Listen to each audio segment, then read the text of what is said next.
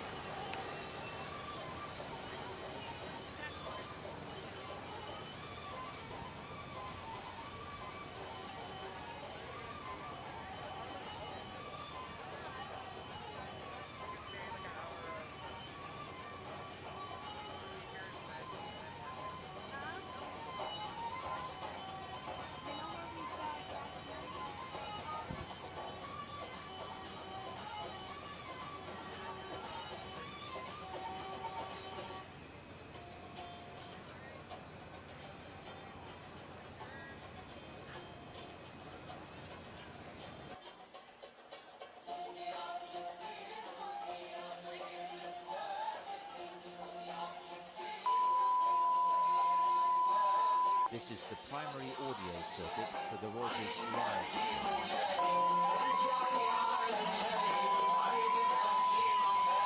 This is the primary audio circuit for the Reuters Live service.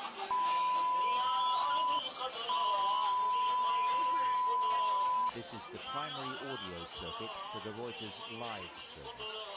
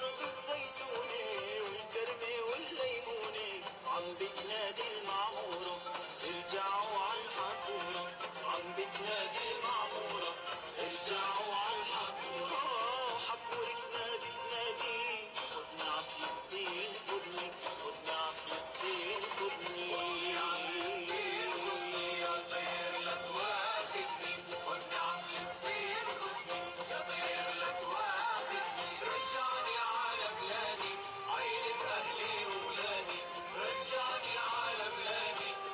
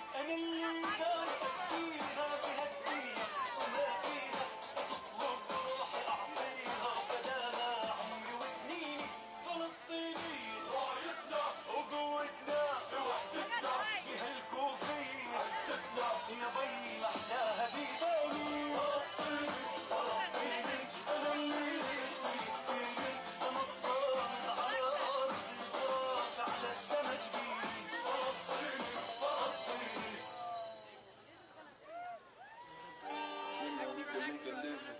You may call it home, but it isn't. Living a life full of hate. Don't you talk about forgiving. Quicksand on the beach. The city got children playing by the sea. The language different, so they gone now. Always wishing it was me. Late nights in the trauma. Eating away at my soul. Feeling guilty that I'm not there. Mama, I wanna go home. 4 Giottos on the drop top. We ain't got nowhere to go. IDs at the checkpoints, just so we know we belong. Come take a trip to Jerusalem. You ain't see the people, they moving them. Reason they hate me, cause I'm always true with them. This shit got nothing to do with them. Used to have so many friends, now I'm losing them. I don't really give a fuck, cause I'm through with them. I'm missing real ones that give me the tools to success. And you better believe that I'm using them, damn. This is all part of the plan. Gotta get rich and get back to the people who never gave up on staying in the land, yeah. Money is nothing to me, I just reinvest in my community, They bomb in our cities and then they be saying it's all for security, Ce qui se passe autour, je m'en bats là que j'entends rien. Seul dans mon monde, mais c'est là que je me sens bien. Un seul endroit où je veux être, c'est Gaza. Je l'ai vu de loin et il m'a dit reviens. You're not a little crazy. Make you work on the same. I wanna take you to Jericho. Parents worry about a day. I'm taking a trip to my city. Flying all over the place, but you said just as long as you win. I already know that somebody will kill. Listen to me, I'm telling you stories.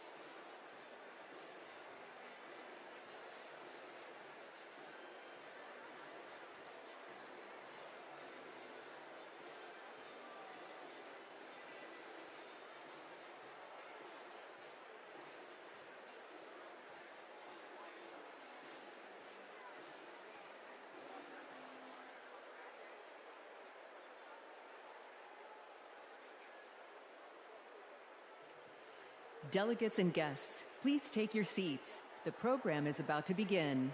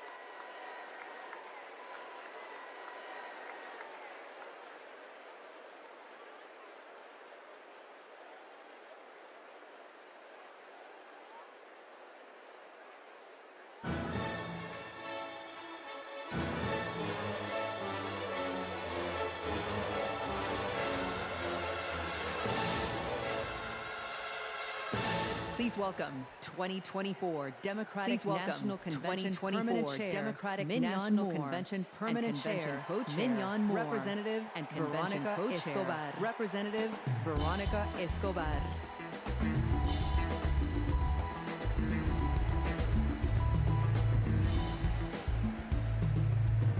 Hello, fellow Democrats. Hello, fellow Democrats.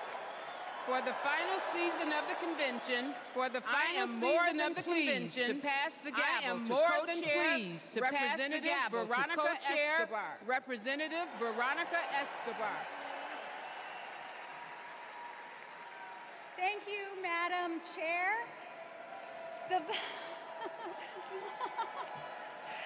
The fourth season of the 49th Quadrennial National Convention of the Democratic Party will now come to order.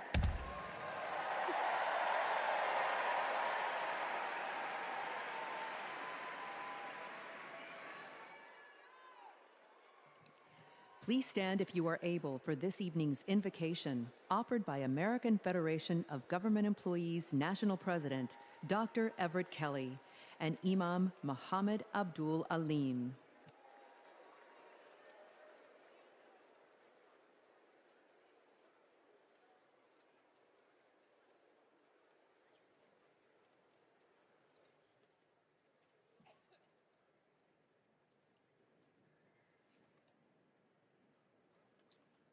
Let us pray. Eternal God, our Father, creator of the universe, help us to rise together in unity and love. The work ahead is monumental. We must heed our call to feed the hungry, heal the sick, and comfort all who suffer. We must conquer fear, injustice, and despair. Our great democracy's foundation is our knowledge that all are equal in God's eyes, that righteous truth, your gift of freedom and equality, are being questioned once again.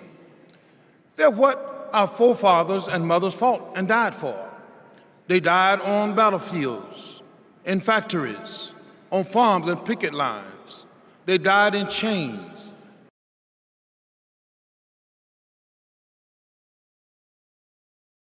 Beloved Creator, all this tonight, our democracy is now on the line. In the months that remain, guide Vice President Harris and Governor Walz with your wisdom and your thoughts. Eternal One, hear our prayer. Set our hearts afire that we may never weary in doing with your will in the pursuit of justice. In your Son's name, amen.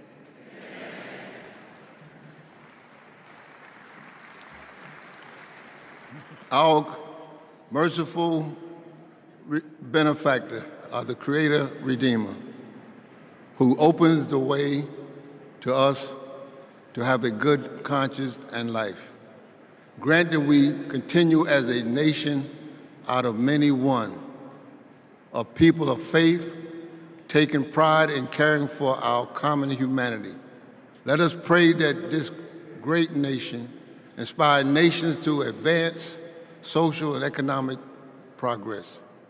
O God, make us among those who seek justice for all. O God, help us stand with humanity against hate. O God, bless us to approach each day with a feeling of gratitude and remembrance of you. Bless our homes and our schools. Bless us to never be without hope. Bless us in every decision, endeavor, and undertaking. Bless the efforts of the presidency to secure more opportunities for all in our great society. And finally, bless Americans to cherish our freedom and noble essence. Amen. Amen.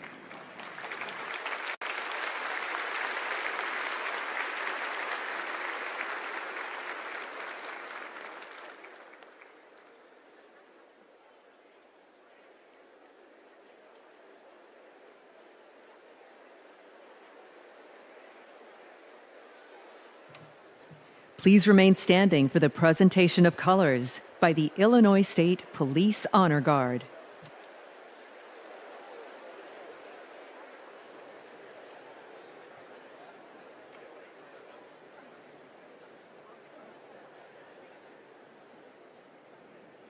Detail, attention. Carry, colors. Forward, march. Left, left, left, left, left, left. Colors, colors turn.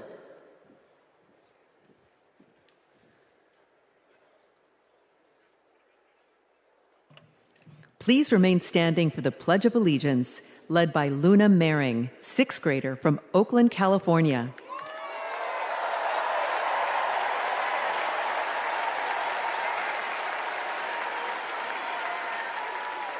I pledge allegiance to the flag of the United States of America and to the republic for which it stands, one nation, under God, indivisible, with liberty and justice for all.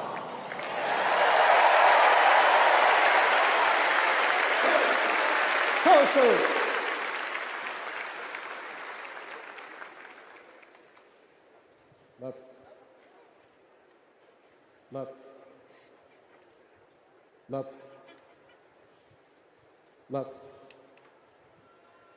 left, left.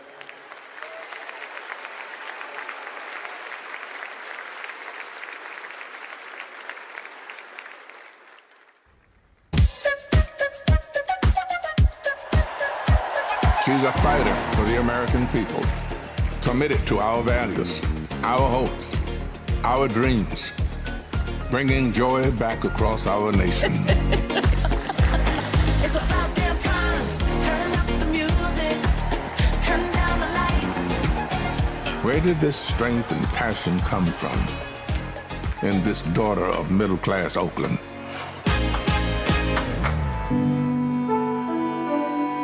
Well, it started with her parents, her mother, a South Asian scientist, and her father, a black economist. They took her to civil rights marches and inspired her to pursue her dreams. After her parents divorced, she and her sister were raised by her mother with the help of friends and neighbors, attending Sunday school at the 23rd Avenue Church. We grew up in this wonderful, loving, supportive environment. My mother was very well aware that she was raising two black girls to be two black women. Her mother saved up for 10 years to buy their first home and shared with Kamala the words and wisdom that remain her North Star to this day. Be a fighter for things that matter, and don't be limited by what has always been.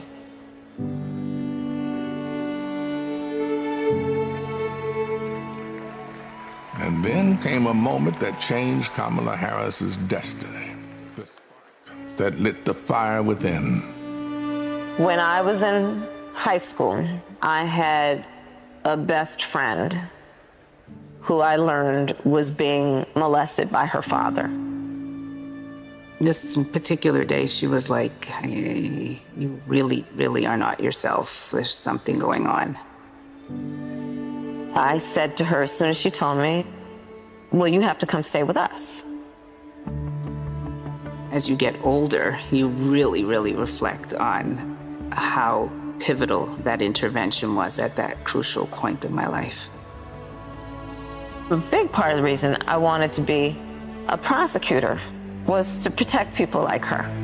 And on her first day in court, she rose from her chair at the prosecutor's desk and said, Kamala Harris for the people.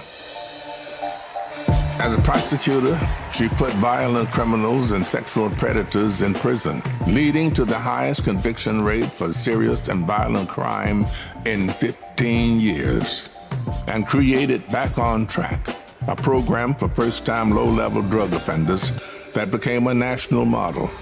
About, yeah, you did commit a crime, accept it, own up to it, and then let's talk about what we can do to change the circumstances going forward. Lowering recidivism rates for nonviolent offenders from 54% to 10%, giving people the training they needed to find a job after their sentence. I remember being so struck by having a district attorney who cared both about justice, about safety and accountability, but figuring out how to stop that crime from happening again. As California's Attorney General, she targeted transnational gangs and drug cartels, seized 10,000 kilos of cocaine and 12,000 pounds of methamphetamine, went after drug traffickers, and took 12,000 illegal guns off the streets. The new foreclosure crisis threatens to freeze up. She took on the nation's 5 largest mortgage banks that were stealing from homeowners. Prosecutors claim they've duped desperate homeowners into paying thousands of dollars to get them out of foreclosure. She played hardball and delivered a landmark $20 billion settlement. This represents one of the largest dollar amounts to come to California. And in 2016, the people of California sent her to represent them in Washington, D.C. In the Senate, she earned a reputation for taking on the tough fights on the Judiciary and Intelligence Committees. Kamala hit the ground running. She came in with confidence. She was always respectful, but she would not let a witness off easily. I wouldn't. Yes or no? And if an argument didn't hold water, she could spot that flaw and get at it. I do want you to be honest. I'm not able to be rushed this fast. It makes me nervous. And when Joe Biden went looking for his vice president, I wanted someone who was strong and who was ready to be president on day one.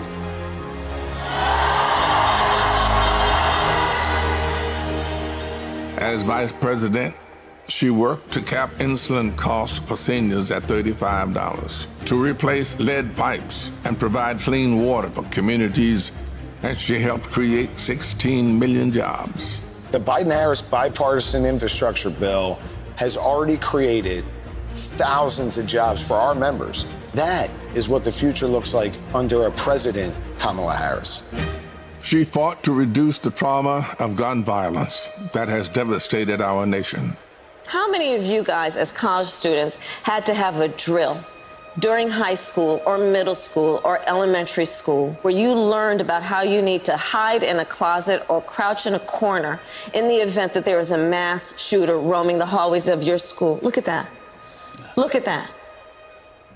And she did more than talk the talk. She walked the walk, helping pass the first bipartisan legislation in 30 years to curb gun violence. So one thing I learned about working with Vice President Harris is she always stand on business.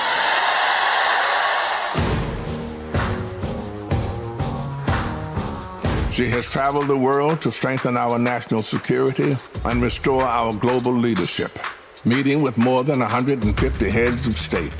She stood shoulder to shoulder with our allies and stood up to dictators, helping to unite NATO behind Ukraine and impose punishing costs on Russia. She's led the fight for reproductive freedom. We have worked too hard and fought too long to see our daughters grow up in a world with fewer rights than our mothers. The first vice president to visit an abortion clinic, she built a nationwide grassroots movement to ensure that access to abortion, IVF, and birth control will always be protected. In the halls of power, she's a tough prosecutor, an effective policymaker, a powerful leader. And at home, she's the center of her family. I'm not giving up. She's the best godmother, auntie. She's honest, she's loving, incredibly reliable. She's one of the most loyal people you'll ever meet. That is why I believe she is so prepared to be our next president. This love she has for her family, being there for all of us. That's how she will lead this country, being there for everyone. She's a proud graduate of Harvard University. Hey, you know! Her campaign is a force of nature, generating the excitement we've all been yearning for. A campaign of joy, of love, of care. I am so fundamentally inspired. Kamala Harris will be our next president because you know there's too much on the line to stay on the sidelines. Thank you, Madam Vice President. Thank you for bringing back the joy. Sometimes people will open the door for you and leave it open. Sometimes they won't. And then you need to kick that door down. We are not going back.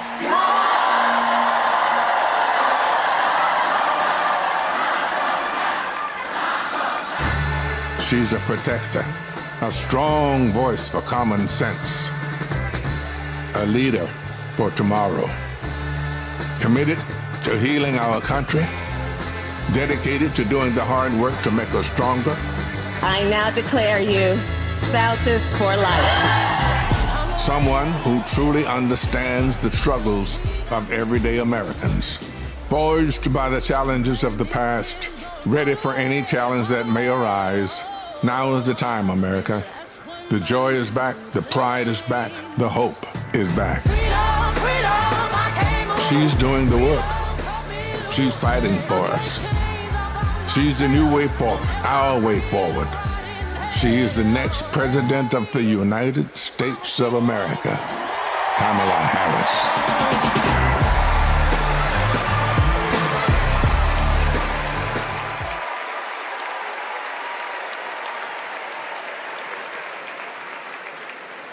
Wow.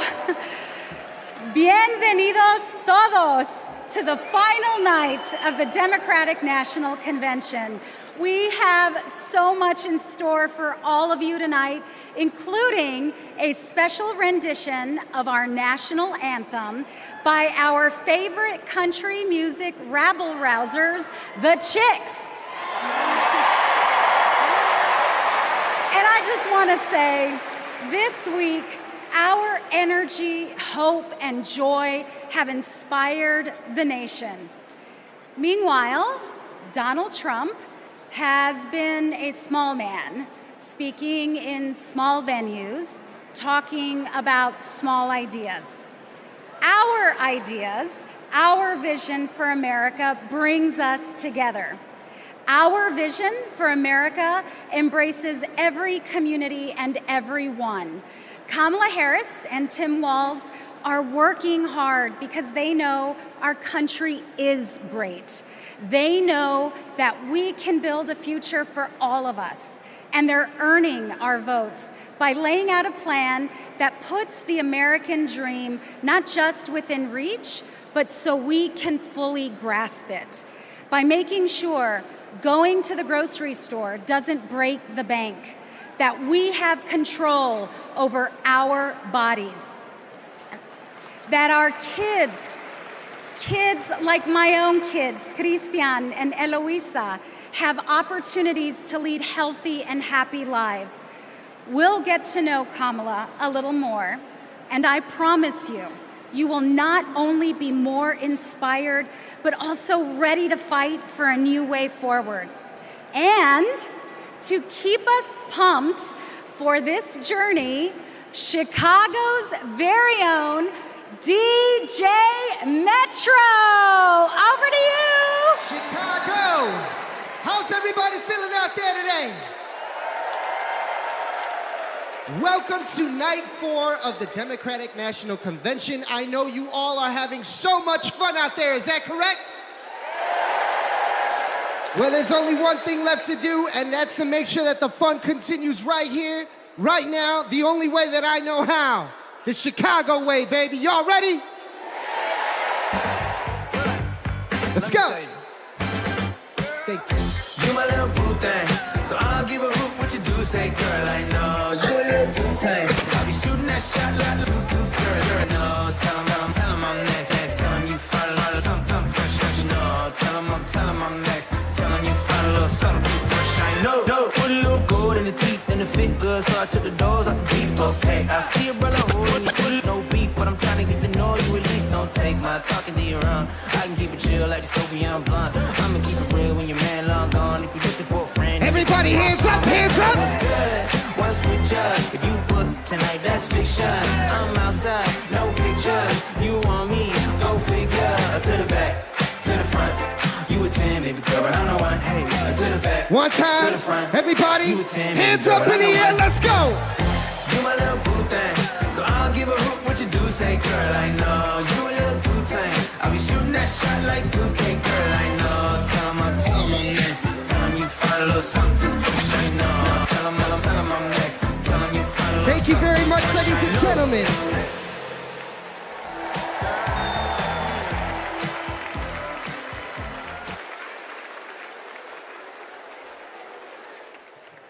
Please welcome National Education Association President Becky Pringle and American Federation of Teachers President Randy Weingarten.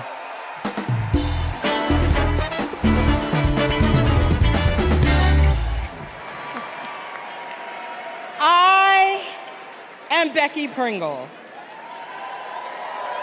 President of the largest labor union in this country, the National Education Association. As an 8th grade science teacher for over 30 years, I can tell you that Kamala Harris and teacher Tim Walz understand when our public schools are strong, our nation is strong. They know expanding free school meals, investing in healthcare, and keeping our communities and our schools safe creates opportunity for everyone. They will strengthen our schools, support our educators, and help our students live into their brilliance. Donald Trump and J.D. Vance are not just wrong, they're dangerous. It's all right there in Project 2025. They will shut down the Department of Education, end Head Start, and make educators pay a higher percentage in taxes than billionaires. But we are coming together to say, not on our watch. Not on our watch. So we will organize, and we will mobilize, and we will win all the things. So come this January, we will have a president who sees us, who believes in us, and who knows the beauty and the power of this diverse democracy. And her name is Kamala Harris.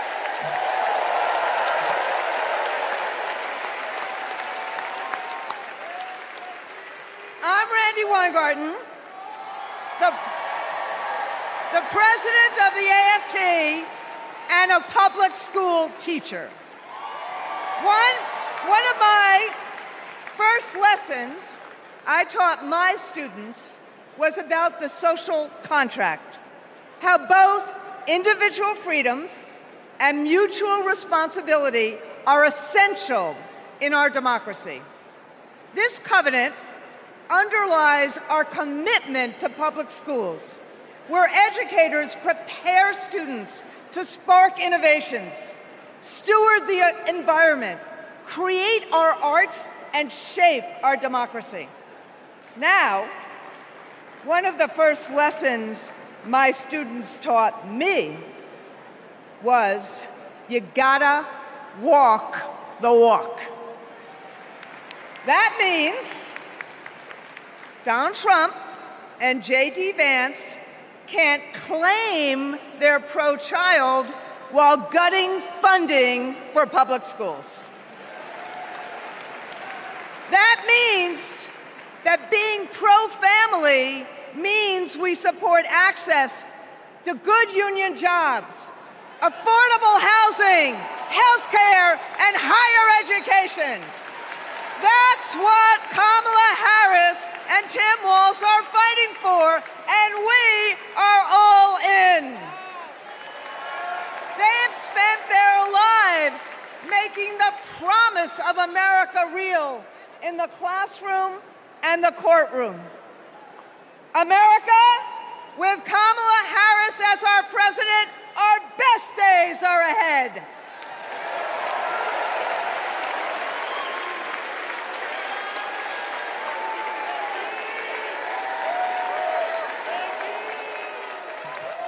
Please welcome California Senator Alex Padilla.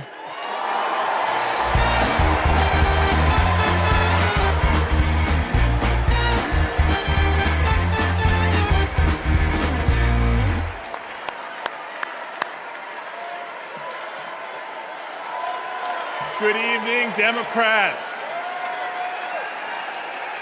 Buenas noches, demócratas. My name is Alex Padilla, and I am so proud to represent the great state of California in the United States Senate.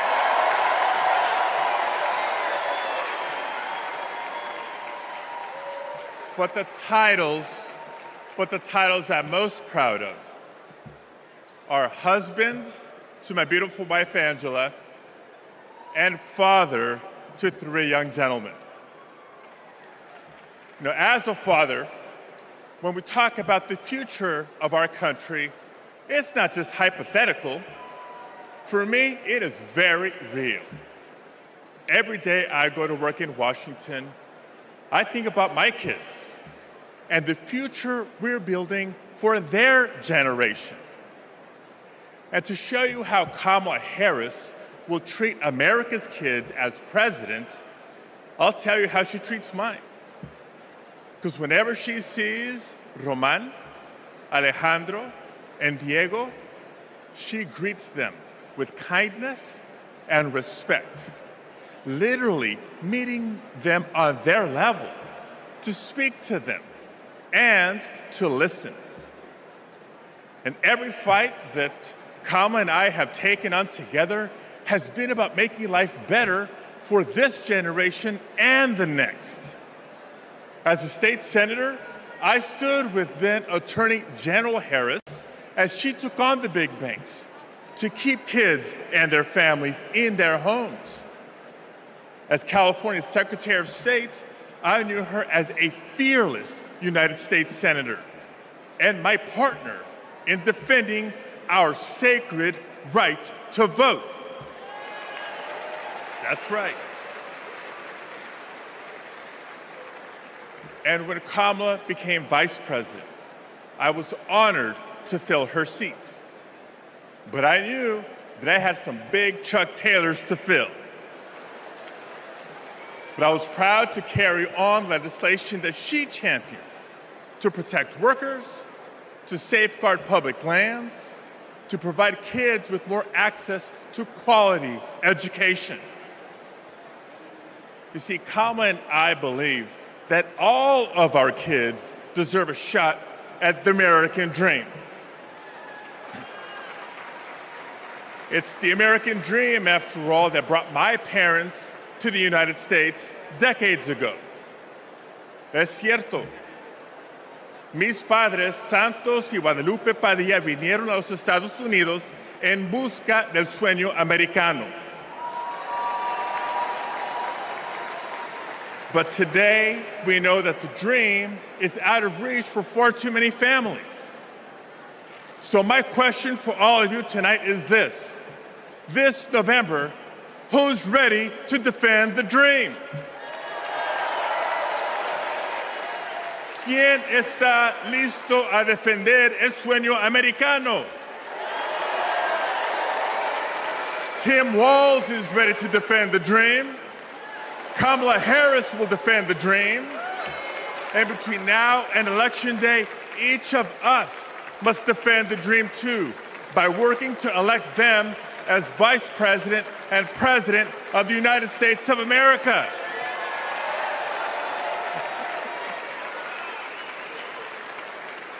So I want to thank you. May God bless you. Now let's go win this thing.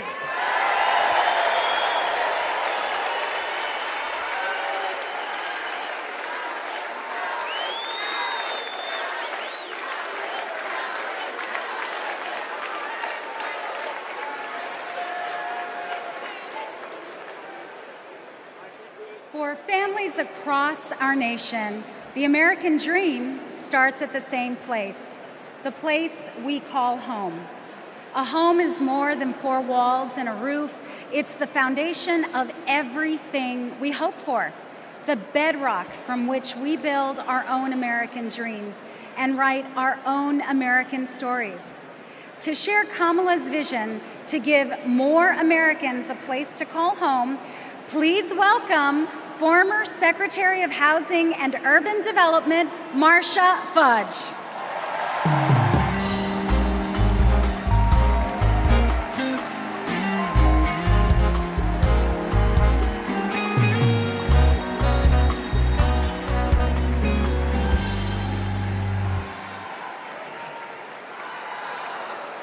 OH.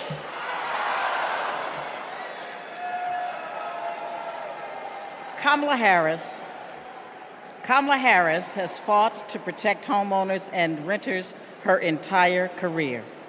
As Attorney General, she held big banks accountable for their role in the foreclosure crisis and won billions of dollars for California homeowners. As Vice President, she and President Biden helped over 400,000 homeowners at the risk of foreclosure during the pandemic. And as President, she will build 3 million new homes and rentals, limit unfair rent increases, and offer down payment support for first-time home buyers. It's personal. Kamala remembers her mother's pride at buying their first home after saving for 10 years.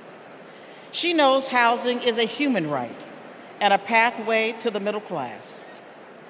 Where you live determines what schools your children go to, what health care you receive, and whether you can get a good job without spending hours commuting. Where you live too often determines how you live. Donald Trump has no idea how housing works for everyday Americans. He doesn't care. He started his career being sued for denying housing to Black families. As president, he sat by while the cost of housing skyrocketed. Now, we can hand the keys to our housing policy back to a negligent landlord, or we can elect a president who believes in safe, affordable housing for all.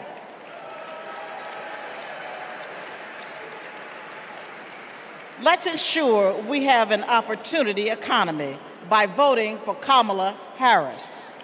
Thank you. Don't know why, but I feel like I'm Matt, and I'm a former Trump voter. Hi, my name is Dave from Pennsylvania. I'm a two-time Trump voter, 2016 and 2020. I voted for Trump before, but I'm not going to do that again. I think his agenda has really been awful for America. He doesn't care about ordinary people. He's never been one, never known any. I'm extremely worried about Donald Trump getting in the White House again. People are working. All these people who weren't working under the Trump administration, they now have jobs. One thing I like about Kamala Harris is she talks about the issues. She talks about the economy. She talks about women's rights. I'm going to vote for Kamala Harris.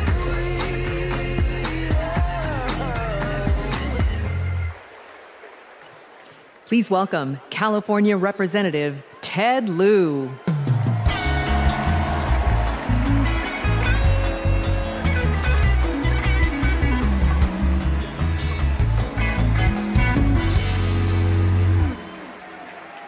As a computer science major, I am so impressed with how large this AI-generated crowd looks tonight.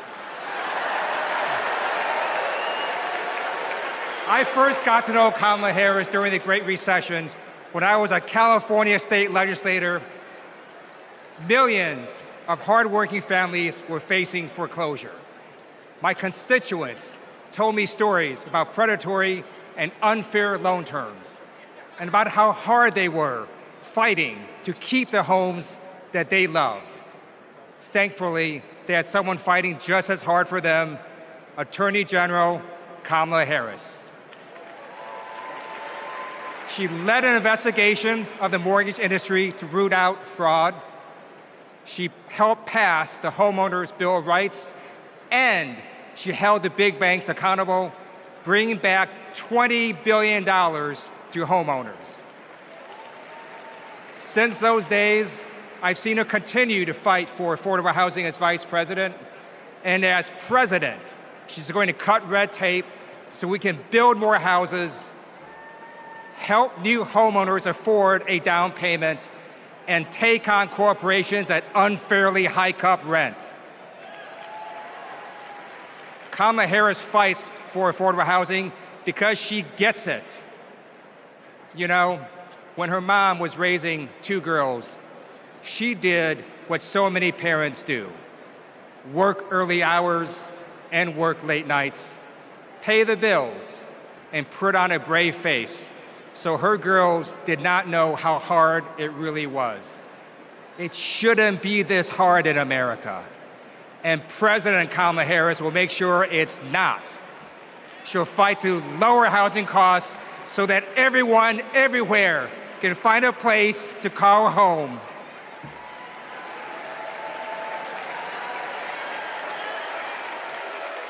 Don't know why, but I feel like I depend on Medicare and Social Security for survival. I'm a recipient of Social Security benefits. I worry about Social Security and Medicare. If we don't protect it through Kamala Harris, that Trump is going to take that money. Project 2025 is going to be disastrous for many of us. What are we supposed to do? Who's going to take care of us? Where are we going to live? I don't know, but I know I'm voting Democrat.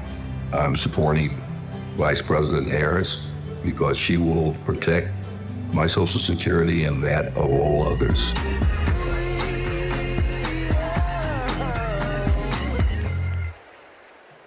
Please welcome Wisconsin Senator Tammy Baldwin.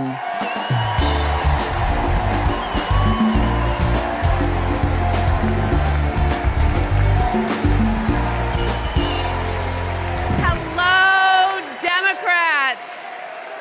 And hey, Wisconsin. Tonight, I want to talk about family. We know that all families don't look alike. My mother was a teenager when I was born, and she struggled with addiction. I never met my father, but I had two incredible grandparents who stepped in and raised me, David and Doris Green. Everything I know, I learned from them. In every way a child needs, my grandparents were there for me. And as they grew older, it was my privilege to be there for them. So when I work to protect Medicare and Social Security, I do it with a personal knowledge of what those big programs meant in small but deeply meaningful ways to my grandparents. And I know what they mean for your parents and grandparents. But let's be clear, that is all at risk today. Donald Trump was asked what he would do about Social Security and Medicare, and he said, and I quote, "There's a lot you can do in terms of cutting." Cutting? He's talking about cutting Social Security and Medicare while giving a huge new tax break to billionaires and corporations? Well, Kamala Harris is not going to let that happen. And Tim Walz is not going to let that happen. We are not going to let that happen. You know, they've got it backwards. We Democrats, we honor our elders and ask the wealthiest to pay their fair share. Wisconsin's state motto is forward. And my friends, that's where we're headed.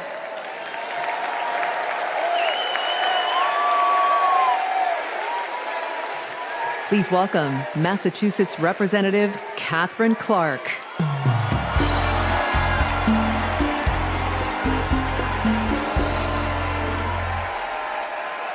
I am a proud mom of 3. And when my kids were young, I sat down with my husband to go over our bills. We realized that my entire income went to paying for childcare. We asked ourselves, how on earth will we make this work? So many parents will tell you a similar story. They'll tell you that preschool can cost as much as rent, or that they drive over an hour just to find childcare. They'll tell you that the workers who watch their children have it even worse. When parents have to choose between their kids and their jobs, businesses are hurt too. We shut out talent. We lose the prosperity parents could create. Childcare makes our economy run. And yet, Donald Trump's Project 2025 will eliminate Head Start, close classrooms, raise the cost of care. And J.D. Vance says affordable childcare is class war against normal people. You know what normal people want? A president who understands this shouldn't be so damn hard. That's Kamala Harris. She's seen this firsthand. You've all heard Kamala talk about her mother. She was both a brilliant scientist and a devoted mom. She had to fight to make it all work, to raise her daughters, to pay the bills, to keep the career she loved. Kamala and Tim know that when everyone can find and afford childcare, our kids and our communities will thrive. Our middle class will grow. So let's put childcare at the top of the agenda. Let's build a future worthy of our children. Let's elect Kamala Harris and Tim Walz.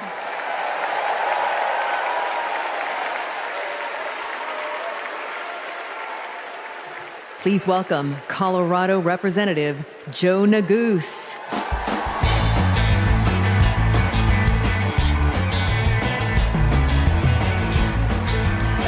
Thank you. Good evening, Chicago. My name is Joe Neguse, and I represent the great state of Colorado in the U.S. Congress. My parents immigrated here from a place torn apart by war. They worked hard every day, made tremendous sacrifices, and taught me to never take for granted the educational opportunities that we have in this incredible country. It's because of them and because of those opportunities that tonight their son stands before you as Assistant Democratic Leader of the U.S. House of Representatives. My fellow Americans, let me say this clearly. Don't let anyone tell you that the American dream is dead. It is alive and well, and it will grow even stronger with Kamala Harris as the next President of the United States. How do we know that? How do I know that? Well, it's because Kamala Harris believes that college can be a ticket to the middle class, and she has fought to make it more affordable her entire career. As California Attorney General, she took down one of the biggest for-profit colleges, securing $1 billion, $1 billion for students who were defrauded. Alongside President Biden, she expanded Pell Grants and secured record funding for HBCUs. And Kamala Harris made public service loan relief a reality for teachers and first responders and firefighters and nurses and countless others across our land. Vice President Harris delivered before, and she will do it again.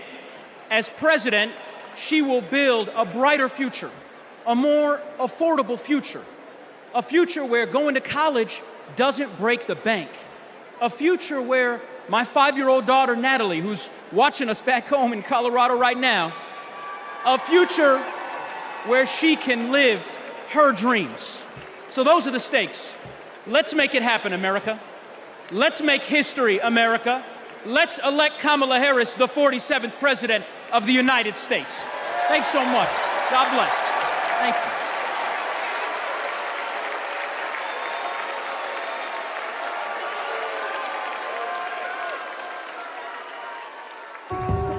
I basically worked in public service my entire adulthood, over 27 years. Seeing my mom work in the public service sector, it was actually inspiring me, and I'm like, she gives more to the community than she is for her own self.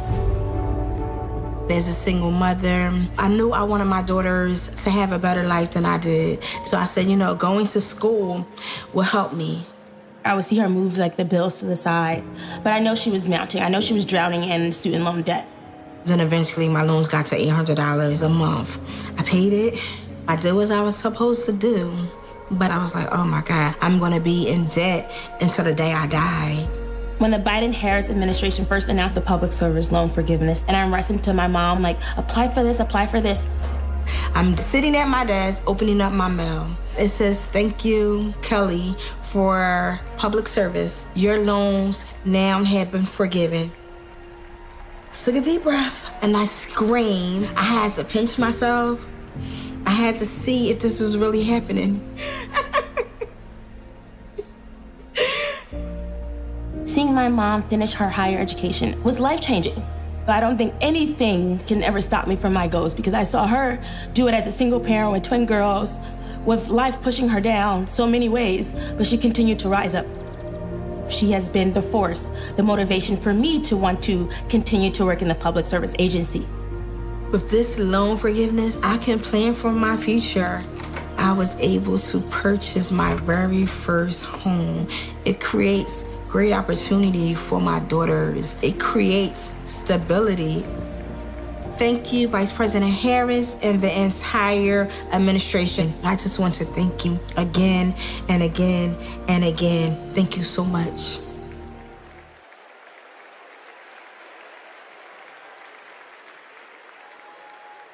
Our party's not over, Chicago! Let me see you just rock with me once. This shit, that ice cold, Michelle fight for that white gold. This one for them hood girls, them good girls, straight masterpiece. Stylin', wildin', living it up in the city. Got Chuck's on with Saint Laurent, gotta kiss myself, I'm so pretty. I'm too what? I'm too hot. Call the police and the fireman, I'm too hot. Make a dragon wanna retire, man, I'm too hot. Say my name, you know who I am, I'm too hot. And my band bout that. Everybody just clap. Girls hit you, hallelujah. Girls hit you, hallelujah. Girls hit you, hallelujah. Cause Uptown Funk don't give it to you. Cause Uptown Funk don't give it to you. Cause Uptown All right, Chicago, let me see you just. Let me see you just. Don't believe it, just rock. Come on.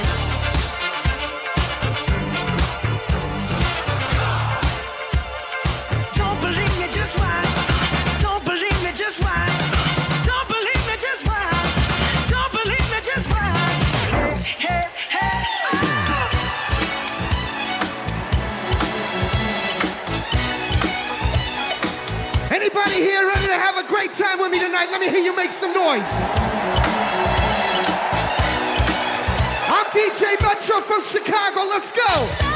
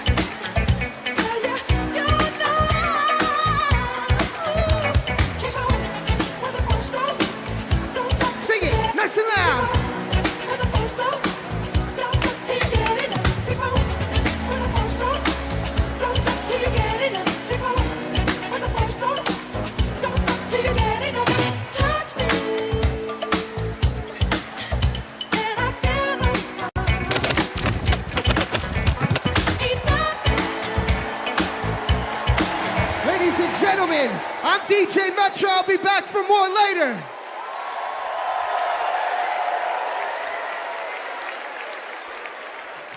Please welcome Durham, North Carolina Mayor Leonardo Williams.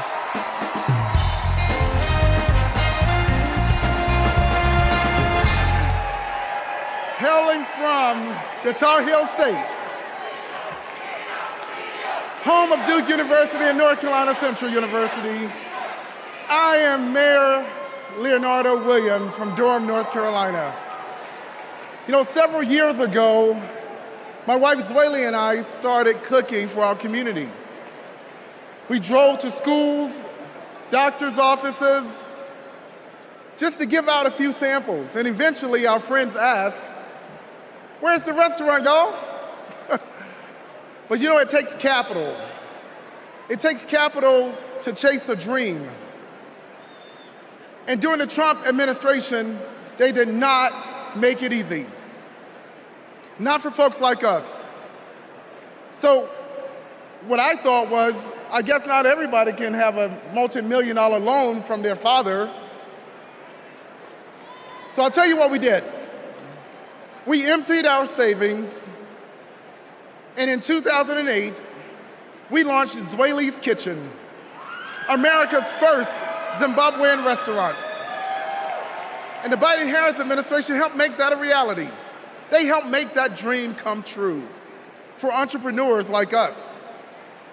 Now, thanks to small business grants and all of the help that we received from them, we now have 3 locations, and we employ nearly 30 employees with a living wage. But we are not alone. Under Joe Biden and Kamala Harris, more than 500,000 business applications have been filed in North Carolina. Kamala Harris is fighting to create an opportunity economy that can break down barriers for entrepreneurs like us. And as president, she will support risk takers and problem solvers who want to just do their part and claim their piece of the American dream. And also, I want to thank Maya from Nevada, who has served her famous dumplings for the past 3 years and opened new locations thanks to the historic support for small businesses. And Robert, I want to thank you from Minnesota. Robert owns a solar business, heated up once by Joe Biden and Kamala Harris. They passed the Inflation Reduction Act. And Paul from Arizona. Paul, who's a commercial cleaning company, landed huge contracts thanks to the Biden-Harris manufacturing boom. So Kamala Harris knows. She knows entrepreneurs like these. She knows that we are the backbone of our community. And when they succeed, we all succeed. Let's win this. Thank you.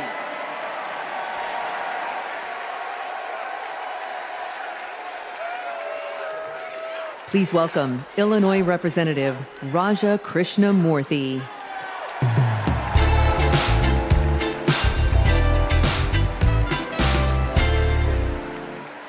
America Against America. It's the title of a book by one of China's highest-ranking leaders, and it's how they think they'll win. They know the only way they'll beat America is if we beat ourselves. In Congress, my job is to study China's economy. And mark my words, they want to see Donald Trump across the bargaining table, because he'll start endless trade wars that raise prices for Americans, because he'll cut programs that train workers in America. But most of all, Trump will pit American against American. And that's what China wants, for us to fight amongst ourselves, because that's how we lose. But we're not going back. What does Kamala Harris tell us? When we fight, we win. Because Kamala Harris knows how we fight best, not American against American. She knows that when we fight as one country, we win. When we fight as one team, we win. Which is why when Kamala Harris wins in November, we win. Thank you so much.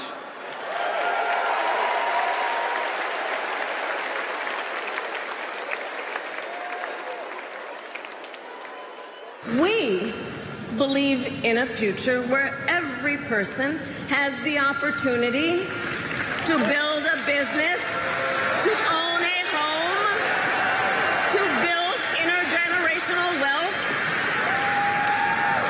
a future with affordable health care, affordable child care, paid leave. And all of this is to say, building up the middle class will be a defining goal of my presidency.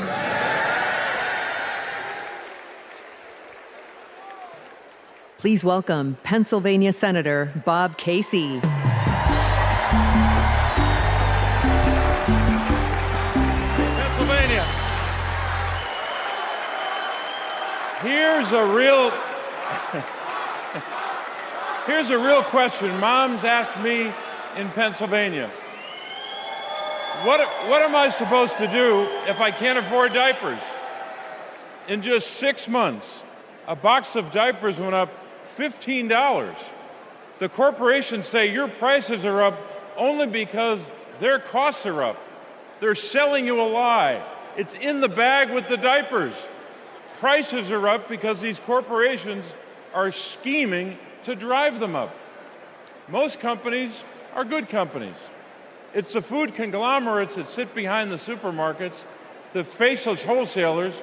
They're the ones who are extorting families at the checkout counter. This is greedflation. I've been fighting it a long time. So has Kamala Harris. And finally, we're starting to win. When Big Pharma jacked up the cost of insulin, we passed a bill to stop them. Now, for millions of Americans, it's capped at $35 a month. So that's one. I've been fighting to ban price gouging on food. And next year, when she's president, Kamala Harris will sign a bill to do just that. So that's another. And when corporations take advantage of a crisis, like toilet paper during the pandemic, we'll hit them with harsher fines when Kamala Harris is president. Now, Americans don't expect stuff to be free, but we do expect it to be fair. The people I'm talking to, from Allentown to Erie, they don't tolerate being ripped off. Americans are hardworking, honest people. And that's what we've been fighting for. We're fighting for honesty. I'm fighting for it. Kamala Harris is fighting for it. Will you fight for it? All right, let's go out and win this thing. Thank you.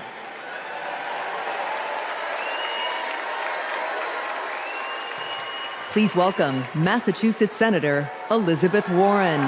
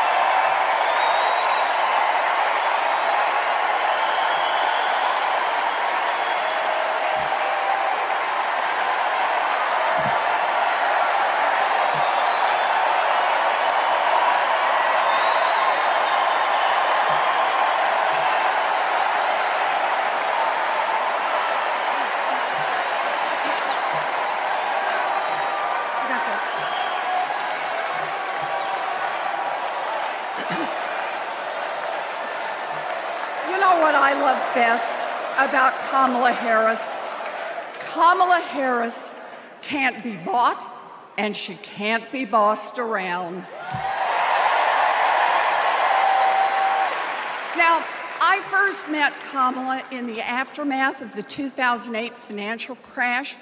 The banks had flat out broken laws, cheated people, and stolen homes.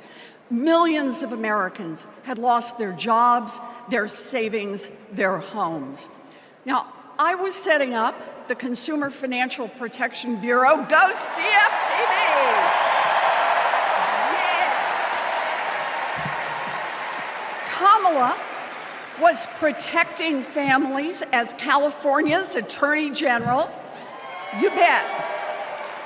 And Donald was scamming students at Trump University and trying to make money off people losing their homes.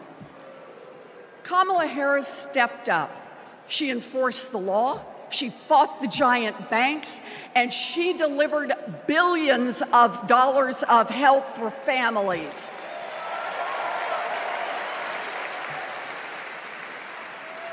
And that is the difference between a criminal and a prosecutor.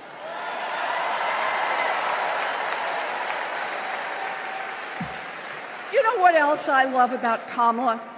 She gets it. We need to make life more affordable for working people. Yeah.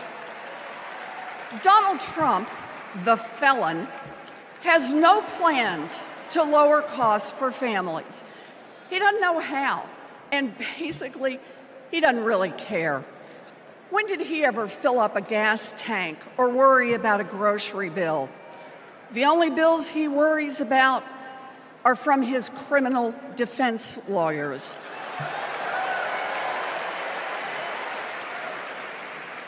But Kamala, she cares deep down.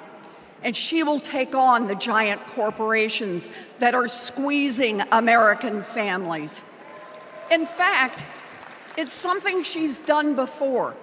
During the California wildfires, she went after the price gougers. During the pandemic, we worked together in the Senate to stop price gouging. And as president, she will lower costs for your family. She'll take on the Wall Street firms that buy up millions of houses and apartments and then jack up the rent.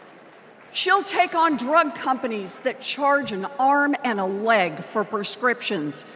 She'll take on corporate monopolies that rip off consumers and billionaires who don't pay taxes.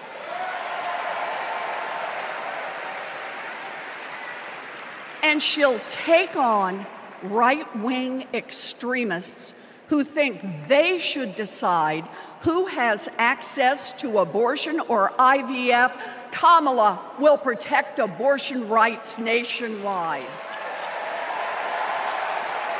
Yeah.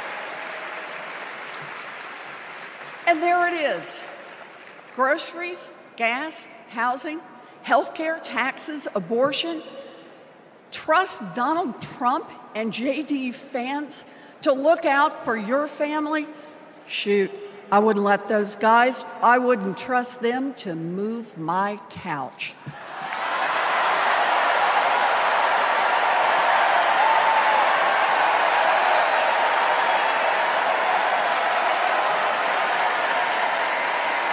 We need Kamala Harris.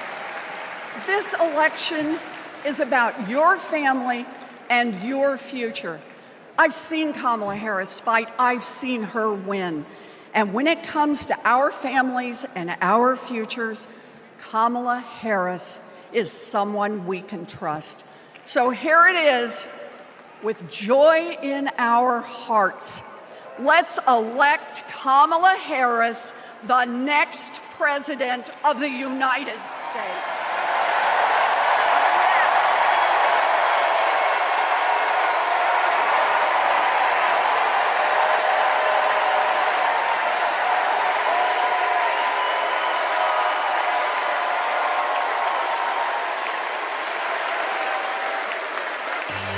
Our party is nowhere near over, Chicago!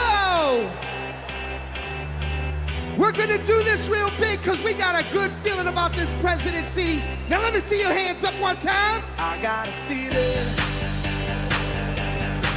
that tonight's gonna be a good night. That tonight's gonna be a good night. That tonight's gonna be a good night. A feeling that tonight's gonna be a good night. That tonight's gonna be I want to see everybody losing their minds. 1, 2, now everybody party. Tonight's the night. Let's live it up. I got my money. Let's spin it up. Go out and smash it. Like, oh my God. Jump out that sofa. Let's kick it off. I know that we'll have a ball if we get down and go out and just lose it all. I feel stressed out, I wanna let it go. Let's go way out, spaced out, and losing all control. Fill up my cup. Marble top. Look at her dancing. Just take it up, up, up, up, up.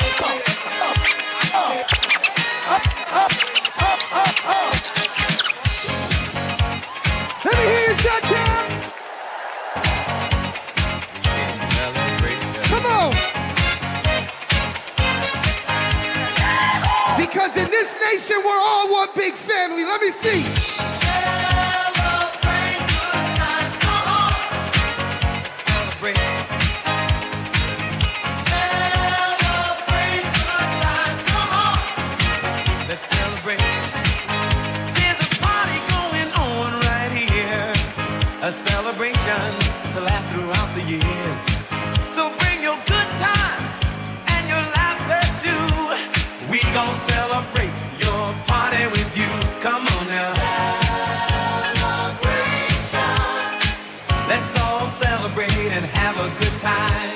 Celebration. We gon' celebrate and have a good time. It's time to come together. It's up to you. What's your pleasure? Everyone around the world, come on. Ladies and gentlemen, I'll see you guys in just a little while. Thank you.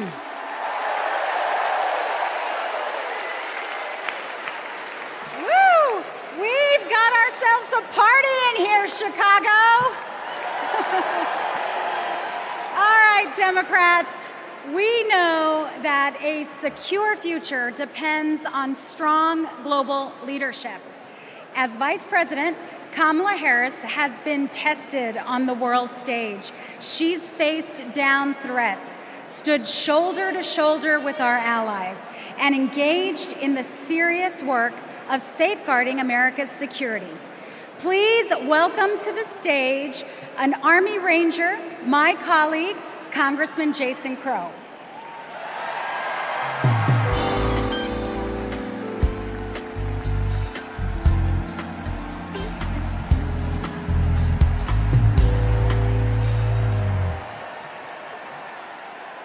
Before serving in Congress, I was a paratrooper and an Army Ranger.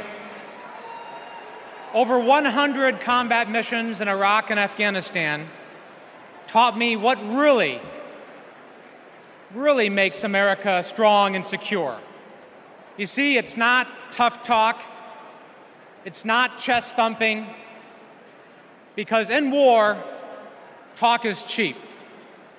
And trust me, I know a couch commando when I see one.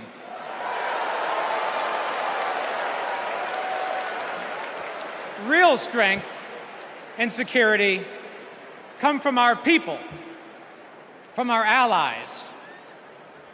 Donald Trump's Project 2025 would abandon our troops, abandon our veterans, our allies, and our principles. In Chapter 4, Trump plans to do Putin's bidding by abandoning Ukraine and walking away from our NATO allies.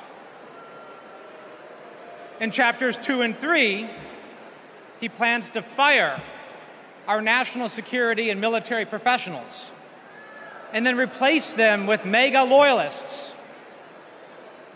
But I refuse to let Trump's golf buddies decide when and how our friends are sent to war. When we join the military, we raise our right hand and we take the oath. We know that it comes with sacrifice, but we also know that it comes with a promise that America will have our back. Trump will break that promise. In fact, in Chapter 20 of Project 2025, he plans to slash veterans' benefits and then privatize VA health care. As a paratrooper, we learned that the leader of the unit jumps first, and then the others follow. Leaders always go first. But Trump, he would push your son or daughter out of the plane and then abandon them when they come home. Our troops deserve a commander-in-chief who will always have their back. That leader is Kamala Harris. And together, we will make Kamala Harris our next commander-in-chief.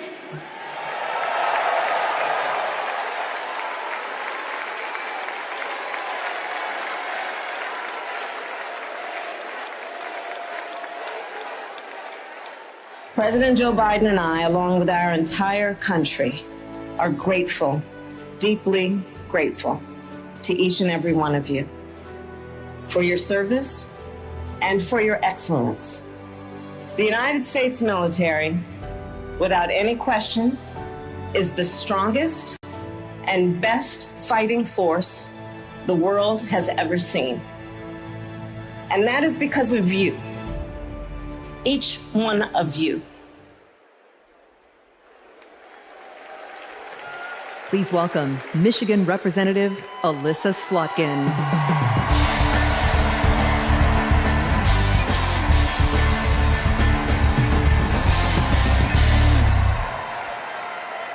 Good evening. I'm Alyssa Slotkin. I am honored to be your U.S. Senate nominee from the great state of Michigan. Go blue, go green, my peeps from Michigan. My life and service began in New York City on September 11th. As the smoke cleared, I knew my career would be spent protecting the country we all love. I was recruited by the CIA and served 3 tours in Iraq alongside our military.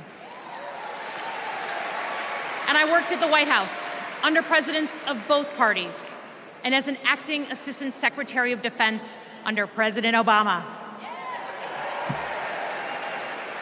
I want to talk tonight about national security because the choice in November is stark. America retreating from the world or leading the world. Trump wants to take us backwards. He admires dictators a lot. He treats our friends as adversaries and our adversaries as friends.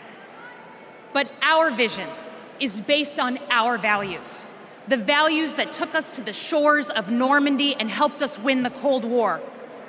We believe America should inspire and lead at home and abroad.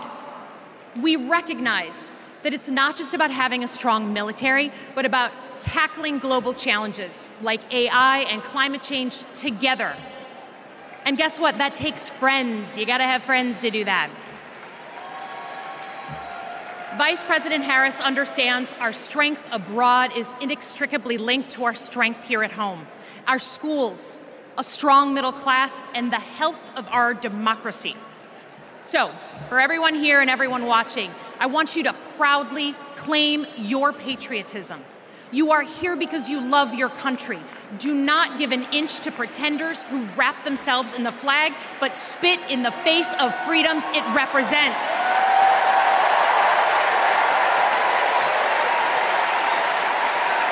This November, let's elect a president who will lean forward to embrace the future. Because America doesn't follow. We do not retreat. We are the damn United States of America. We lead.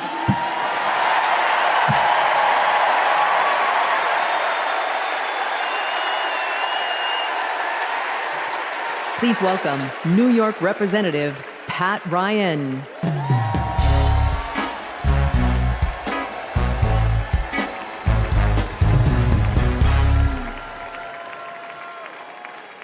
Among the Americans I proudly represent in Congress are the 4,400 cadets at West Point, my alma mater.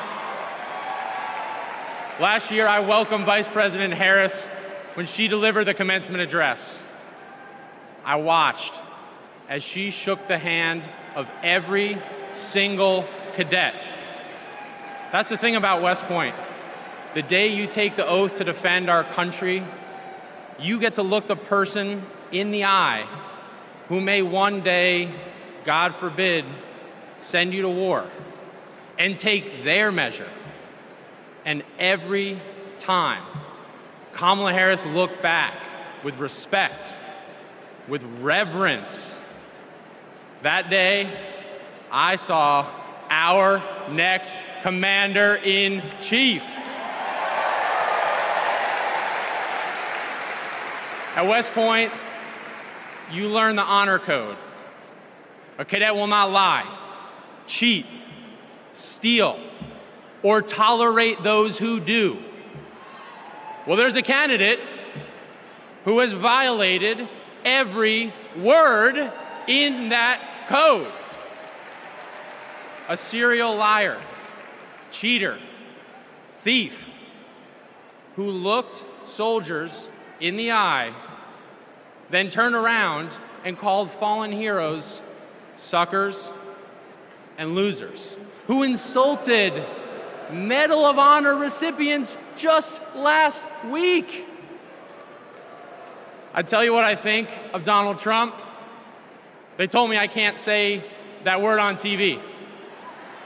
I'm going to use an Army term, FUBAR. If you don't know FUBAR, Google it. These last few weeks have felt like a new day in America, when we are waking up, rising up as patriots to demand our next president be someone who not only treats our veterans with respect, but everyone with respect, with dignity, with decency, with the truth. Someone like Kamala Harris, our next Commander-in-Chief.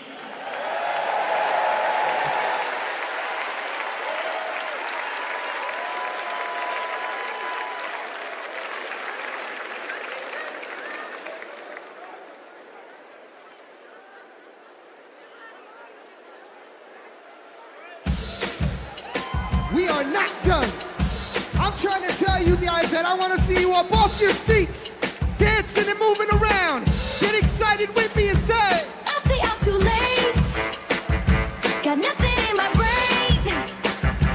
That's what people say. That's what people say. I go on too many dates, but I can't make them stay. At least that's what people say. That's what people say. But I keep cruising. Can't stop, won't stop moving. It's like I got this music in my mind saying it's gonna be alright. 'Cause the players gonna play, play, play, play, play. And the haters gonna hate, hate, hate, hate, hate, baby. I'm just gonna shake, shake, shake, shake, shake. Shake it off, shake it off. Heartbreakers gonna break, break, break, break, break. And the fakers gonna fake, fake, fake, fake, fake, baby. I'm just gonna shake, shake, shake, shake, shake. Wait. I shake it off, I shake it off. Hold on. Come and move that in my direction. So thankful for that. Representando para mi latino aquí conmigo esta noche. Oh, you are my sunrise on the darkest day. Got me feeling some kind of way. Make me wanna savor every moment slowly. Slowly, despacito. Quiero respirar tu cuello despacito. Deja que te diga cosas al oído. Para que te acuerdes si no estás conmigo. Despacito. Quiero respirar tu cosas despacito. Firmo en las paredes de tu laberinto. Escribo un poco de manuscrito.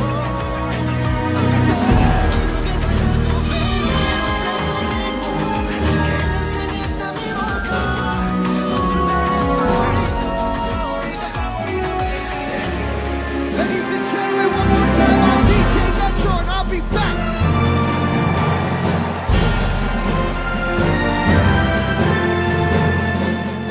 Please welcome the president of the National Action Network, Reverend Al Sharpton.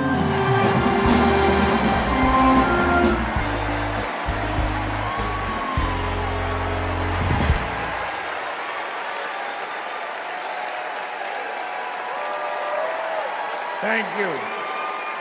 Thank you.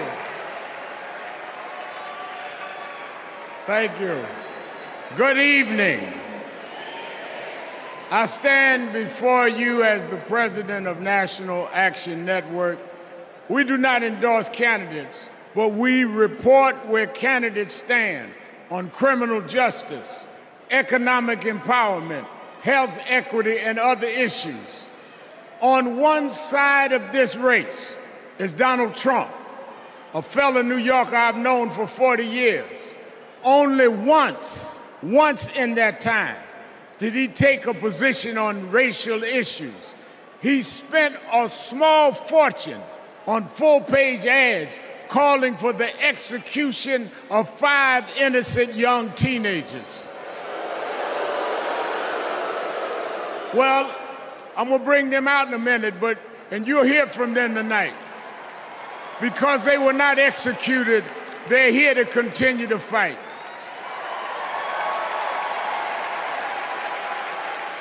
But it was there that I saw Trump love to fan racial flames. On the other side is a woman that I've walked with in Selma, Alabama to commemorate the 59th anniversary of Bloody Sunday. Kamala Harris spoke to me that day about unity and passing bills. All I ever heard from Donald Trump was how he can get an advantage. I see one candidate who wants to protect the right to vote while the other has tried to cook up 11,000 votes in Georgia. I I see a candidate who, with Joe Biden, brought leaders to the White House to confront violent hatred, running against a man who said neo-Nazis in Charlottesville were fine people. I see a candidate who has sought to reform and uphold the law, and a man who wrongly assumes his mugshot appeals to black Americans. I've worked with Kamala Harris. In every job she's had, she has consistently committed to making government work for those of us who've been disadvantaged. All Donald Trump has been consistent about is making himself richer and sowing division to get that done. This man sat right here in Chicago a few weeks ago, refusing to apologize for claims that migrants were taking black jobs. Well, in November, we're going to show him when blacks do their job.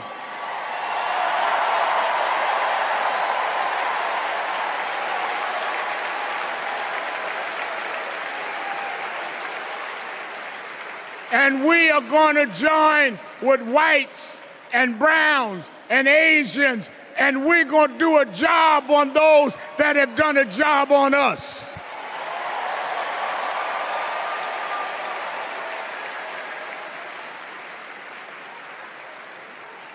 Tonight we are going to realize Shirley Chisholm's dream.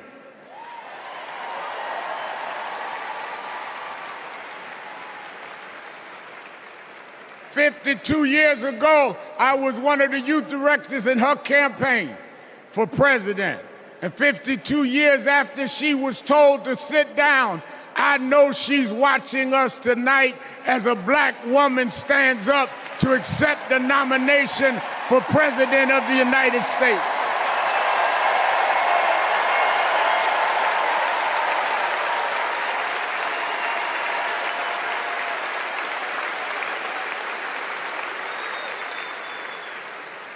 We have fought too hard for women to be told to get out of the kitchen.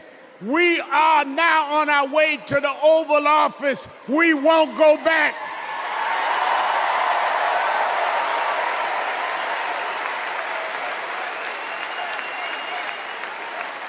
We fought hard. We fought hard for LGBTQ loved ones to get out the closet. We won't go back.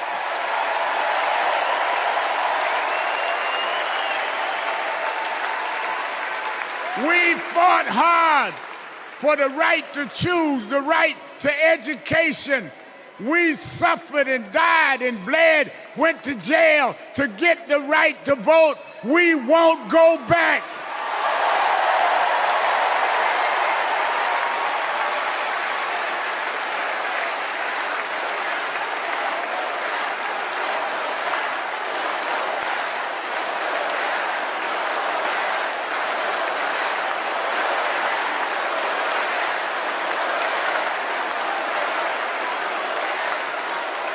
So we must be committed, no matter how the Supreme Court tries to roll back on civil rights, no matter what the amount of money they have.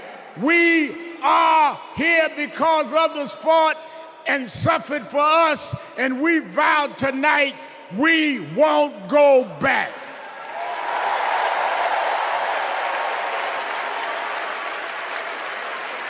This November, we will go forward to fulfill the promise of a just and fair nation.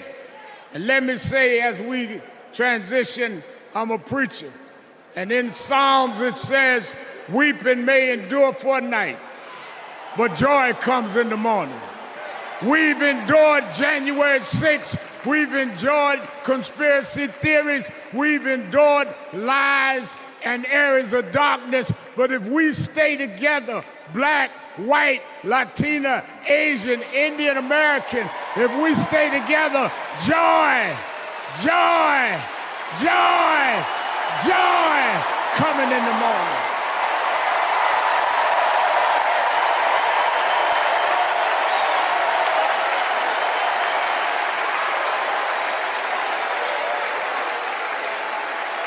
I want to now, since I was a teenager, I was mentored by Reverend Jesse Jackson.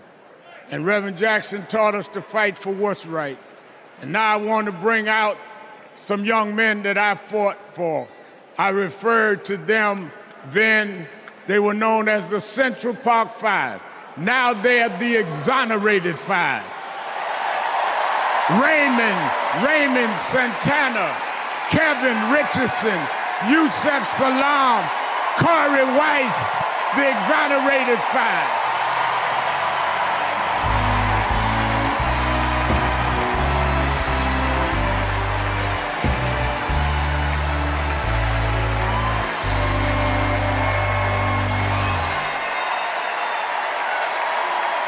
We won't go back.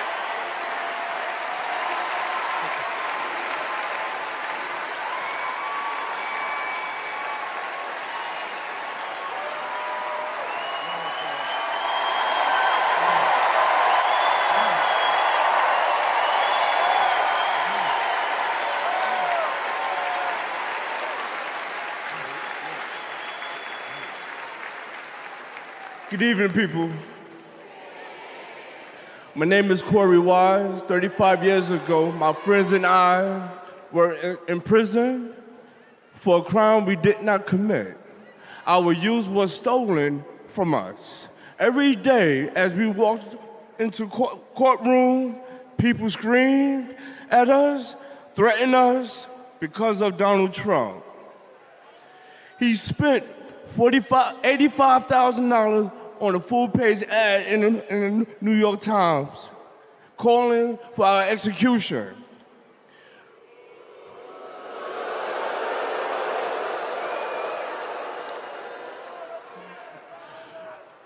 We were innocent kids, but we served a total of 41 years in prison. Reverend Al Sharpton stood with us. Now, I'm proud to stand with him today.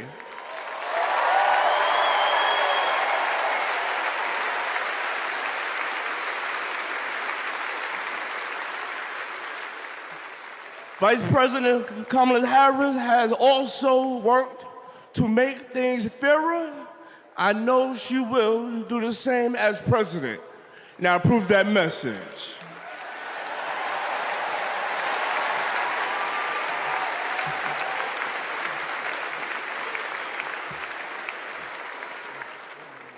I love these guys.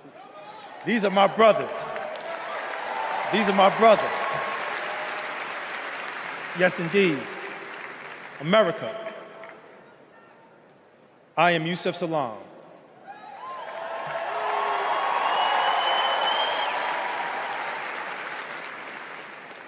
A New York City councilman representing my hometown of Harlem.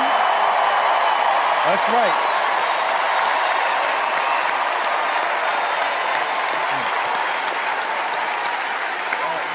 Man.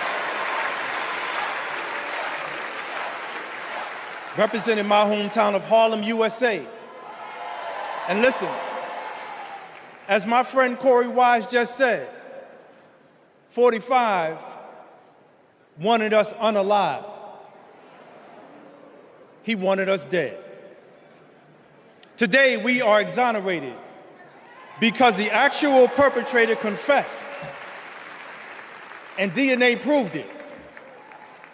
That guy says he still stands by the original guilty verdict. He dismisses the scientific evidence rather than admit he was wrong. He has never changed, and he never will.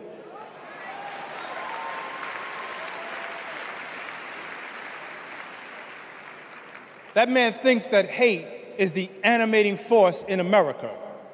It is not. We have the constitutional right to vote. In fact, it is a human right. So let us use it. I want you to walk with us. I want you to march with us. I want you to vote with us.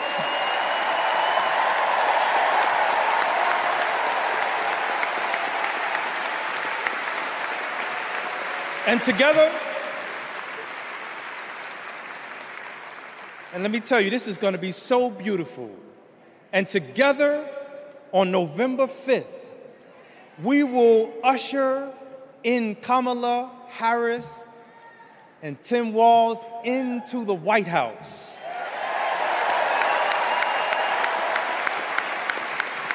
So I want to do this. When I say when they, I want you to say see us.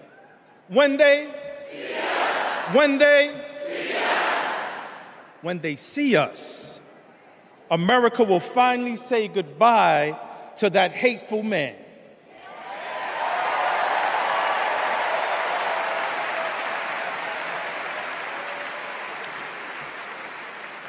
We will say what I have said after 7 long years of wrongful incarceration. Free at last. Free at last. Free at last. Thank God Almighty, we are free at last. God bless you, and God bless the United States of America.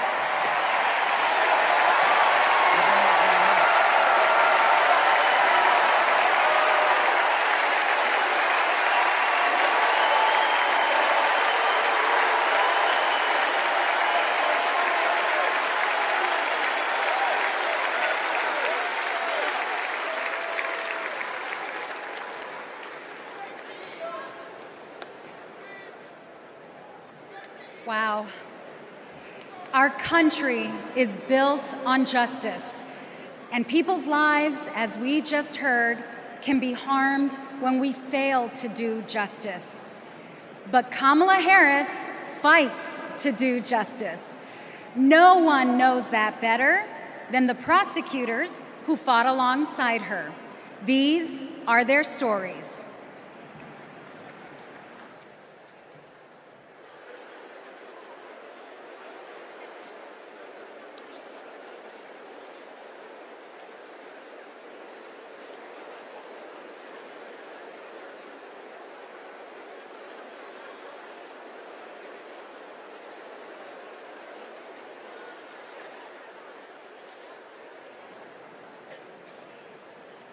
I'm Amy Resner.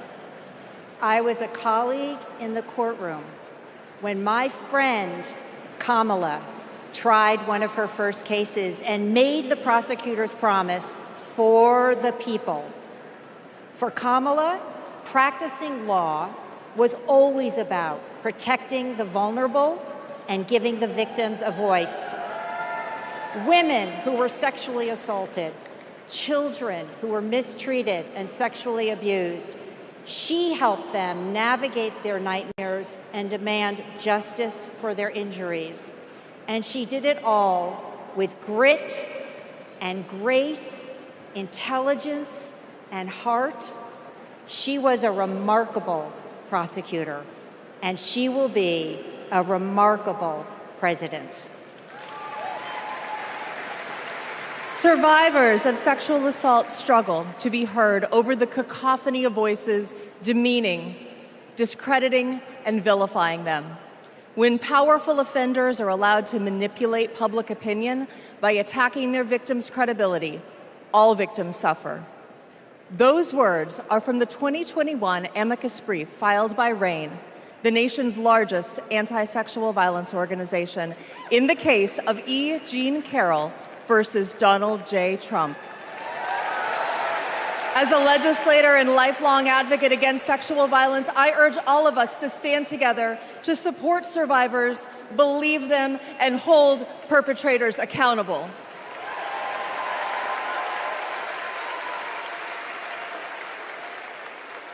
I'm Lisa Madigan, former Attorney General of Illinois. I worked with Kamala Harris during the Great Recession to protect homeowners from foreclosure. As Attorney General of California, Kamala met thousands of people on the verge of losing their homes and their faith in the American dream. She demanded big banks provide mortgage relief to allow families to stay in their homes. She stood her ground, and together, we prevailed. For as long as I have known her, Kamala Harris has always taken principled positions and never wavered. Thanks to Kamala's determination, countless Americans have a home they can call their own.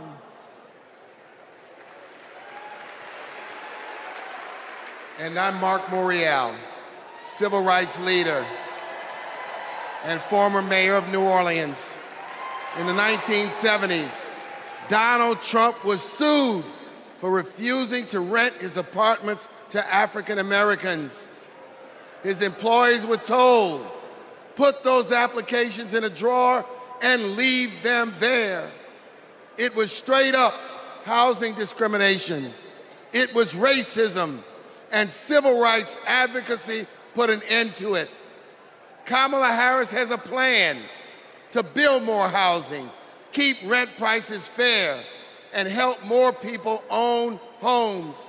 Donald Trump, you denied black people the American dream, and Kamala Harris is creating a future where every family, yes, every family has a place to call home.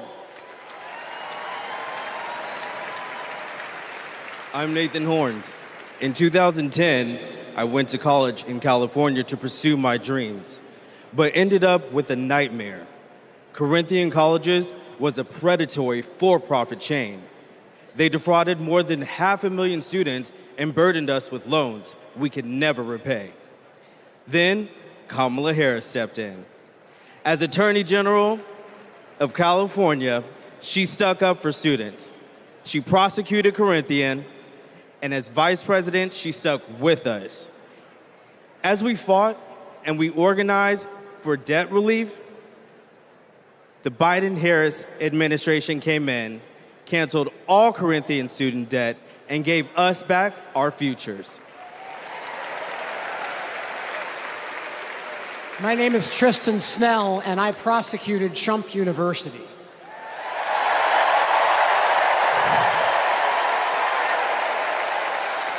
I interviewed over 100 victims of Trump's fraud, a retired police sergeant, an Iraq veteran with PTSD, a mother caring for her son with special needs. They trusted Trump. They believed that he would teach them his secrets and make their American dreams come true.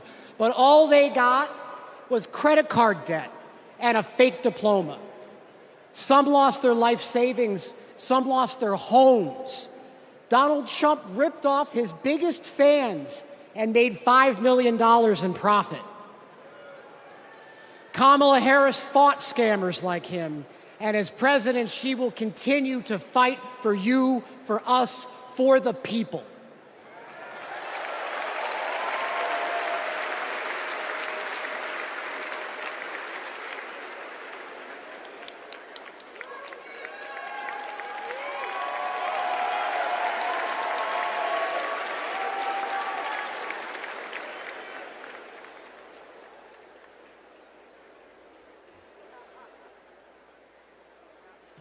Please welcome Massachusetts Governor Maura Healey.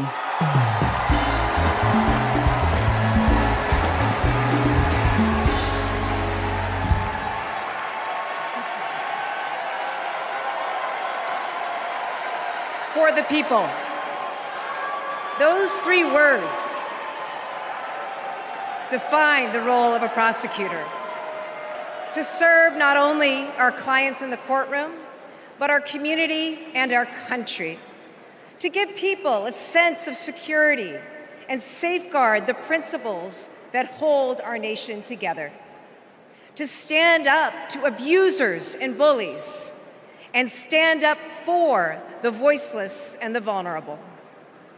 In other words, exactly what Kamala Harris has done her whole life. When she was DA, mothers of children who'd been murdered, whose cases had gone cold, would come to her office saying, "I'll only speak to Kamala," because they knew she would listen, because they knew she would help them find justice. And she did. That's the Kamala Harris I know. A few weeks ago in Massachusetts, I watched a little girl meet the vice president. Her eyes were so wide, as open as the future. Kamala asked her about the summer, her basketball camp, and what position she likes to play. The little girl said to her, anything but defense. Kamala put her hand on her shoulder and replied, me too, I love offense. That's what it means to be for the people. Kamala Harris fights for all Americans. She stays on offense and she wins. And I know that she'll fight with the same passion, the same determination as President of the United States. I can't wait to see her prosecute the case against Donald Trump on the debate stage in September. We face a stark choice in this election: a felon and con man, or a dedicated prosecutor. The contrast between Donald Trump and Kamala Harris is clear. He obstructs justice. She upholds it. He swindles people. She serves them. He thinks he's above the law. She actually understands the law.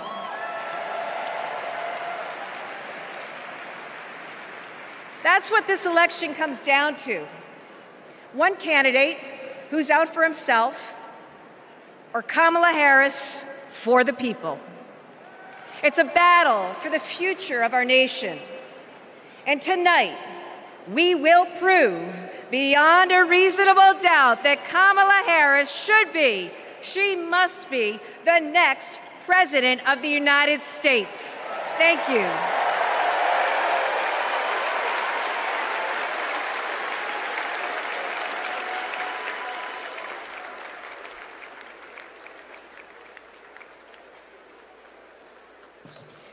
Please welcome survivor and advocate Courtney Baldwin.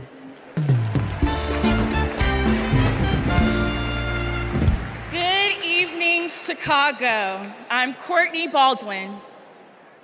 In 2013, I was sold for sex in cities across California by a trafficker who controlled every aspect of my life.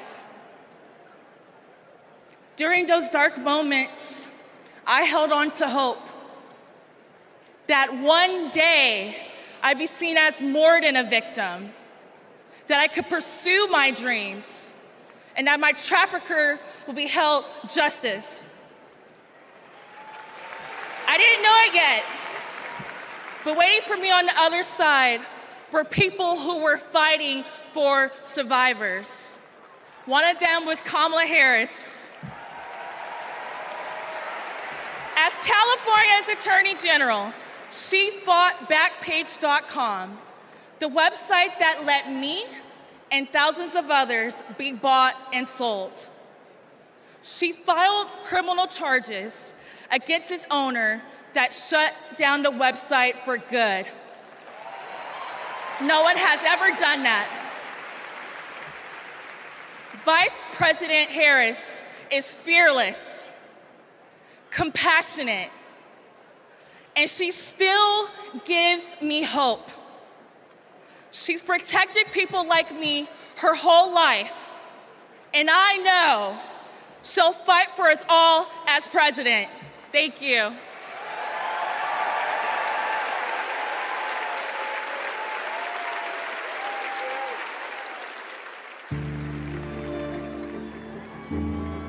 We have to wake up at 2 a.m. in the morning. It's the only way to beat the Phoenix heat. It's just like opening an oven. I work on the light rail.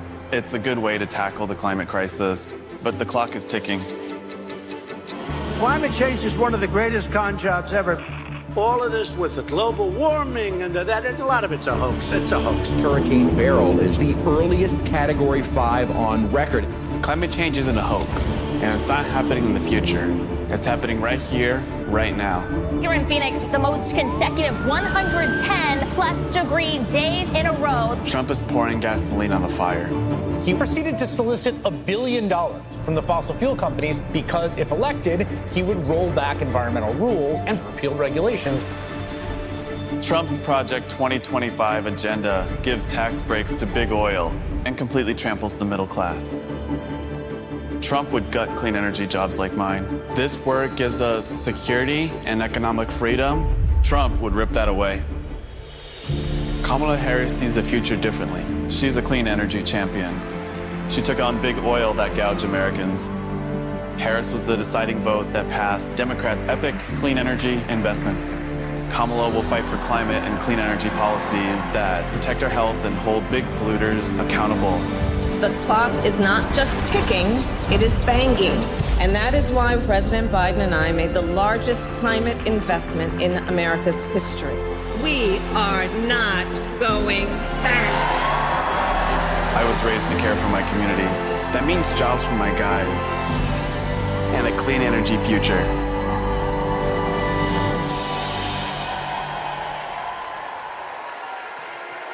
Please welcome former New Mexico Representative Deb Haaland.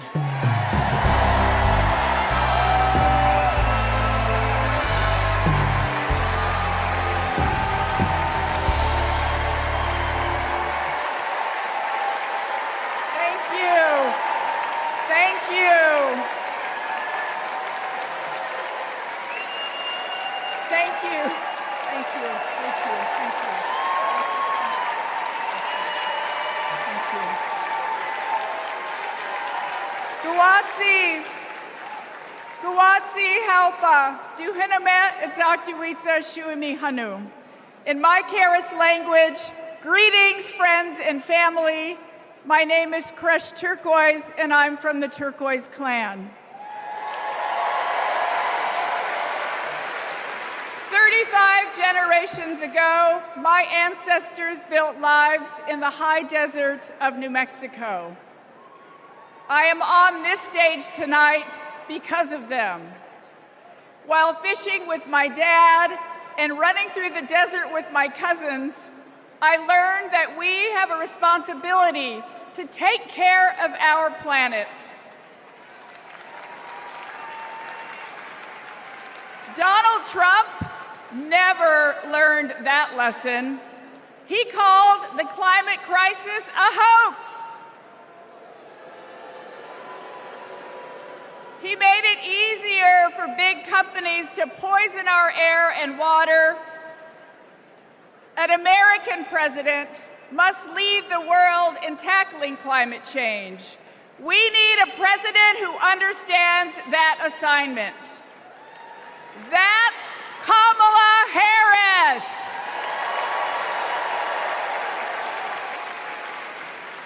I know her record. She held polluters accountable for spilling oil into the San Francisco Bay. She defended President Obama's Clean Power Plan in court. And as vice president, she cast the tie-breaking vote for the most ambitious climate action plan in our nation's history.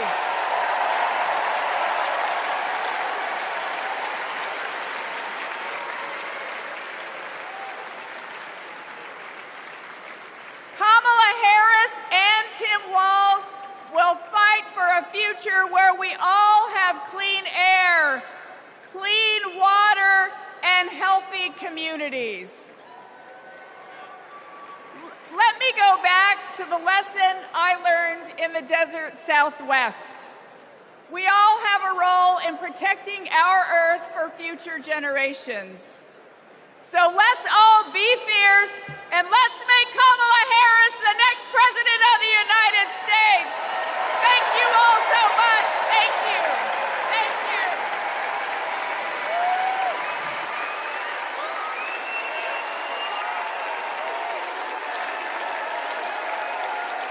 you. It's an election year, and both parties are battling to prove that they stand with workers.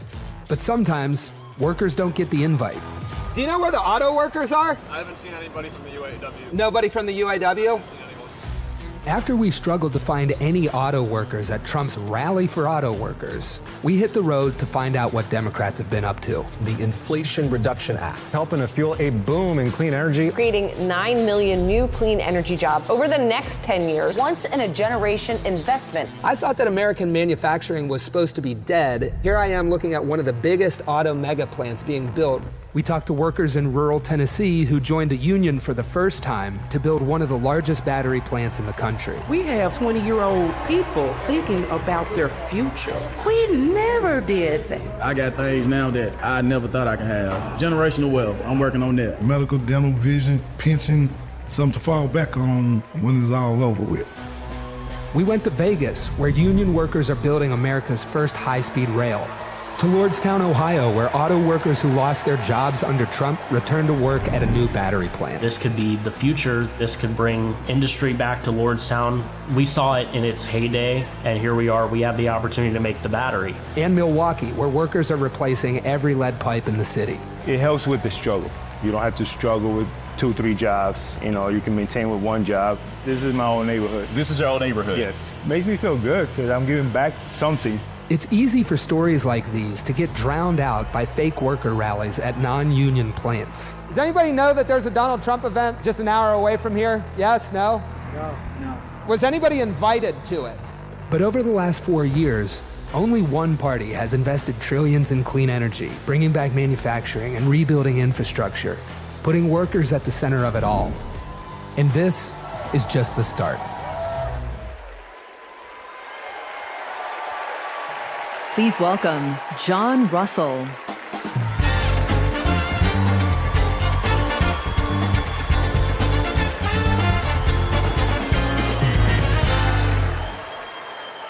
Hello, America. Thank you to the workers that make this convention happen. Let's never forget how essential all of our labor is. I come from Appalachia. We kept the lights on in this country for generations. But the wealth made by our broken backs and our black lungs never did trickle down. And Washington listened to rich men demanding that we stick with dirty energy at any cost. Across the country, working class people are looking for a political home after years of both parties putting profit above people. Now, Trump, a billionaire, says that he'll take on the elites, but then he promises handouts to big oil, and he punches down at anyone with the guts to be different. But populism that insists we are too different to get along, is just divide and conquer by a different name. There's another sort of populism with roots in this party that we in West Virginia know well. They called us rednecks back in the 1920s because striking workers from all different races wore red bandanas around their necks as they fought and died for respect and a living wage.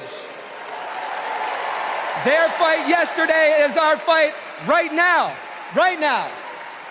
It is our choice to build on this progress and to create a political home for the mass of working Americans fighting for control over their government, their workplaces, and their planet.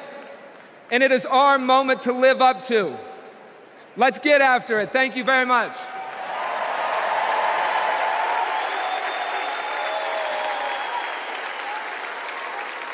Don't know why, but I feel like When Artiva students passed one of the first climate justice policies in our nation, Vice President Kamala Harris showed up. She came to highlight our initiative because she believes in us. Last year, my dad retired after spending more than 30 years working at one of our country's most polluting power plants. Donald Trump doesn't care about people like my dad. I know Vice President Harris will put working families ahead of big oil billionaires. Kamala Harris approaches climate policy through the eyes of future generations, like mine. As new voters and as new leaders, I'm excited to join Harris in the fight for our future.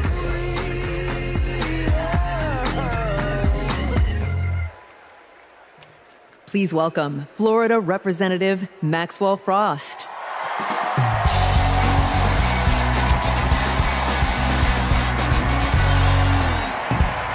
I'm Maxwell Alejandro Frost, and I'm proud to be the first member of my generation in Congress.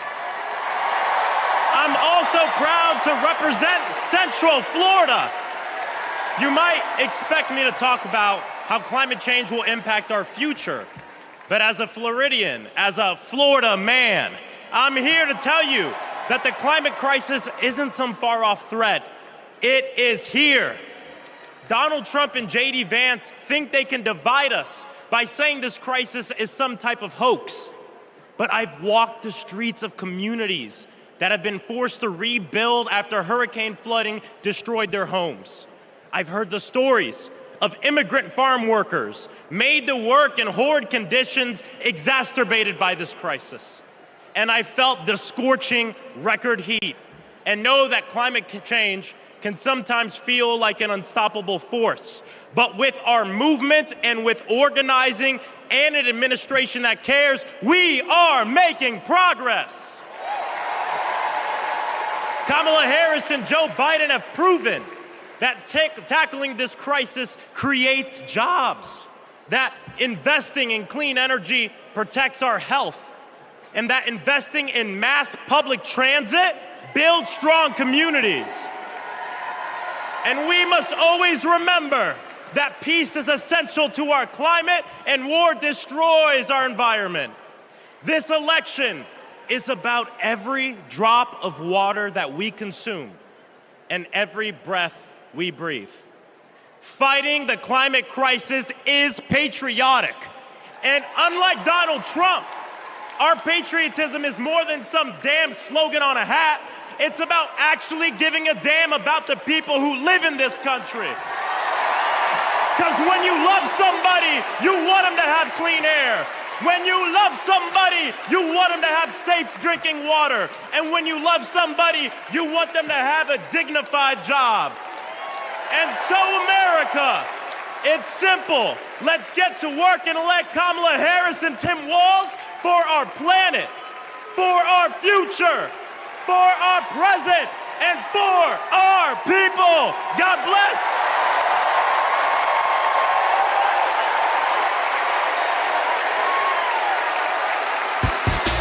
Ladies and gentlemen, if y'all are ready to send Madam Vice President and keep her in the White House, let me hear you make some noise! All I do is win, no matter what. Got money in my mind, I can never get it up. And every time I hit the building, everybody's hands go. Let me see. And they stay there, and they stay yeah, and they stay there, and they stay yeah, and they stay there. And they stay there, and they stay there, and they. I want to hear you nice and loud, Chicago. Are there any union workers here today? Make some noise. Are there any teachers in this building? Make some noise. Now everybody hands up.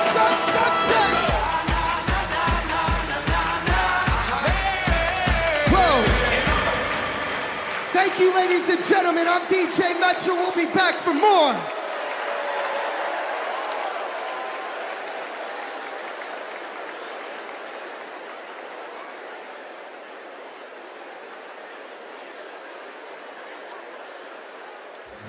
What's up, everybody? Stephen Curry here. I know you all know I play for the Golden State Warriors, but man, What a great honor it was to represent Team USA and go out there and win that gold medal at the Olympics this summer. And that unity on and off the court reminded us all that together we can do all things and continue to inspire the world. That's why I believe that Kamala, as president, could bring that unity back and continue to move our country forward. This is about preserving hope and belief in our country, making sure families can be taken care of during their most precious times. I got to visit Kamala with my team in the White House last year, and I can tell you one thing I knew then and I definitely know now.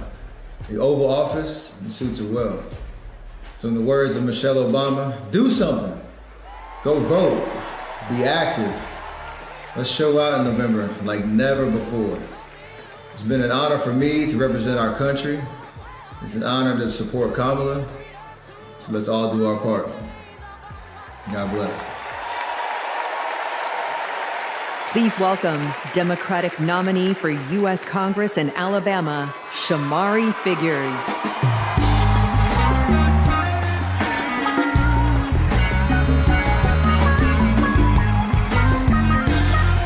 Good evening, America. And hello, sweet home, Alabama. I am running for Alabama's 2nd Congressional District. This is the district that gave America the Tuskegee Airmen, Rosa Parks, Fred Gray, and it is the birthplace of the civil rights movement in Montgomery, Alabama. And of course, this district is home to Mr. Good Trouble himself, Congressman John Lewis.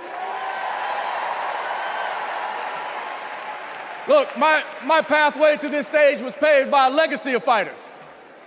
Fighters that include my mother, Alabama State Senator Vivian Davis Figures, who is here at her 11th DNC.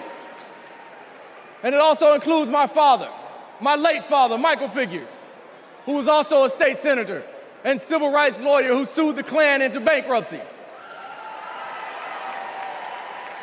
Listen, all of America, all of us owe a debt to courageous freedom fighters, both known and unknown, a debt that can never be repaid. But what we can do is ensure that the work of those fighters who came before us continues, and that our sacred right to vote is always protected. Kamala Harris gets this. She's working to protect our freedoms every single day. And that's why she will sign into law the John Robert Lewis Voting Rights Act once it is introduced again by Congresswoman Terry Sewell.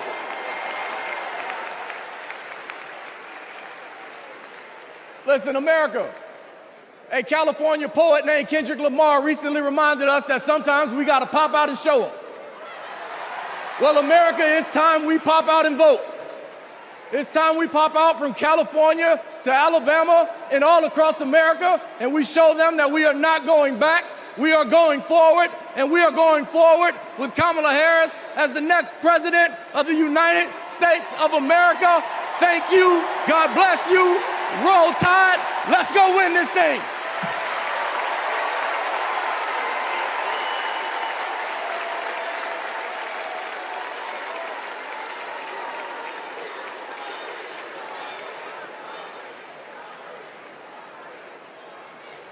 As I close out my segment tonight, I got to send a quick message. Madrecita querida, I love you. Kamala Harris and Tim Walz understand what everyday Americans are going through because, unlike Donald Trump, they actually grew up in families where every dollar mattered, where everything was earned and nothing was handed to them. Our next speaker knows something about that too. Please welcome my dear friend, our fellow Texan, our next senator, Representative Colin Allred.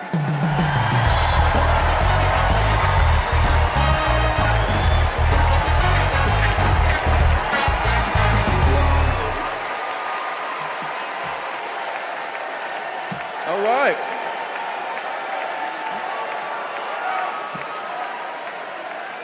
Hey, everybody. I'm Colin Allred. a congressman from Dallas, dad to 2 perfect little boys. And this November, I'm going to beat Ted Cruz.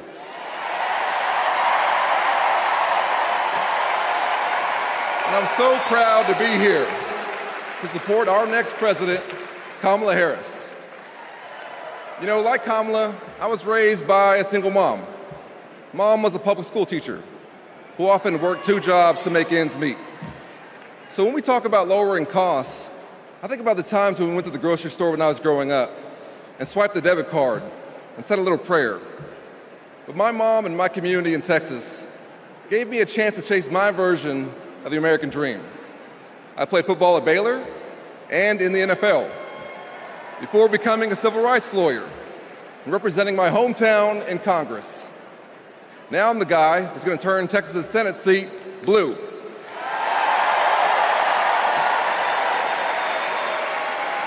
You know, in the NFL, we had a term for guys like Donald Trump and my opponent Ted Cruz. Me guys. You know the type. Talk a big game, only care about themselves, but you don't want to be stuck with them at a barbecue. The truth is, America has never been about me. As President Obama said, the single most powerful word in our democracy is the word we. We the people. We shall overcome. Yes, we can. And we've got a message for the me guys. We is more powerful than me. We will protect and restore reproductive freedom. We will secure the border. We'll protect Medicare and Social Security. And we'll turn the page and write a new chapter for this country. And elect Kamala Harris to be the next president and beat Ted Cruz. Thank you all so much. God bless you, and may God bless Texas.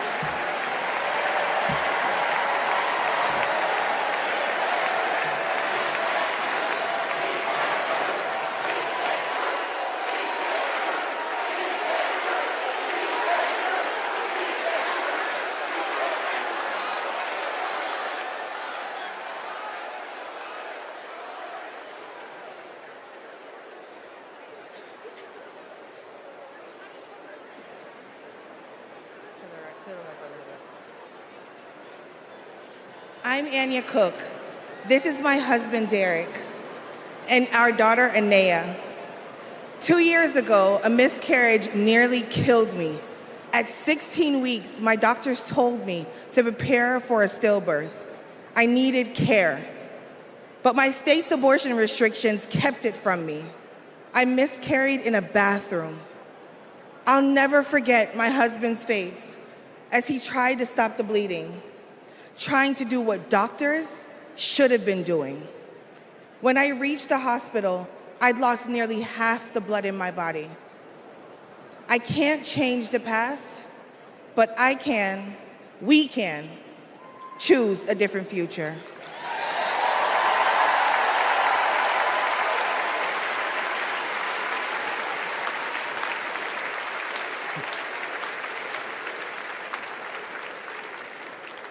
I'm Craig Sicknick, and this is my mother, Gladys.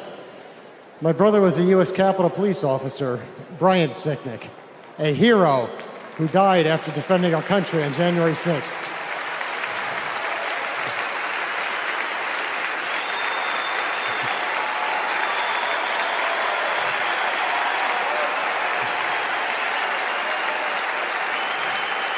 My family knows how dangerous Trump is. He incited the crowd while my brother and his fellow officers were putting their lives at risk. We need a real leader, not an autocrat who is stuck in the past. Brian, we miss you every day.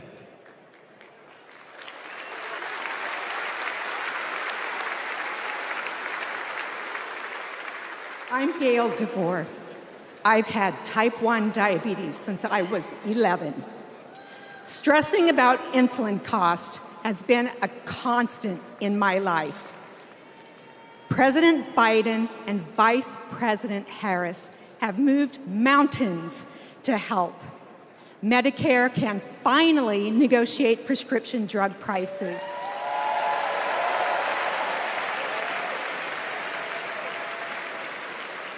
Insulin is capped at $35 for Medicare recipients. And when elected, Kamala Harris plans to extend that cap to the rest of us. That's the future I want. That's the future I am voting for.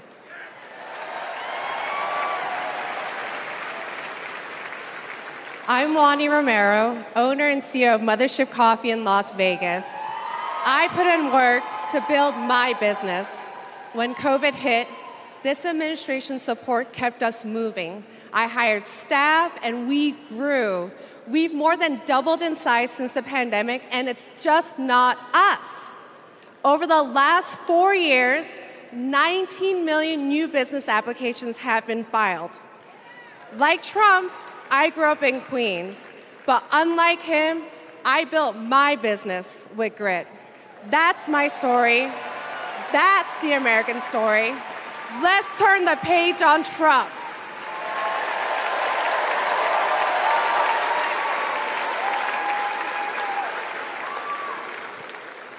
I'm Eric Fitz, and these are my sons, Christian and Carter.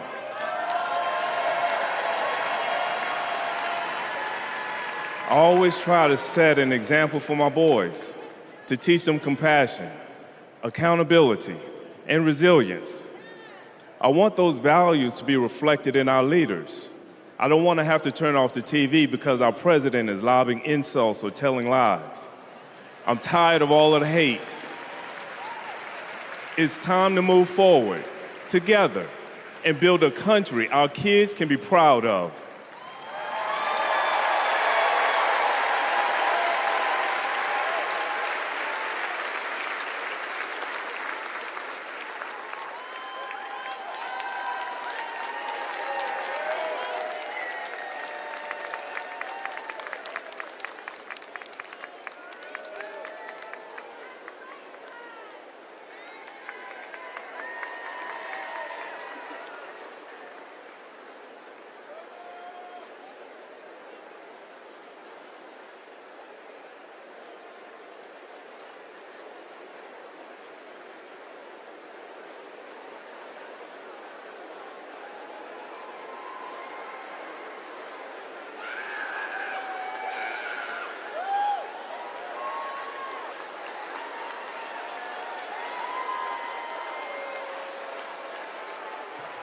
Please welcome the Bulls' official drumline, Chicago's own Pack Drumline.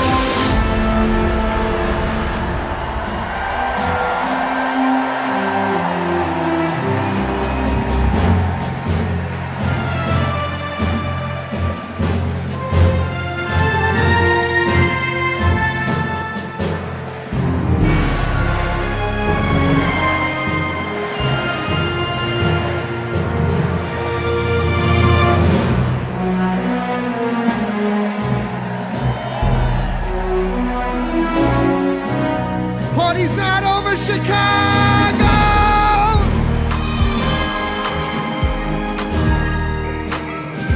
What I want to see is those flags and those hands up in the air.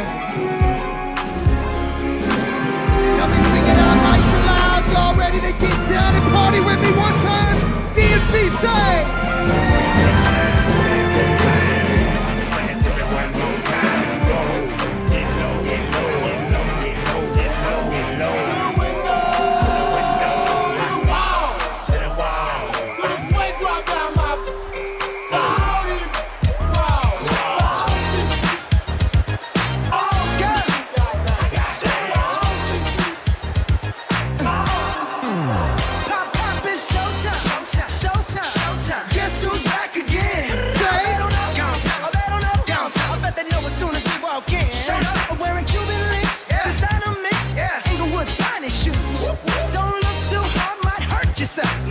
Let me hear you say, oh. I'm a dangerous man with some money in my pocket. Keep up. So many pretty girls around me and they're waking up the rocket. Keep up. Why you mad? Fix your face. Ain't my fault they all be jacking. Keep up. Players only. Come on, Joe. Moon. Girls, what y'all trying to do? 24 karat magic in the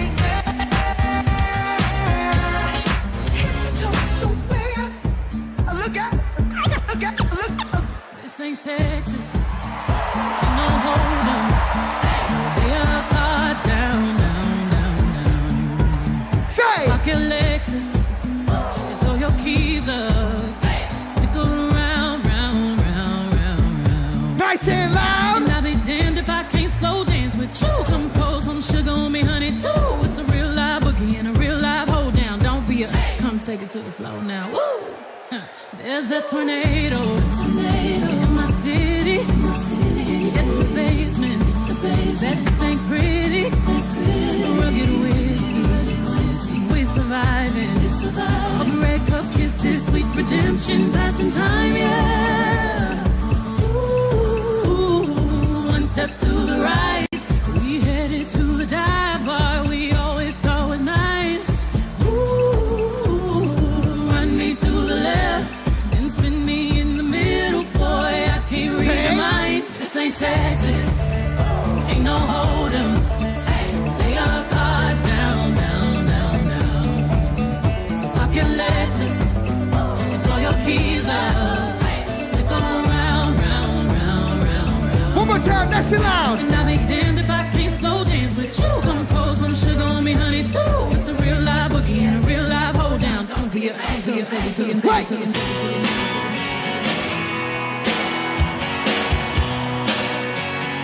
If you've been with me all 4 days, let me see you make some noise right now.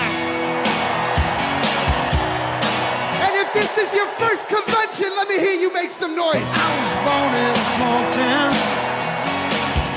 and I live in a small town. Every day in a small town, oh, small communities. All my friends are from small town. My parents live in the same small town. My job is a small town. I've had a little out of town.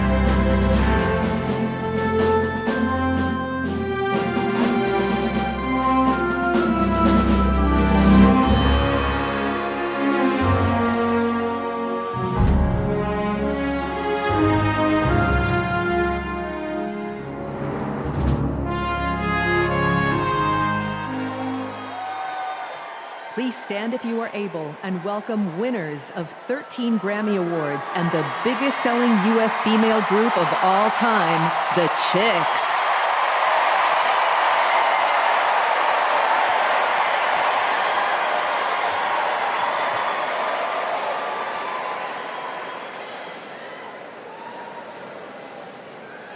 Oh, say, can you see by the dawn's early light what so proudly we hailed at the twilight's last gleaming, whose broad stripes and bright stars through the perilous fight o'er the ramparts we watched were so gallantly streaming, and the rockets' red glare, the bombs bursting in air, gave proof through the night that our flag was still there. Oh, say, does that star-spangled banner yet wave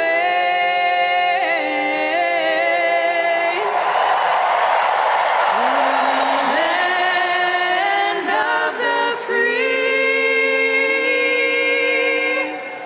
and the home of the brave?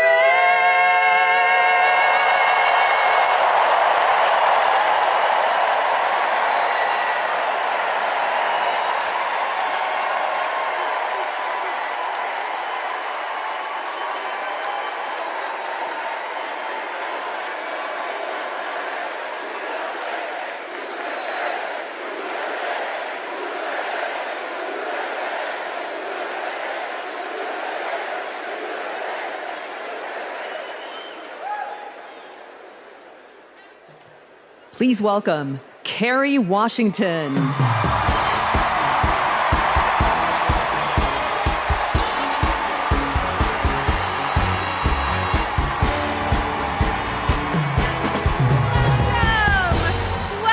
to the final night of the Democratic National Convention. The last 3 nights have been extraordinary, and tonight we hear from our next president, Kamala Harris. Now, as I stand here, I know that there are folks on social media already saying, go back to your TV show, shut up and act. But I am not here tonight as an actor. I am here as a mother, as a daughter, as a proud union member. I am here as the granddaughter of immigrants, as a black woman descended from enslaved people. I am here tonight because I am an American and because I am a voter and because we, the people, are stronger when all our voices are heard. Look, I know that I am the one standing on this stage, but I am not the lead character in this story. You are. All of you. You are the messengers. You are the fixers. Dare I say it, you are the Olivia Popes. You are the superheroes saving this democracy. It is you, not me, who have the greatest power to convince your loved ones to vote. So, just like Michelle Obama told us, let's do something. Let's make a video. Everybody take out your phones. Everybody take out your phones. We're gonna make a moment. Can somebody bring me my phone? I wanna capture this historic moment and share it with the people that we love. Oh, hi!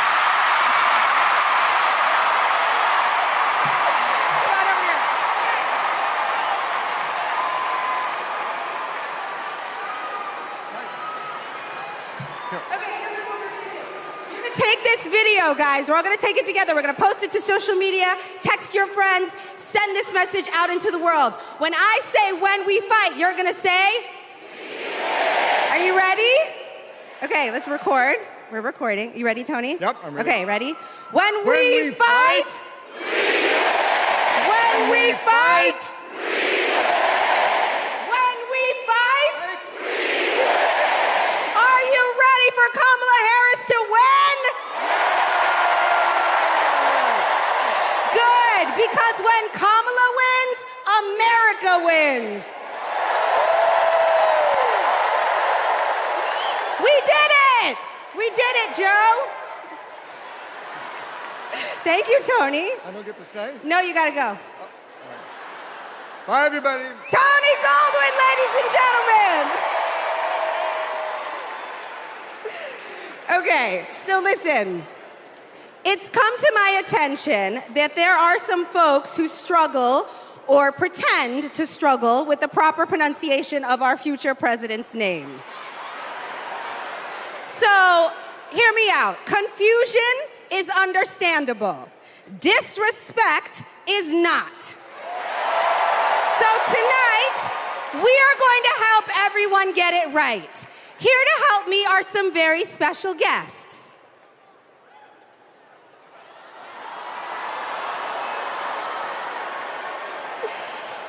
Thank you, ladies. Can you tell us your names?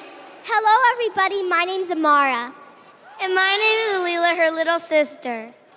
And what are you here to do? To teach you how to say your auntie's name. Okay, so how do you pronounce it? First you say comma like a comma in a sentence. Then you say la like la la la la la. Put it together and it's 1, 2, 3, Kamala. All right, so let's practice, Everybody over here say comma. Everybody over here say la. Together.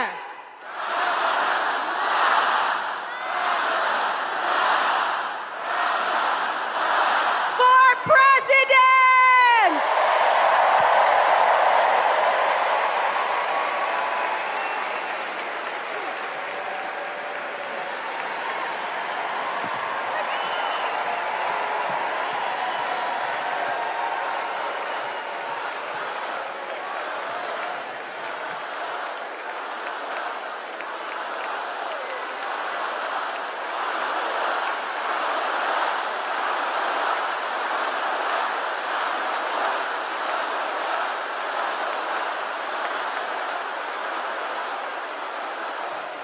Please welcome Mina Harris, Ella Emhoff, and Helen Hudlin.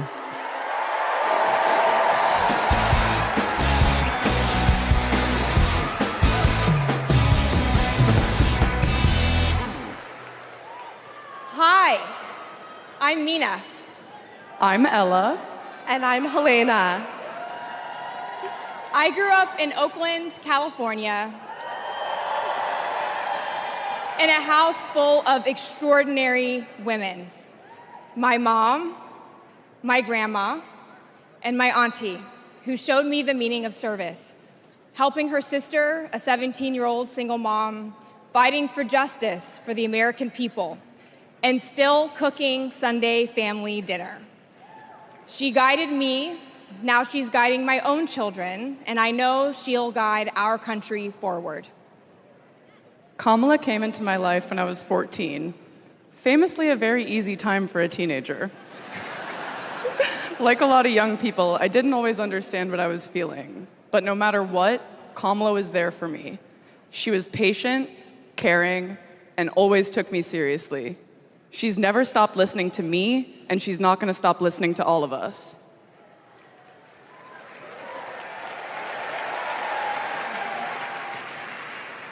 Kamala Harris is my godmother. To me, her advice means everything. Whether it's pursuing my passions, making an impact, or finding hope when the world doesn't feel so hopeful. She taught me that making a difference means giving your whole heart and taking action. She's fighting for economic opportunity, LGBTQ plus equality, and reproductive freedom, because we are not going back. She's fighting for social justice, health justice, environmental justice, and she isn't alone. We're all in this fight together. So let's keep up the fight. Let's keep up the joy. And let's elect this extraordinary woman as our next president.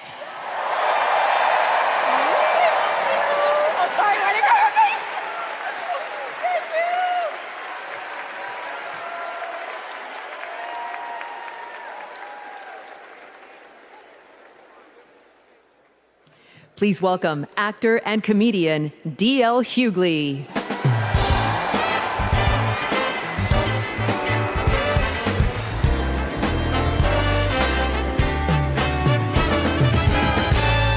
Hey now, hey Chicago, how y'all doing? What's happening, California? Now, wait, where those AKAs at? Where they at? You know what? In 3 months, ain't gonna be no living with y'all. I can tell you this, I don't blame Donald Trump for not wanting to debate Kamala. I've been married to a black woman for 40 years and I ain't won one debate. I'm owing $93,000. Now, of course, Trump is saying that Kamala isn't black. I guarantee you this, Kamala's been black a lot longer than Trump's been a Republican.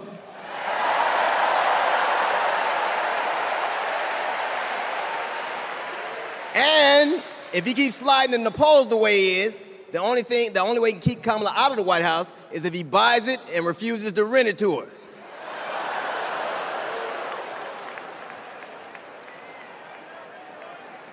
Of course, Kamala's getting broad support. They got black men for Kamala, white men for Kamala, Latinos and Asians for Kamala. They even have Republicans for Kamala. Republicans for Kamala. I guess Donald Trump will finally know what it's like when you get left for a younger woman.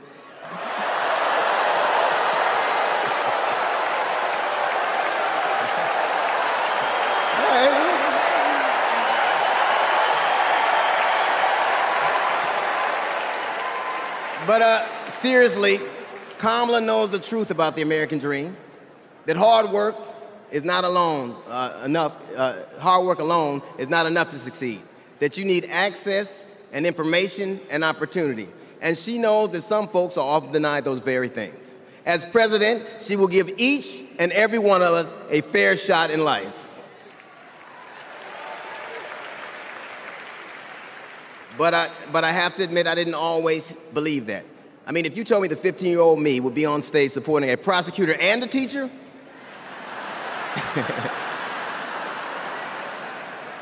there is no way that I would have believed you. But because of that, I made assumptions about Kamala's record. And I often repeated them to a lot of people. Then one day, Kamala invited me to her house. She put her hand on my shoulder and she asked me to do some research. Something I had never done. Something a lot of people I know had never done before. Imagine attacking someone's character without a single Google search. So I did what I should have done in the first place. I learned that she had done for us exactly what she promised to. I believe that your apology should be as loud as your accusation, and I'm here apologizing in front of the whole damn world. I was wrong. I was wrong, and I'm so very glad I was wrong because, Kamala, you give me hope for the future, a future where my grandchildren, Nola and Stevie, had the freedom to control their own bodies, where they have the opportunity to go as far as their wits and their talents would take them. That future, ladies and gentlemen, is possible, but only if we elect Kamala Harris as the 47th President of the United States of America.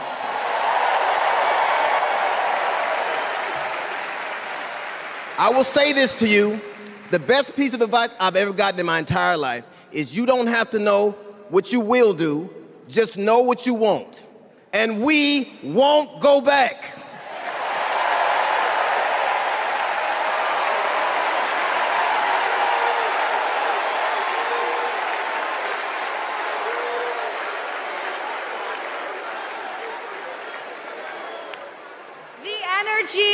this room is electric. And you can feel it everywhere, all over the country. In the coming weeks, I want us to find ways to maintain this energy and this joy and this commitment, because there will be days when the work ahead seems impossible.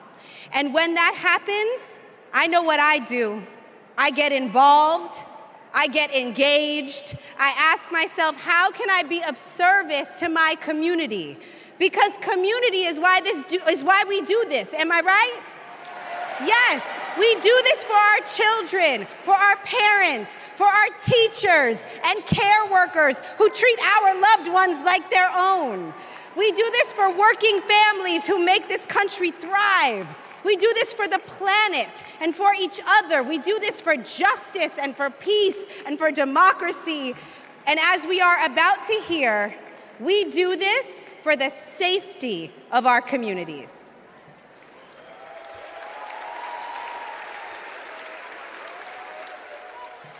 Please welcome Genesee County, Michigan Sheriff Chris Swanson.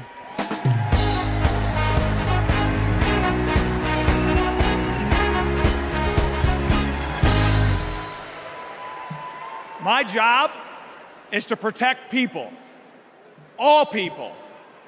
In 2020, righteous anger spilled over into the streets of Flint, Michigan. One bad decision from either side, and there would have been bloodshed. But that didn't happen. We laid down our riot gear, and we embraced the community, and instead of hate, we chose hope.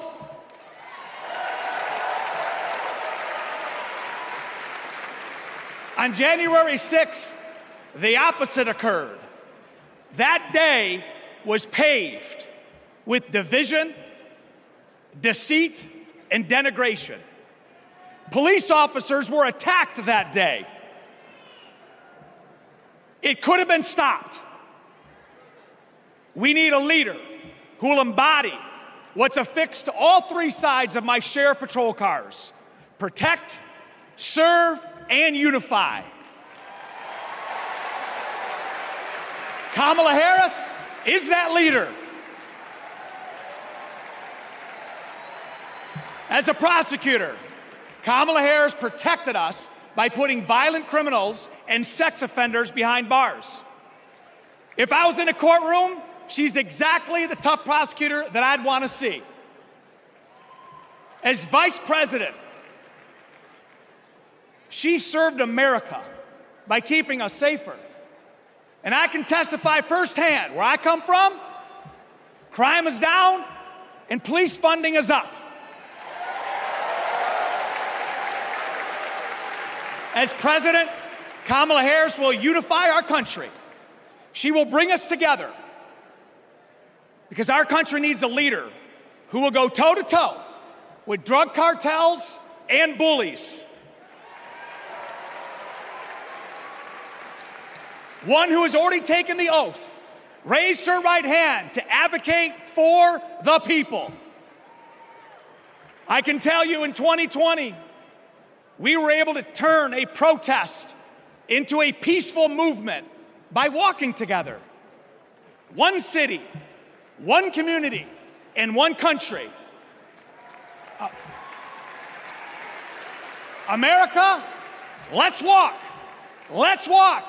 Let's walk together, and let's elect Kamala Harris and turn hate into hope yet again. Thank you.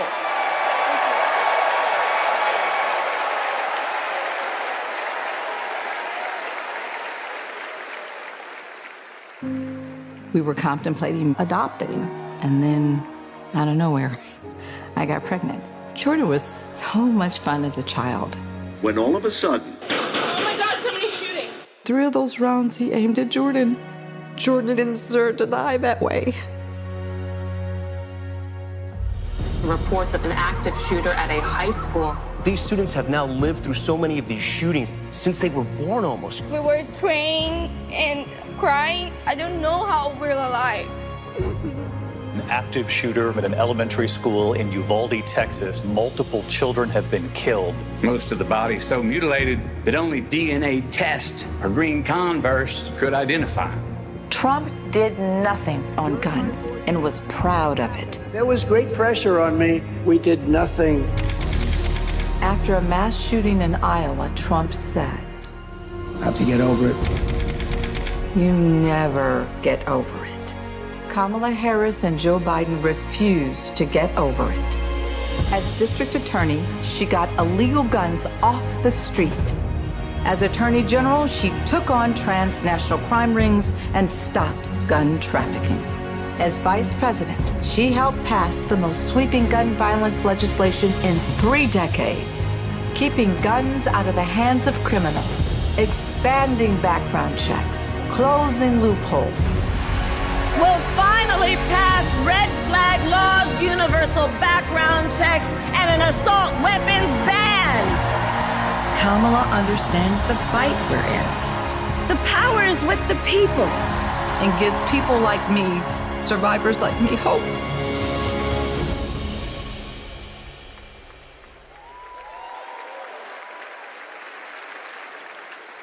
When I worked for every town Please for gun welcome safety. Georgia Representative Lucy McBath.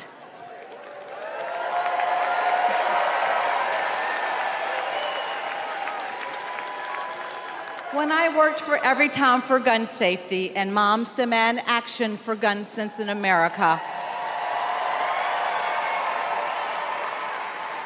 I saw firsthand the power of telling our stories. You've just heard mine, but there are many more to tell.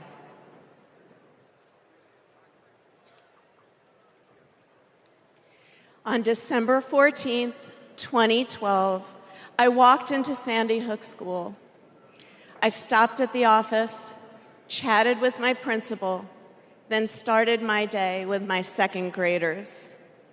Suddenly, a loud crash, like metal folding chairs falling. 154 gunshots blaring. Hiding in the coats, trying to sing with my students, trying to read to them, trying to drown out the sounds. Terror, crying, running. I carry that horrific day with me. 20 beautiful first grade children and 6 of my beautiful colleagues were killed. They should still be here.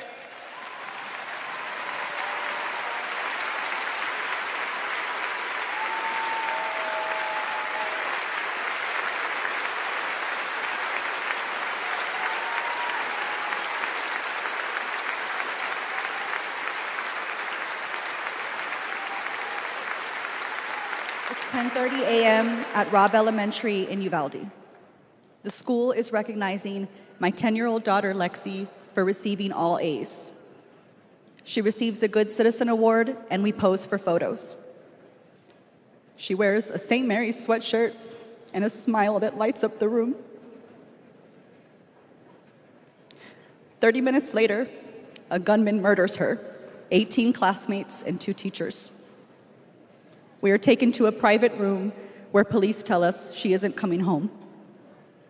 Uvalde is national news. Parents everywhere reach for their children. I reach out for the daughter I will never hold again.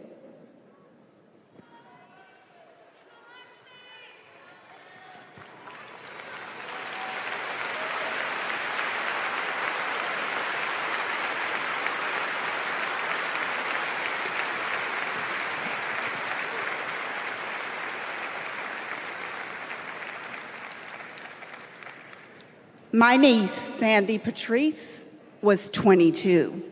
She drove to Myrtle Beach for sun and fun and motorcycle parades. Hours later, my phone rang. Shooting on the beach. No one can find Sandy. I stayed calm. You see, my mother, Patricia Ann, had been shot and killed by an abusive partner. I was calm then, too. I got to handling business. I called relatives, the police, hospitals, and I kept calling, voice steady, heartbeat pulsing. Then I was connected to the coroner. 10 years of waiting, and Sandy's murder is still unsolved. I'll keep calling, and I'll keep fighting.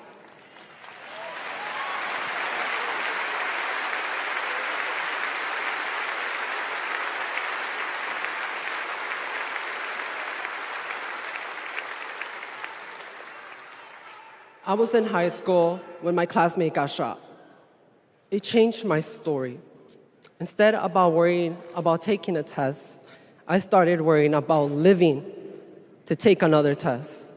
They say schools are for learning, and I did learn a lot that day. I learned how to run, how to hide and drop, that what happens in the news can happen to me. But I learned something else too, that we can write and must write a new story if we choose to.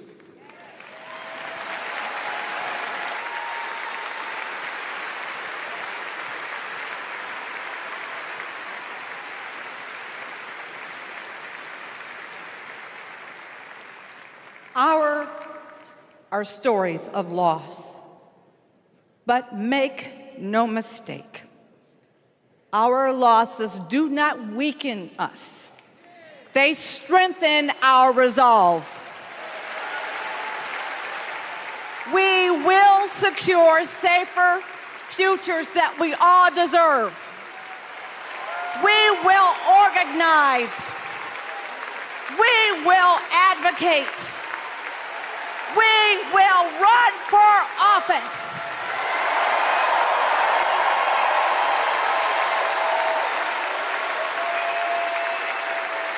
And we will join with Americans from small towns and big cities to keep our communities safe.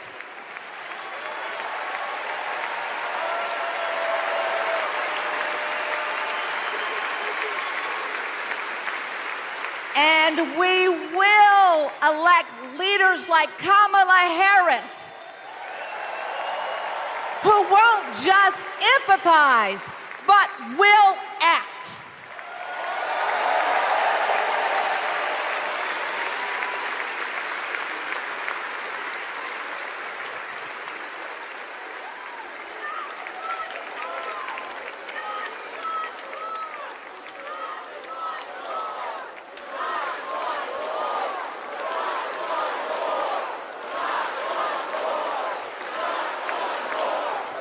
Please welcome former Arizona Representative Gabby Giffords.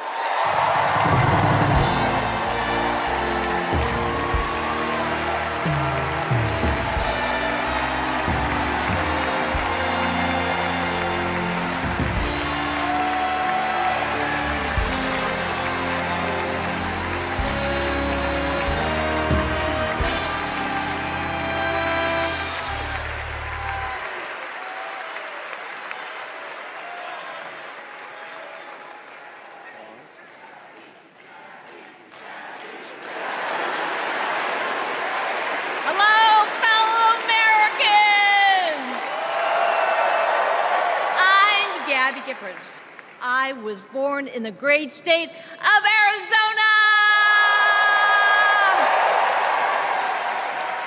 I was born with grit. I grew up racing motorcycles, mucking stalls, and exploring the beautiful desert. I fell for an astronaut.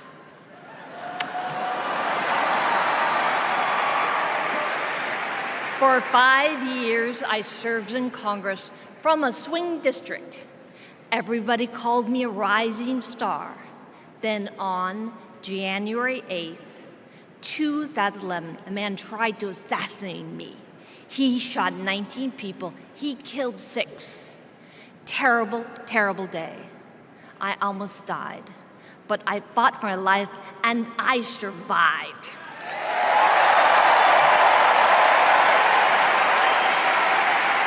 I learned to walk again, one step at a time. I learned to talk again, one word at a time. So many people helped me as I worked hard to recover, including a decent man for Delaware who always checked in. He still does. Thank you, Joe Biden. Thank you for everything.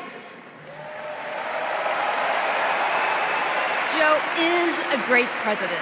My friend Kamala will be a great president. She is tough. She has grit. Kamala can beat the gun lobby. She can fight gun trafficking. Kamala stood up to Wall Street and the drug company. She will protect abortion access. She will defend our freedom. She saved lives. Join me in voting for Kamala Harris. Bravo! Thank you.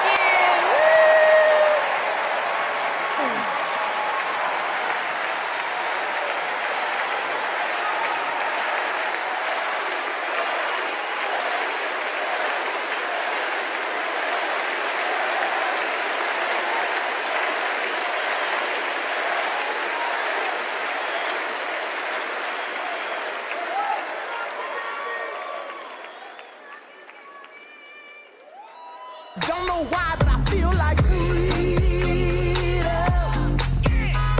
I had the honor of meeting Vice President Harris when I got to introduce her when she spoke at my high school about gun violence. Parkland happened, and all I could think about is that I wanted to keep my kids safe. On July 4th, 2022, I was next in line to walk in the Highland Park Independence Day Parade when gunshots erupted. 7 people were shot and killed, and 48 more were injured. Vice President Harris has been a gun sense champion since she was our California AG. We have 2 options in November. We have Kamala Harris, who has already proven her leadership in the Biden-Harris administration. They passed the first ever comprehensive gun reform in 30 years. Meanwhile, Donald Trump has cozied up to the NRA and the gun lobby. I have full confidence in Vice President Harris that she's dedicated to and committed to finding a solution to end gun violence.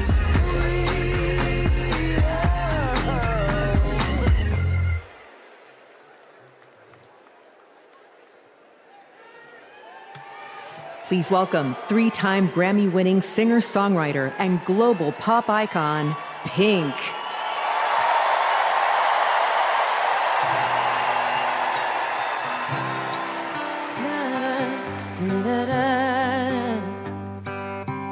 We're searchlights we can see in the dark.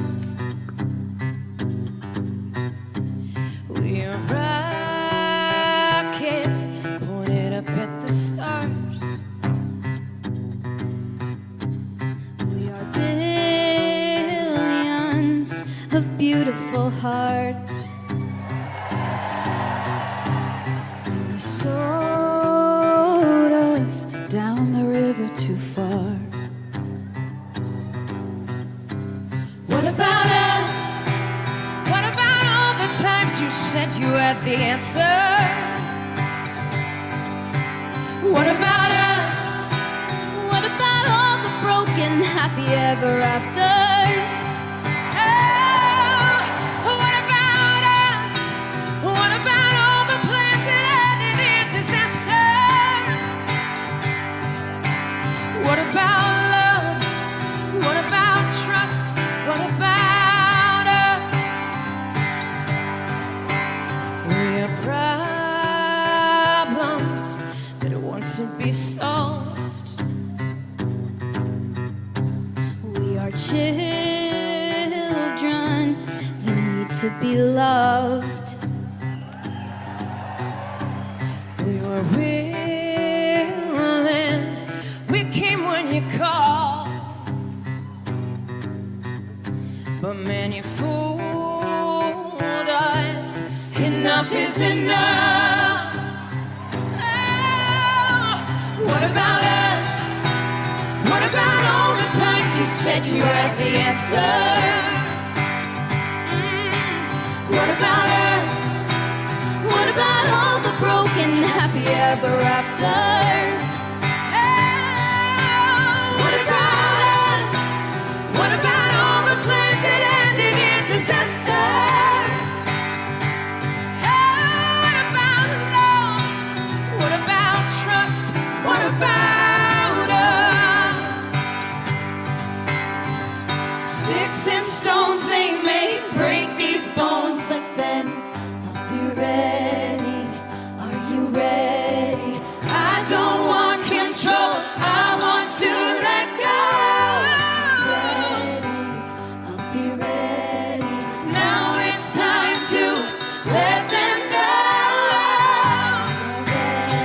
What about us? What about all the times you said you had the answers? So what about us?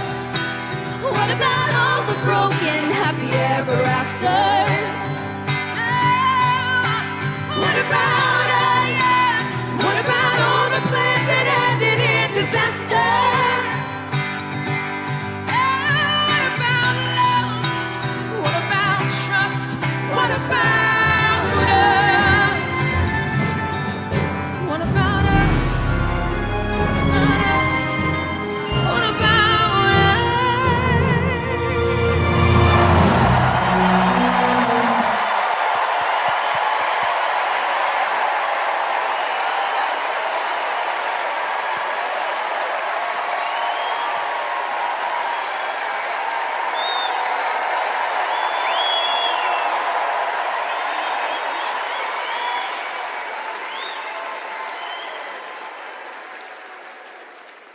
Global security and global prosperity depend on the leadership of the United States of America. And a strong America remains indispensable to the world. Our democratic ideals of freedom and liberty inspire billions, and our military is the strongest in the world. Our military is a force that underwrites global stability and our national security.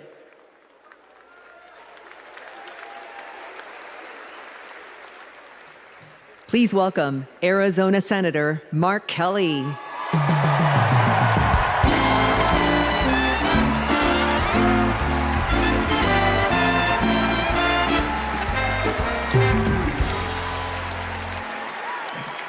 Hello, Chicago. Hello, Democrats.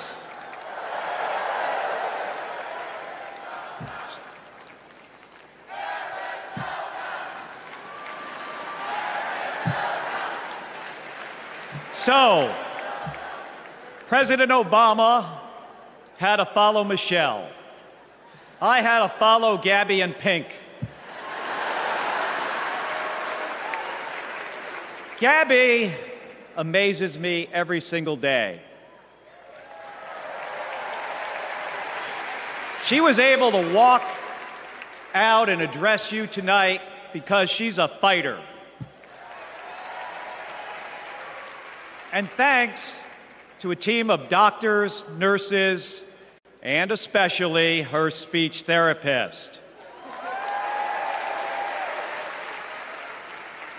We all need a team. I've flown into space 4 times. I've flown into combat nearly 40 times.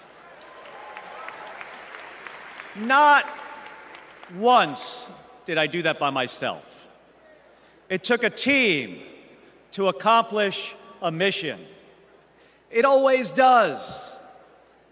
I flew in the Navy during the first Gulf War. America rallied our allies to kick out a tyrant who invaded a neighbor Today, Vladimir Putin is testing whether we're still that strong. Iran, North Korea, and especially China watch closely. What's Trump's answer? He invited Russia to do, and these are his words, not mine, whatever the hell they want.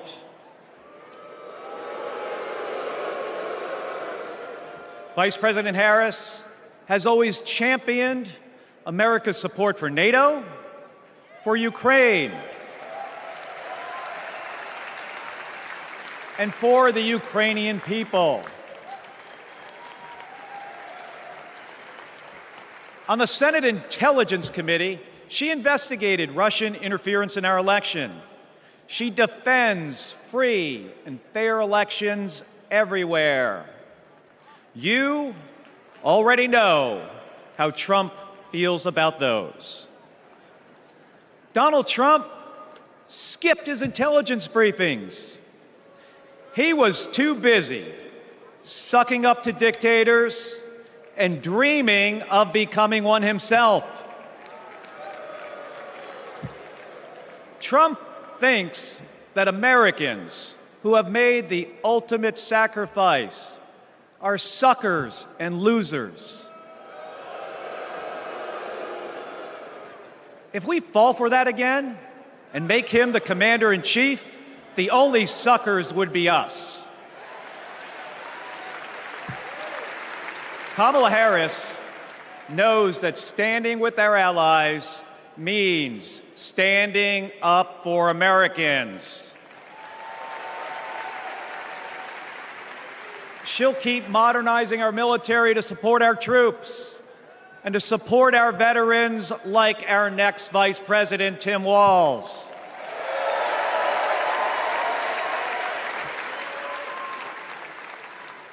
The world laughs at Trump, literally. But folks, it is not funny. When he was president, that meant the world was laughing at us. The threats we face are too serious. The sacrifices our service members make are too sacred. The alliances we've spent decades building are too critical. That's what's at stake now. And the choice isn't even close. But in Arizona and nationwide, this election will be.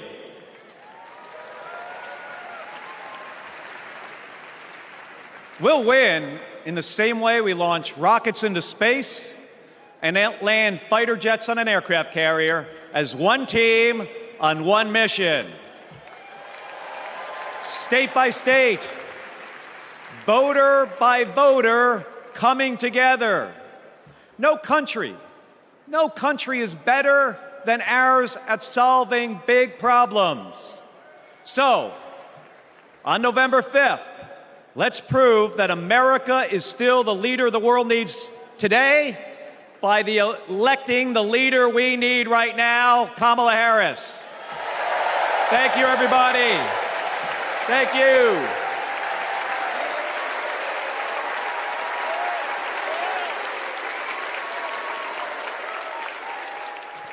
Please welcome former Secretary of Defense Leon Panetta.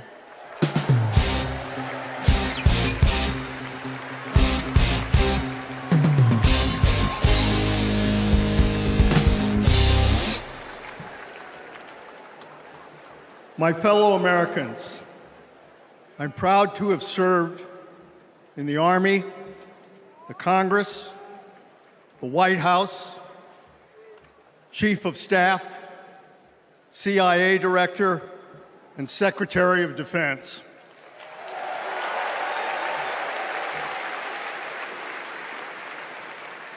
I've looked into the eyes of our warriors and deployed them into battle.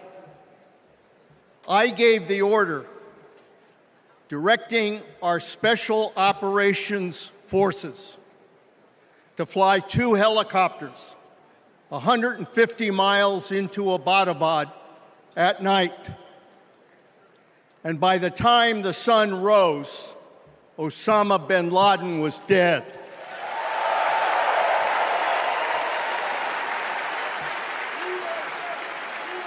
Because nobody attacks our country and gets away with it. Nobody.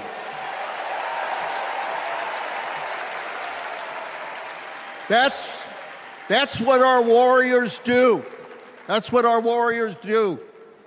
Our warriors need a tough, cool-headed commander-in-chief to defend our democracy from tyrants and terrorists.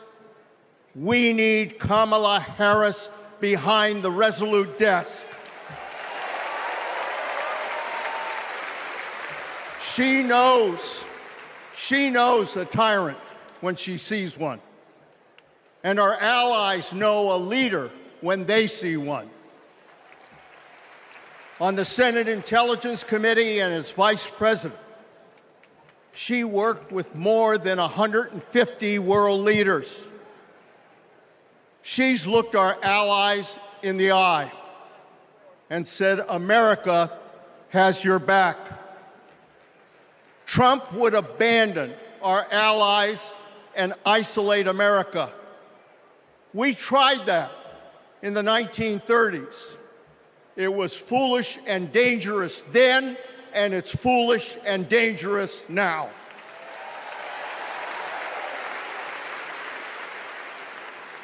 Listen to President Reagan. President Reagan. Isolationism never was and never will be an acceptable response to tyrannical governments. Never. Trump tells tyrants like Putin they can do whatever the hell they want. Kamala Harris tells tyrants, the hell you can, not on my watch. She's worked with President Zelensky to fight back against Russia. She knows that protecting their democracy protects our democracy as well. Look, Donald Trump does not understand the world, and he does not understand the service and sacrifice of our military. Our fallen veterans are not suckers. They are not losers. They are our heroes.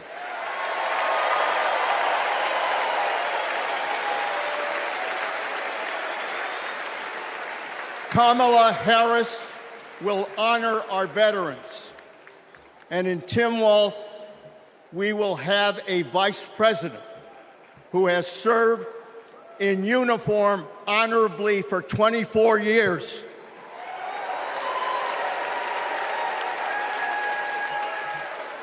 Kamala Harris understands this moment. It is a moment of danger and a moment of opportunity. She'll keep America's military the strongest in the world, the strongest ever known. And she understands what our military is for. The role of our military is to defend us from foreign enemies. It is not to threaten Americans, and it sure as hell isn't to put immigrants in camps.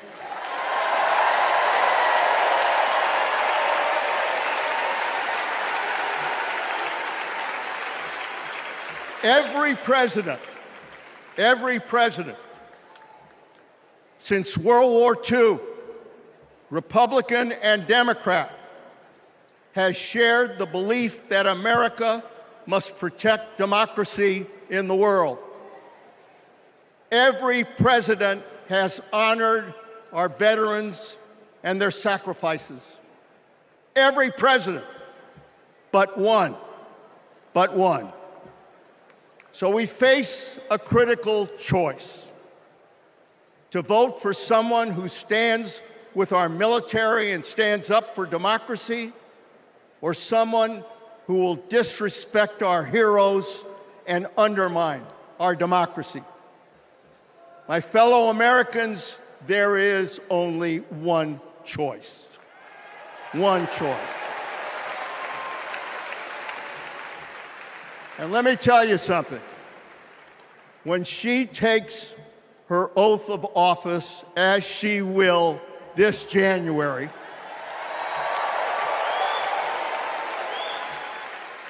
our allies will cheer, our enemies will fear, and we will have a commander-in-chief that we can trust. God bless our veterans, and God bless our country.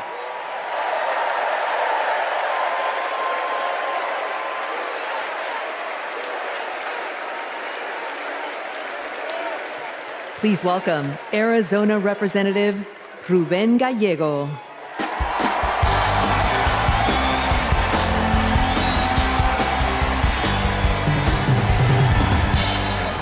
I'm a dad, husband, congressman, and the proudest Arizonan you'll ever meet. But I am even prouder to be a Marine. Rah! My mom raised us alone on a secretary's salary. I slept on the floor. I worked every job I could: meat packing, construction, making pizzas. I made it to Harvard with no money or connections. Other kids were happy because they were at Harvard. I was happy because I finally had a mattress. Then I enlisted, fought alongside my brothers with Lima 325 in Iraq. They called us Lucky Lima, but our luck ran out. We saw some of the heaviest combat of the war. And when we got home, the government failed to help us readjust. We have a duty to care for our patriots who serve our nation.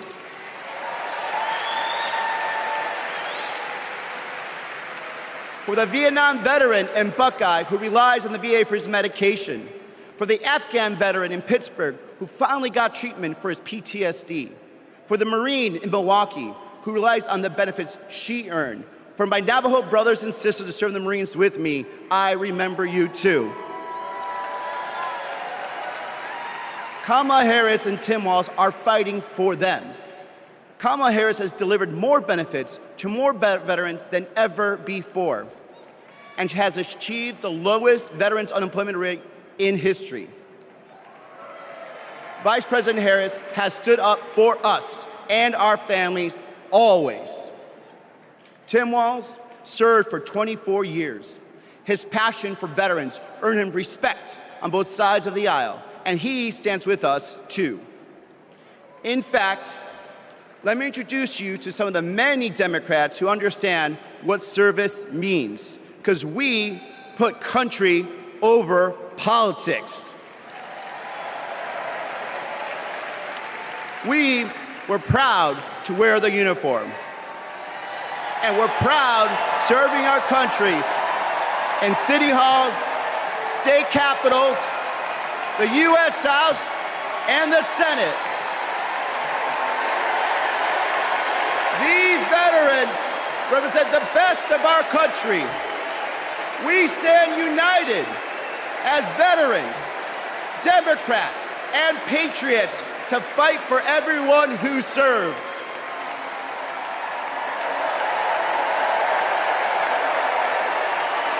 But politicians like Donald Trump, they don't stand with us. They call patriots like Senator McCain losers. John McCain was an American hero. Show some respect. Trump's Project 2025 will slash veteran benefits and force VA hospitals to close across the nation. Show some respect. So, for the 18-year-old who decides to enlist, For the families like mine who prayed every night that their loved one would come home. For our troops stationed thousands of miles away. For my Marines of Lima Company, let's elect Kamala Harris and Tim Walz, who don't just respect our service, but revere it. Because the veterans who defended this country aren't just the reason we can sleep at night. They're the reason we can dream. And together, we'll fight for our veterans and everyone who served our country. Thank you.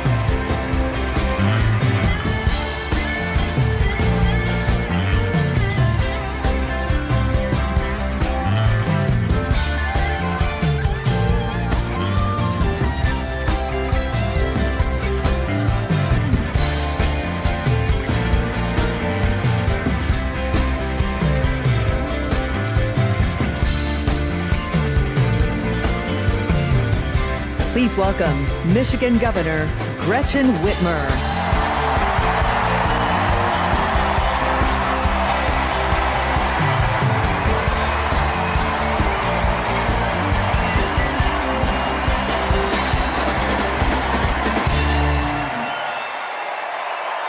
I'm Governor Gretchen Whitmer. In Lansing, they call me governor. But in Detroit, they call me Big Gretch.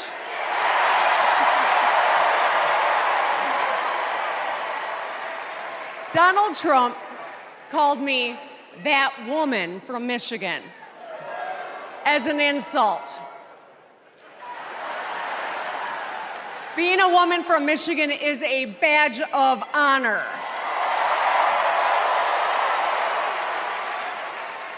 Like women across America, we just GSD. Get stuff done.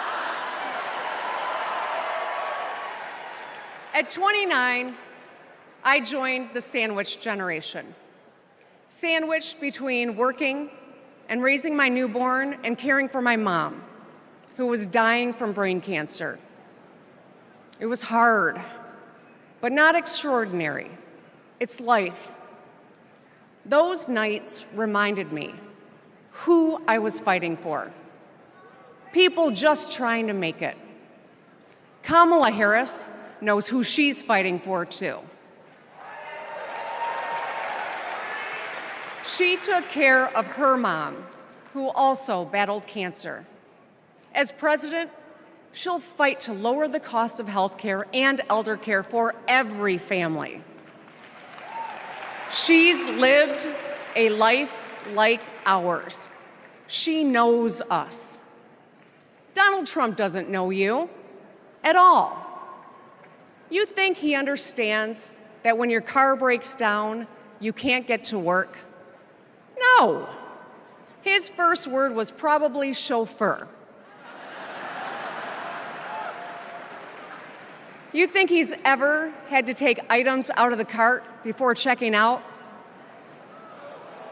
Hell, you think he's ever been to a grocery store? That's what the chauffeur is for. But Kamala Harris, she gets us. She sees us. She is us.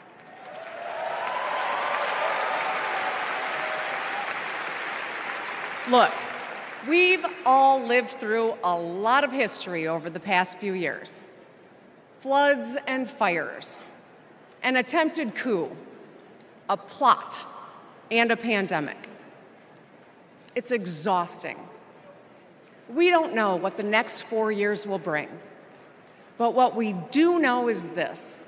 Through it all, your life won't stop. You're going to have to get to work, pick up the kids, and pay your bills. And then one day, when you're just trying to get everyone out the door, a news alert goes off. Something happened. Something hit the fan. You'll ask, is my family going to be okay? And then you'll ask, who the hell is in charge? What if it's him? What if it's that man from Mar-a-Lago?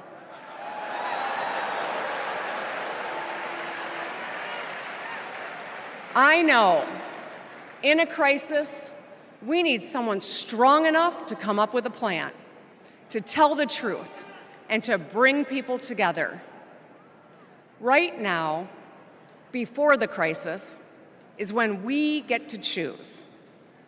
Why wouldn't we choose the leader who's tough, tested, and a total badass?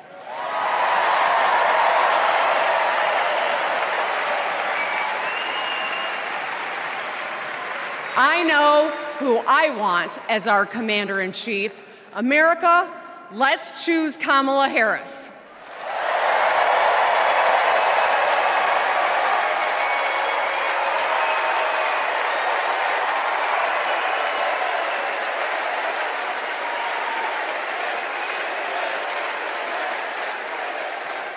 Please welcome actress, director, and philanthropist, Eva Longoria.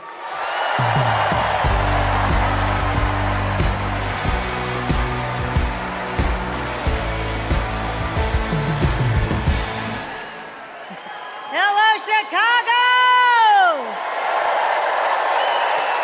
Yes! I am so excited to be here tonight. What an honor to be part of this historic moment, and y'all are part of it. Look, I have known Kamala Harris for more than a decade, and she comes from a family a lot like mine, and I'm sure a lot like yours. We were both raised knowing that no one was going to hand us anything, especially as women. That we were going to have to touch every rung of the ladder to get ahead. We were going to have to work really hard. Now, she worked at McDonald's, but I worked at Wendy's. And look at us now. You see, Kamala and I were able to see beyond the horizon because our families supported our big dreams. Well, guess what? As Americans, we're all part of one big family. Somos familia. And as familia, we have to have each other's back. We have to support each other's dreams because Kamala's success is our success. And she supports us to dream big too. So let me tell you, in the Latino community, in our community, we have a saying, sí se puede, which means yes. It means yes, we can. But tonight, I'm here to tell you, yes, she can. So we're going to say, she se puede. So when someone asks you, is she ready to lead this country forward? We're going to say, she se puede. When somebody says, is she qualified for the job? We're going to say, she se puede. When somebody asks, is she going to be the first female president of the United States? We're going to say, she se puede. Our voices, our vote, we're going to decide this election. And let me tell you, the energy tonight isn't just here in Chicago, it's all across the country.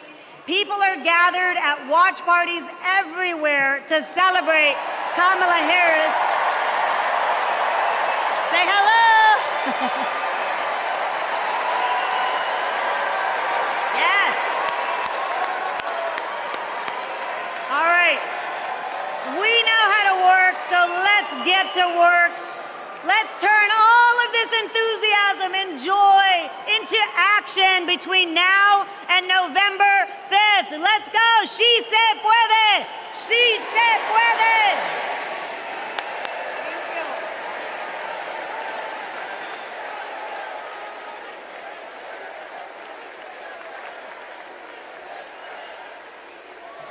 Please welcome former Illinois Republican Representative Adam Kinzinger.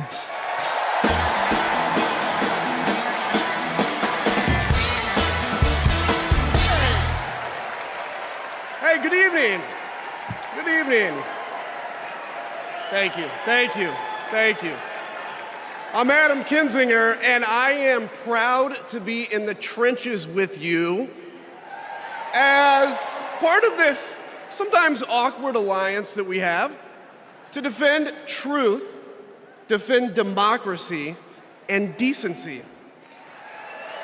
I was just a kid when I was drawn to the party of Ronald Reagan, to his vision of a strong America, the shining city on a hill. I was a Republican for 12 years in Congress, and I still hold on to the label.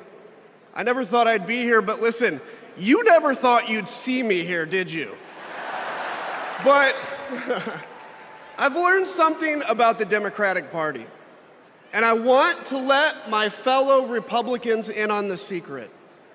The Democrats are as patriotic as us.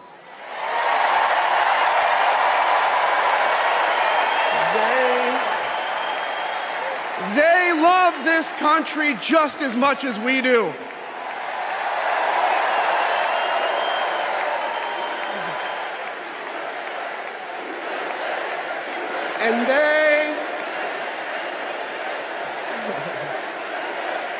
And they are as eager to defend American values at home and abroad as we conservatives have ever been. I was relieved to discover that because I've learned something about my party too, something I couldn't ignore.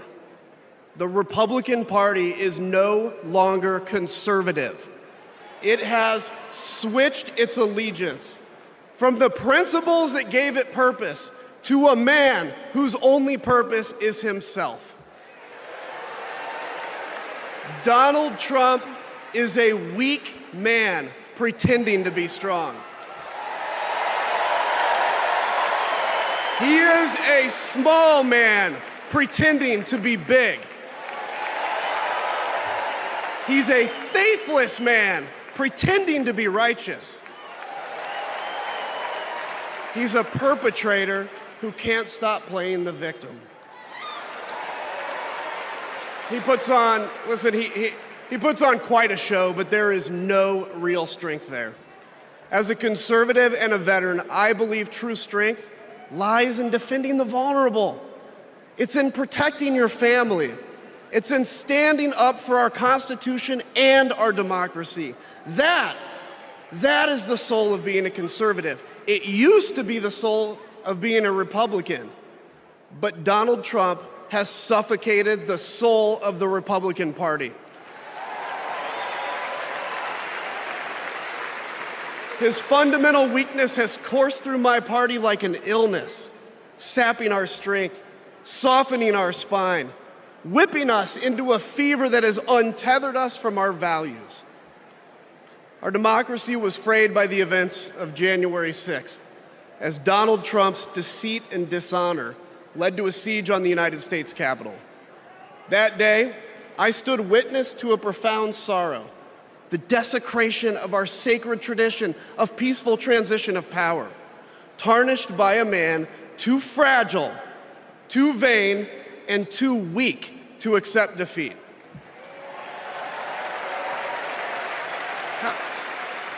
How can a party claim to be patriotic if it idolizes a man who tried to overthrow a free and fair election?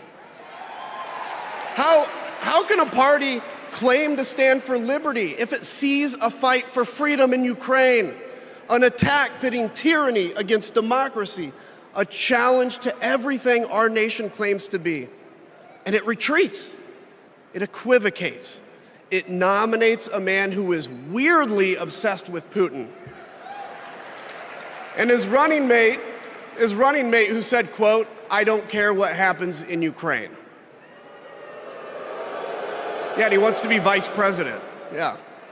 How can a party claim to be conservative when it tarnishes the gifts that our forebears fought for? Men like my grandfather, who served in World War II, who believed in a cause bigger than himself, and he risked his life for it behind enemy lines. To preserve American democracy, his generation found the courage to face down armies. Listen, all we're asked to do is to summon the courage to stand up to one weak man.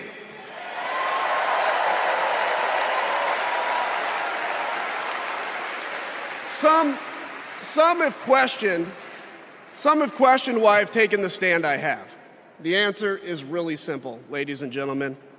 We must put country first.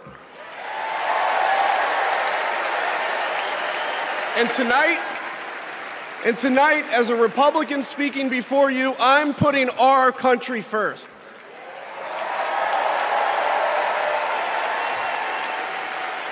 Because the fact is, I do belong here.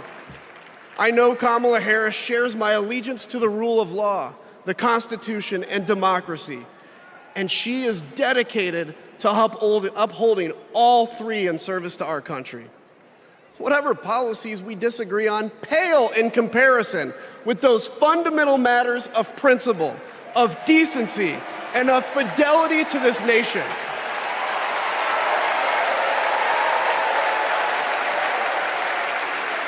Listen, to my fellow Republicans, if you still pledge allegiance to those principles, I suspect you belong here too. Because democracy knows no party. It's a living, breathing ideal that defines us as a nation. It's the bedrock that separates us from tyranny, and when that foundation is fractured, we must all stand together, united, to strengthen it.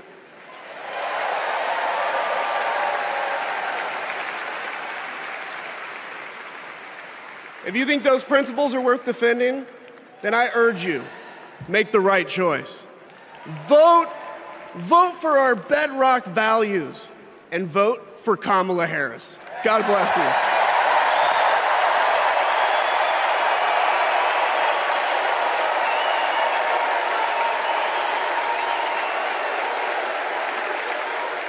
Please welcome lawyer, policy advocate, and sister of the Vice President, Maya Harris.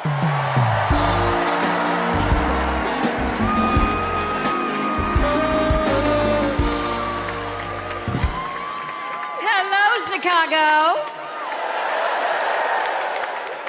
In 1958, a 19-year-old from India left the only country she'd ever known to chart her own path in America. She came here to pursue an education, but she stayed here to build a life. Her name was Dr. Kamala Gopalan Harris.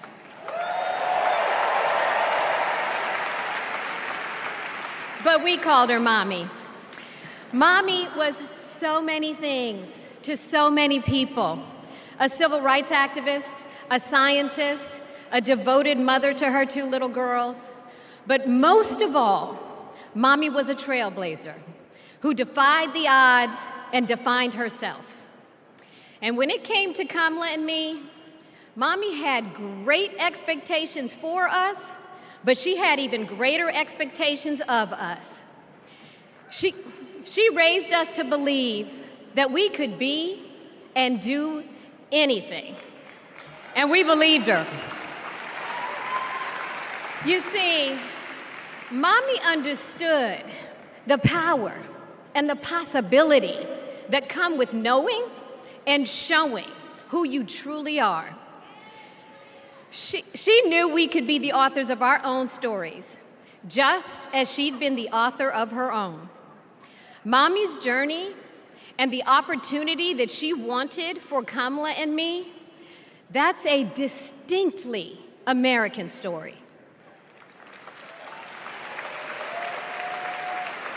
We may all have different histories, different struggles, or different perspectives, but what binds us together is the fervent desire to be free, to fulfill our God-given potential. Kamala's entire life has been about fighting for each of us to have that freedom. And like so many Americans, Kamala knows what it's like to be underestimated and be counted out. She knows what it's like to be the underdog and yet still beat the odds. And now, she has created so much electricity, so much optimism, so much joy throughout the nation, and it is why we need her leadership in this historic moment.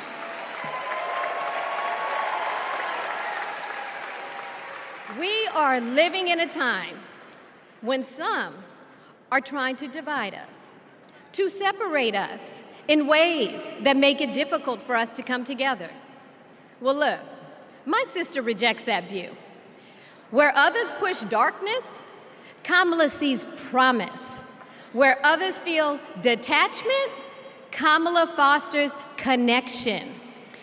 Where others want to drag us back to the past, my sister says, hold up now, we are not going back.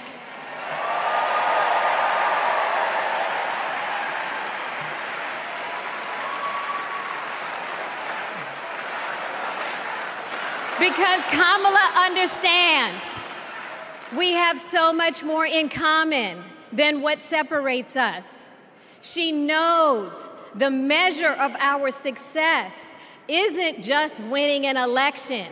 It's about who we bring along and lift up in the process.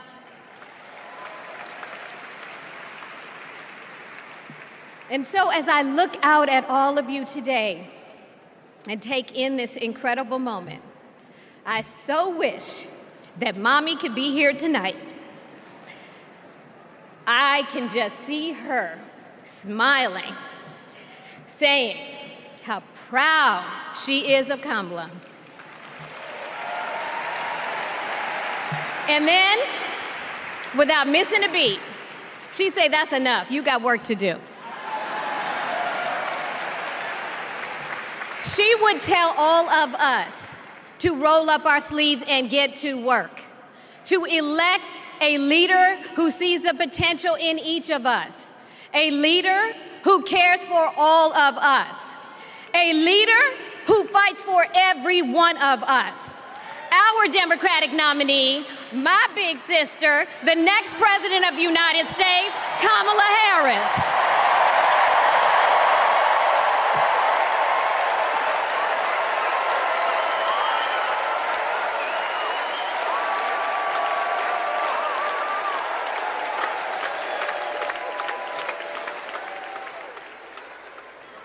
Please welcome North Carolina Governor Roy Cooper.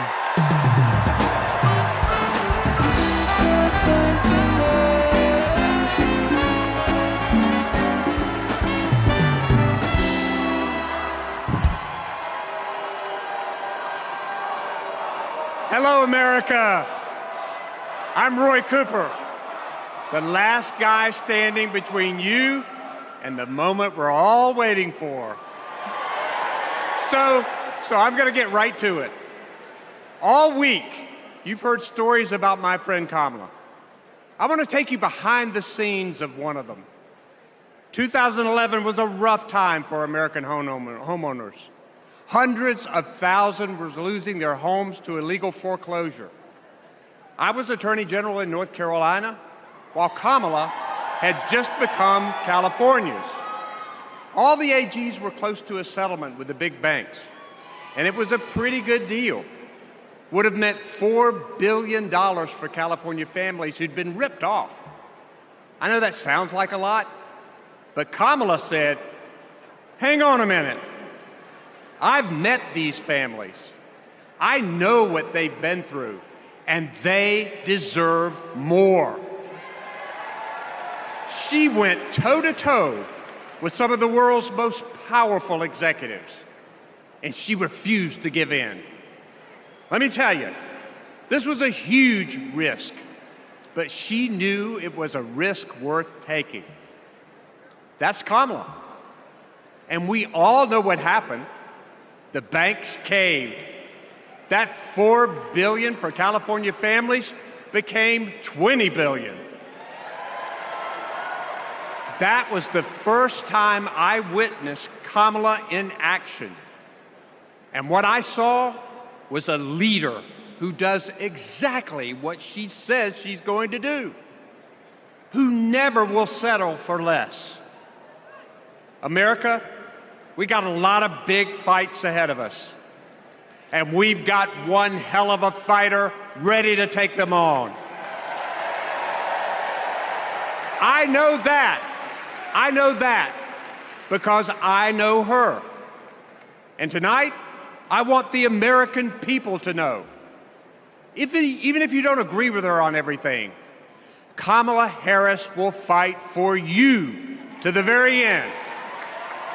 For families who need better health care or a safer place to live, Kamala will fight for you. For parents who want better schools for their kids, for workers worried about a secure retirement for themselves, Kamala will fight for you. For any one of our allies, anywhere in the world, wondering if America still has your back, remember this: Kamala will fight for you. And when she fights, we win. Kamala's ready. Kamala's ready. The question is, are we? Are we going to stand up and fight for Kamala like she'll stand up and fight for us? All right. If you're ready, my home state of North Carolina, stand up. Stand up, Pennsylvania. Stand up, Michigan. Stand up, Wisconsin. Stand up, Georgia. Stand up, Nevada. Stand up, Arizona. Stand up, America. Are we going to stand up? Are we going to fight? Are we going to vote? Are we going to win? You bet we are. Let's go get them.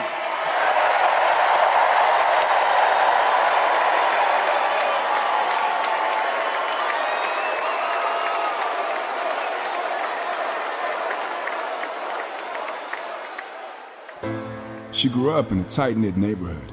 It was the kind of place where your neighbor would look after you when school let out, where your first-grade teacher would show up at your law school graduation. It's where Kamala Harris learned what it means to be in the middle class, making every paycheck count. She was raised by a working mom who taught her about standing up for what's right and protecting the people you love. Kamala carries the lessons of our mother, the fighting spirit of our mother, the compassion. She was all of 5 feet tall. If you met her, you would have thought she was 7 feet tall. And our mother, if I'd ever come home complaining about anything, she wouldn't have it. The first thing she'd say is, well, just stop the complaining. Just tell me what you're going to do about it. And since she was a young girl, Kamala Harris has been fighting for families like the ones she grew up with. That is Kamala. She can't help herself from standing up for people and standing up for what she thinks is right. She has been that way our whole lives. Being a protector is what led her to become a prosecutor. Looking back now, I could say it was her calling. As a courtroom prosecutor, she went after predators who targeted women and children, and fraudsters who ripped off working families. And she put dangerous gang members and human traffickers behind bars. We didn't have partnerships with DOJ or FBI or DEA or any of those law enforcement agencies. Now, we all work collaboratively. She was the person who built the foundation in how we do criminal justice in America. As Attorney General of California, she held the big Wall Street banks accountable for fraud, winning $20 billion for California families. She took on one of the largest for-profit colleges that was scamming students. And in the Senate, she fought for her constituents with the determination of a prosecutor. standing up for reproductive freedom. Can you think of any laws that give the government the power to make decisions about the male body? I'm not thinking of any right now, Senator. She fought to keep our children safe from the terror of gun violence. How many of you guys had to have a drill where you learned about how you need to hide in a closet or crouch in a corner in the event that there is a mass shooter? Look at that. Look at that. On the Intelligence Committee, she defended our nation against foreign adversaries. And in 2020, she made history as the first woman to be elected Vice President of the United States. She cast the tie-breaking vote to deliver urgent relief to the American people during the pandemic. She beat Big Pharma to lower prescription drug costs and cap the cost of insulin. And led the fight to restore reproductive rights after Roe v. Wade was overturned. We have worked too hard and fought too long to see our daughters grow up in a world with fewer rights than our mothers. Because she's never been afraid to stand up to powerful interests. Sometimes people will open the door for you and leave it open. Sometimes they won't. And then you need to kick that door down. Excuse my language. Now, she's running for president, still fighting for families like the one she grew up with. Our campaign is about saying we trust the people. We're saying we just want fairness. We want dignity for all people. And we are a work in progress. We haven't yet quite reached all of those ideals, but we will die trying because we love our country. We believe in our country. We're not falling for these folks who are trying to divide us, trying to pull us apart. We know what we stand for, and we stand for the people, and we stand for the dignity of work, and we stand for freedom. We stand for justice. We stand for equality. And so we will fight for all of it. That's who Kamala Harris is. That's what she believes, and that's what she'll fight for every day.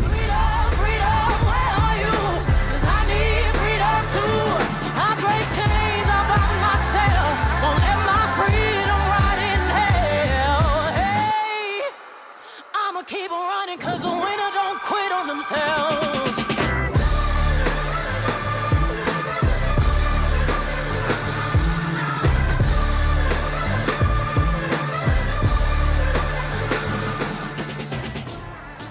Please welcome the Democratic nominee for president, Vice President of the United States of America, Kamala Harris.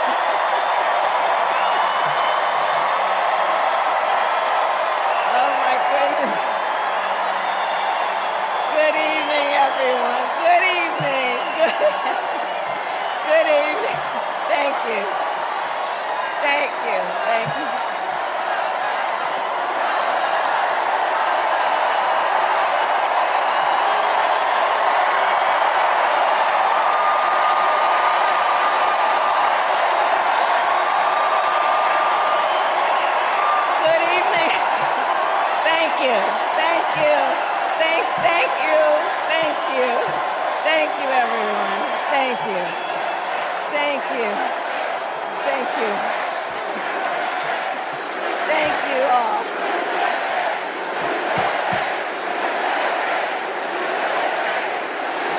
Thank you all.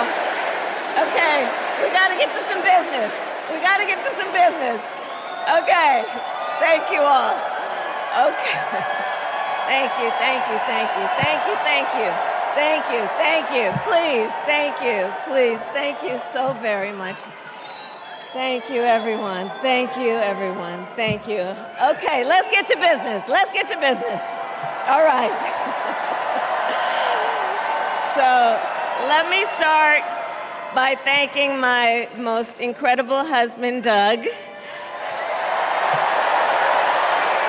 for being an incredible partner to me, an incredible father to Cole and Ella, and happy anniversary, Dougie. I love you so very much. To our President Joe Biden, when I think about the path that we have traveled together, Joe, I am filled with gratitude. Your record is extraordinary, as history will show, and your character is inspiring. And Doug and I love you and Jill and are forever thankful to you both.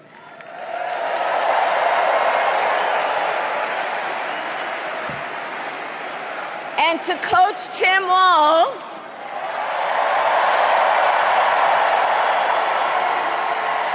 you are going to be an incredible vice president.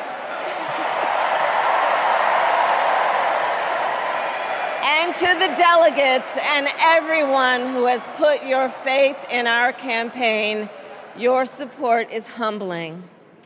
So, America, the path that led me here in recent weeks was no doubt unexpected. But I'm no stranger to unlikely journeys.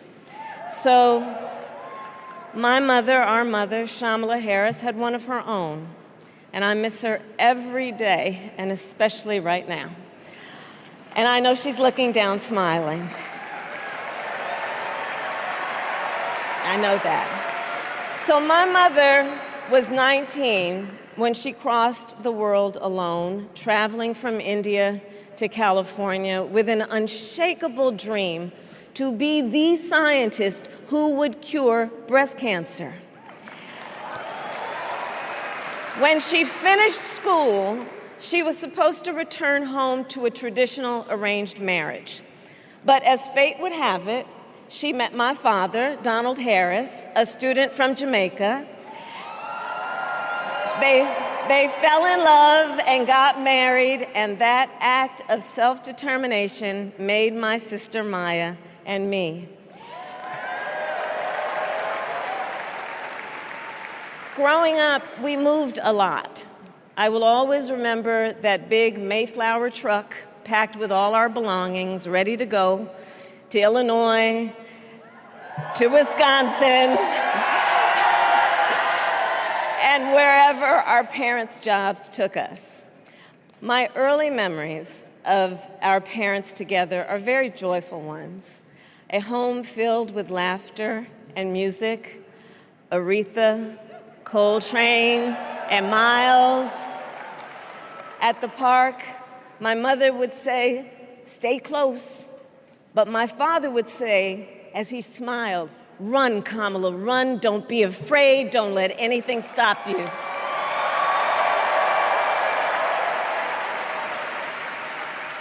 From my earliest years, he taught me to be fearless. But the harmony between my parents did not last. When I was in elementary school, they split up. And it was mostly my mother who raised us.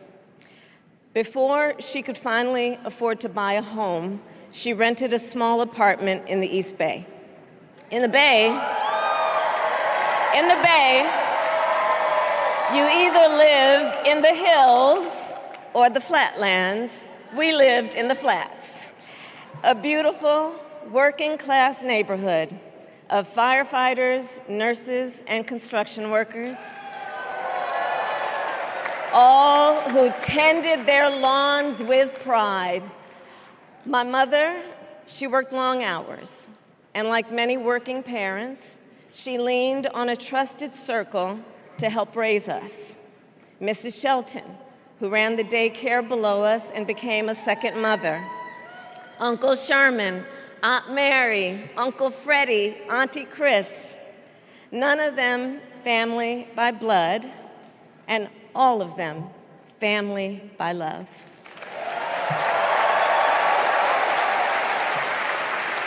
Family who taught us how to make gumbo, how to play chess, and sometimes even let us win. Family who loved us, believed in us, and told us we could be anything and do anything. They instilled in us the values they personified: community, faith, and the importance of treating others as you would want to be treated, with kindness, respect, and compassion. My mother was a brilliant, 5-foot-tall brown woman with an accent. And as the eldest child, I saw how the world would sometimes treat her. But my mother never lost her cool. She was tough, courageous, a trailblazer in the fight for women's health, and she taught Maya and me a lesson that Michelle mentioned the other night. She taught us to never complain about injustice, but do something about it. Do something about it. That was my mother. And she taught us, and she also taught us, and never do anything half-assed. And that is a direct quote.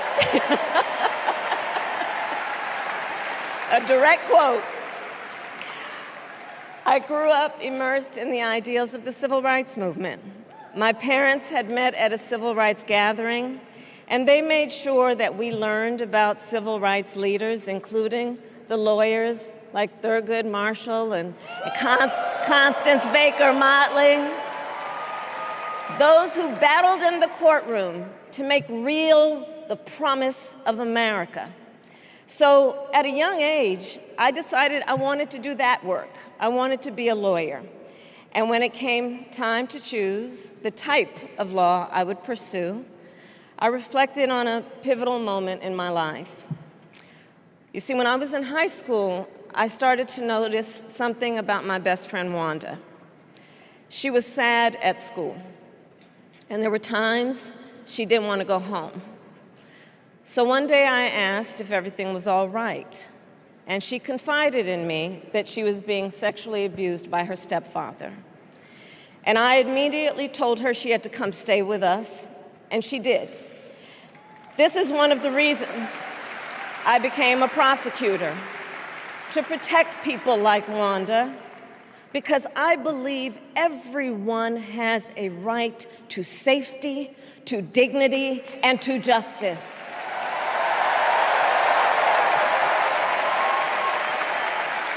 As a prosecutor, when I had a case, I charged it not in the name of the victim, but in the name of the people. For a simple reason. In our system of justice, a harm against any one of us is a harm against all of us.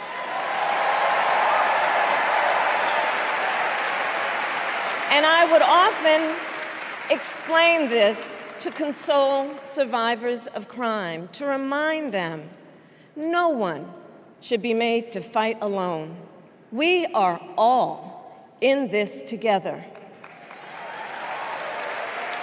And every day in the courtroom, I stood proudly before a judge and I said 5 words: Kamala Harris for the people.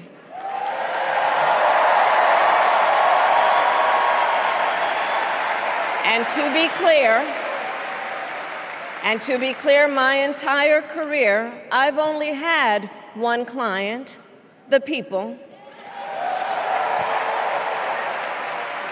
And so, on behalf of the people, on behalf of every American, regardless of party, race, gender, or the language your grandmother speaks, on behalf of my mother and everyone who has ever set out on their own unlikely journey, on behalf of Americans like the people I grew up with, people who work hard, chase their dreams, and look out for one another, on behalf of everyone whose story could only be written in the greatest nation on earth, I accept your nomination to be President of the United States of America.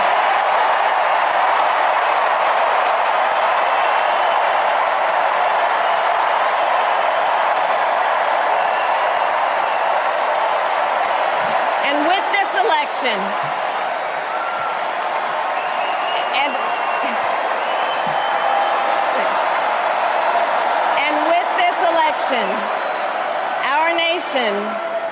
our nation with this election has a precious, fleeting opportunity to move past the bitterness, cynicism, and divisive battles of the past, a chance to chart a new way forward. Not as members of any one party or faction, but as Americans. And let me say, I know there are people of various political views watching tonight, and I want you to know, I promise to be a president for all Americans. You can always trust me to put country above party and self, to hold sacred America's fundamental principles, from the rule of law to free and fair elections to the peaceful transfer of power.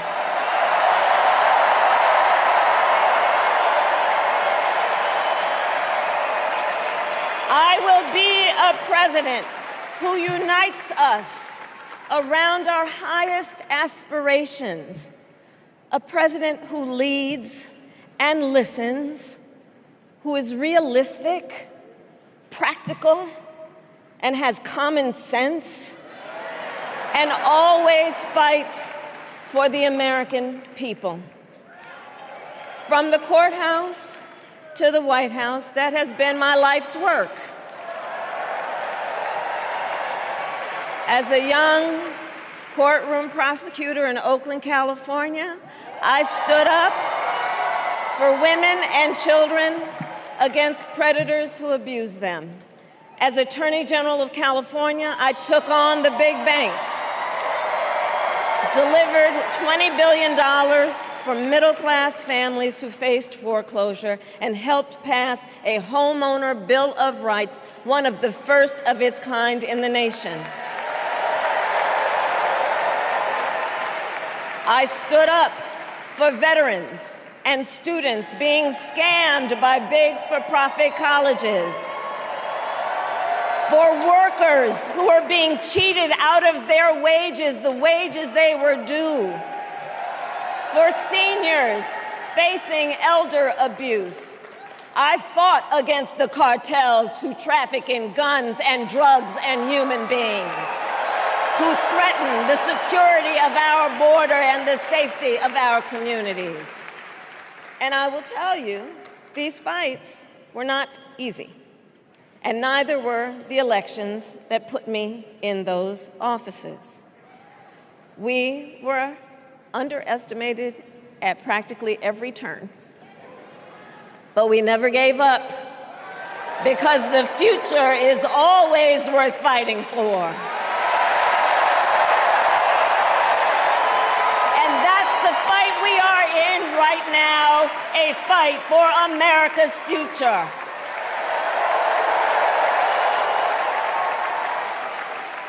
Fellow Americans, this election is not only the most important of our lives, it is one of the most important in the life of our nation. In many ways, Donald Trump is an unserious man. But the consequences of putting Donald Trump back in the White House are extremely serious. Consider not only the chaos and calamity when he was in office, but also the gravity of what has happened since he lost the last election. Donald Trump tried to throw away your votes. When he failed, he sent an armed mob to the United States Capitol, where they assaulted law enforcement officers. When politicians in his own party begged him to call off the mob and send help, he did the opposite. He fanned the flames. And now, for an entirely different set of crimes, he was found guilty of fraud by a jury of everyday Americans and separately found liable for committing sexual abuse. And consider what he intends to do if we give him power again. Consider his explicit intent to set free violent extremists who assaulted those law enforcement officers at the Capitol. His explicit intent to jail journalists, political opponents, and anyone he sees as the enemy. His explicit intent to deploy our active duty military against our own citizens. Consider the power he will have, especially after the United States Supreme Court just ruled that he would be immune from criminal prosecution. Just imagine Donald Trump with no guardrails, and how he would use the immense powers of the presidency of the United States, not to improve your life, not to strengthen our national security, but to serve the only client he has ever had, himself.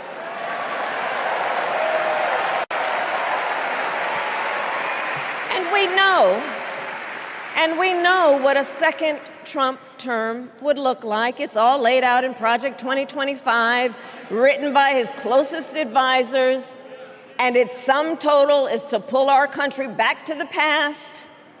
But America, we are not going back. We are not going back. We are not going back. We are not going back to when Donald Trump tried to cut Social Security and Medicare. We are not going back to when he tried to get rid of the Affordable Care Act, when insurance companies could deny people with pre-existing conditions. We are not going to let him eliminate the Department of Education that funds our public schools. We are not going to let him end programs like Head Start that provide preschool and childcare for our children. America, we are not going back.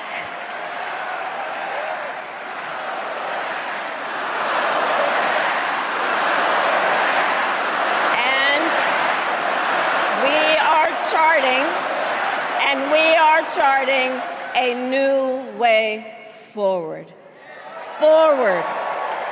To a future with a strong and growing middle class, because we know a strong middle class has always been critical to America's success. And building that middle class will be a defining goal of my presidency.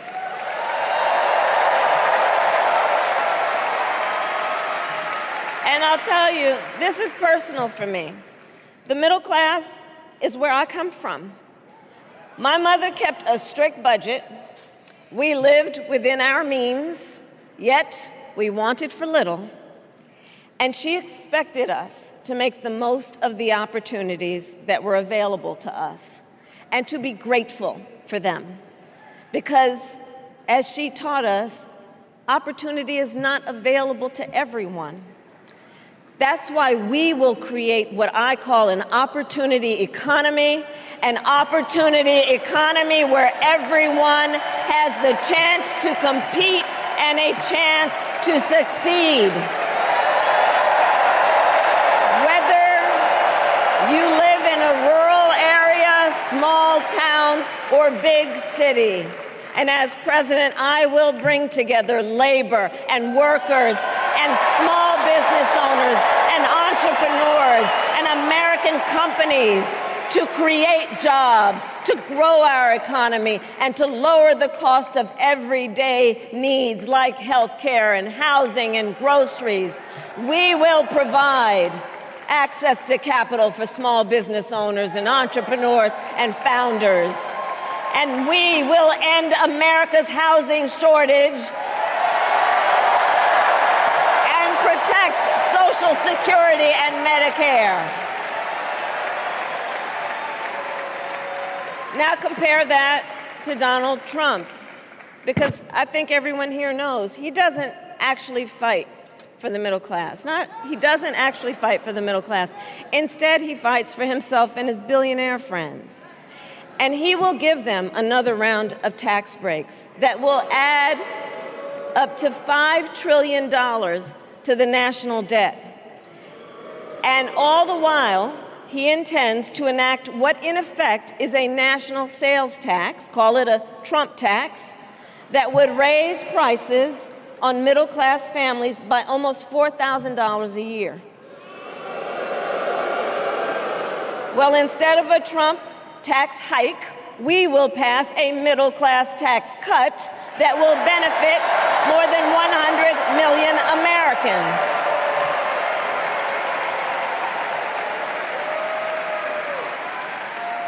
Friends, I believe America cannot truly be prosperous unless Americans are fully able to make their own decisions about their own lives, especially on matters of heart and home. But tonight, in America, too many women are not able to make those decisions.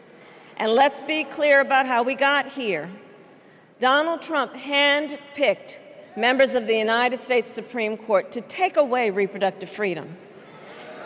And now he brags about it. In his words, quote, "I did it and I'm proud to have done it," end quote.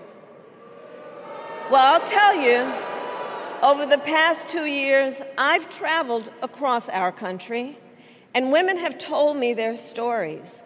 Husbands and fathers have shared theirs. Stories of women miscarrying in a parking lot, developing sepsis, losing the ability to ever again have children, all because doctors are afraid they may go to jail for caring for their patients.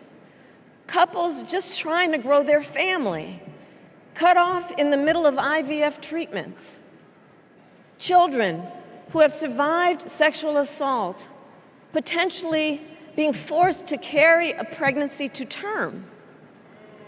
This is what's happening in our country because of Donald Trump. And understand, he is not done. As a part of his agenda, he and his allies would limit access to birth control, ban medication abortion, and enact a nationwide abortion ban with or without Congress. And get this, he plans to create a national anti-abortion coordinator and force states to report on women's miscarriages and abortions. Simply put, they are out of their minds.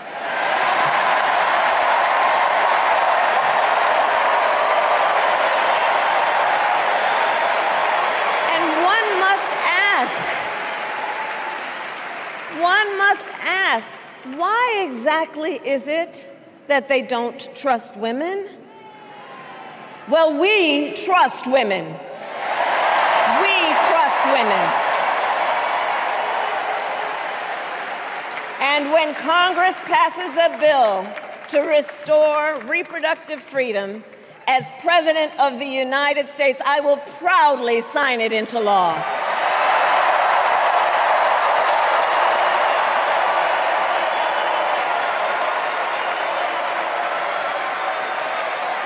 In this election, many other fundamental freedoms are at stake. The freedom to live safe from gun violence in our schools, communities, and places of worship. The freedom to love who you love openly and with pride. The freedom to breathe clean air and drink clean water and live free from the pollution that fuels the climate crisis. And the freedom that unlocks all the others, the freedom to vote. With this election, we finally have the opportunity to pass the John Lewis Voting Rights Act and the Freedom to Vote Act.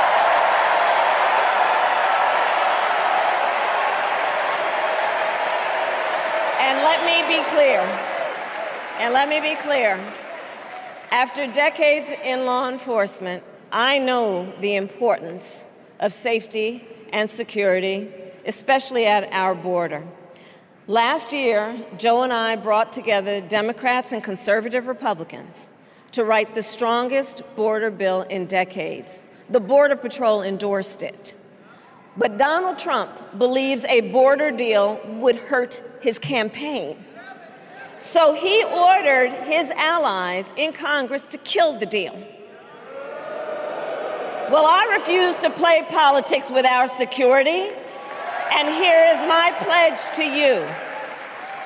As president, I will bring back the bipartisan border security bill that he killed, and I will sign it into law. I know we can live up to our proud heritage as a nation of immigrants and reform our broken immigration system. We can create an earned pathway to citizenship and secure our border.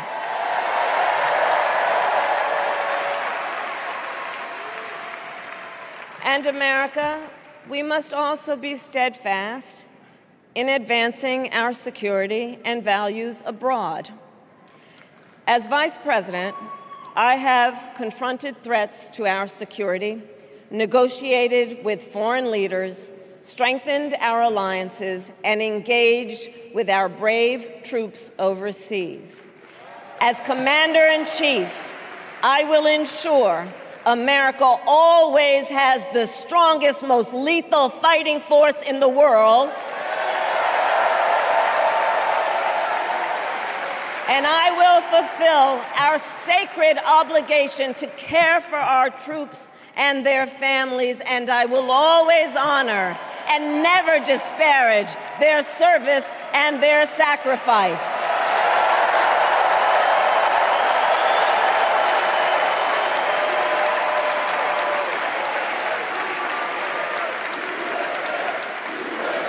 I will make sure that we lead the world into the future on space and artificial intelligence, that America, not China, wins the competition for the 21st century, and that we strengthen, not abdicate, our global leadership. Trump, on the other hand, threatened to abandon NATO. He encouraged Putin to invade our allies, said Russia could, quote, do whatever the hell they want. 5 days before Russia attacked Ukraine, I met with President Zelensky to warn him about Russia's plan to invade. I helped mobilize a global response, over 50 countries, to defend against Putin's aggression. And as president, I will stand strong with Ukraine and our NATO allies.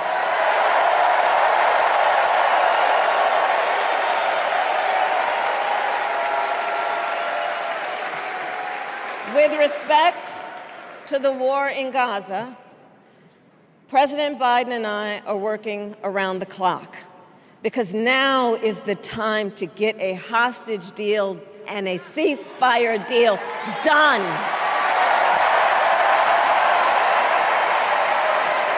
And let me be clear, I will always stand up for Israel's right to defend itself, and I will always ensure Israel has the ability to defend itself, because the people of Israel must never again face the horror that a terrorist organization called Hamas caused on October 7, including unspeakable sexual violence and the massacre of young people at a music festival. At the same time, what has happened in Gaza over the past 10 months is devastating. So many innocent lives lost. Desperate, hungry people fleeing for safety over and over again. The scale of suffering is heartbreaking. President Biden and I are working to end this war such that Israel is secure, the hostages are released, the suffering in Gaza ends, and the Palestinian people can realize their right to dignity, security, freedom, and self-determination.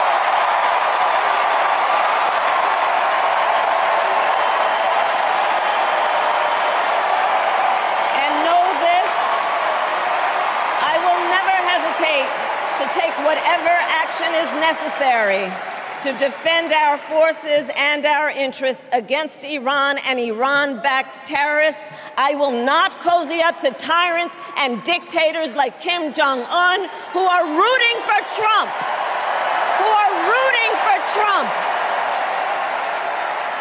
Because, you know, they know he is easy to manipulate with flattery and favors. They know Trump won't hold autocrats accountable because he wants to be an autocrat himself. And as president, I will never waver in defense of America's security and ideals, because in the enduring struggle between democracy and tyranny, I know where I stand and I know where the United States belongs.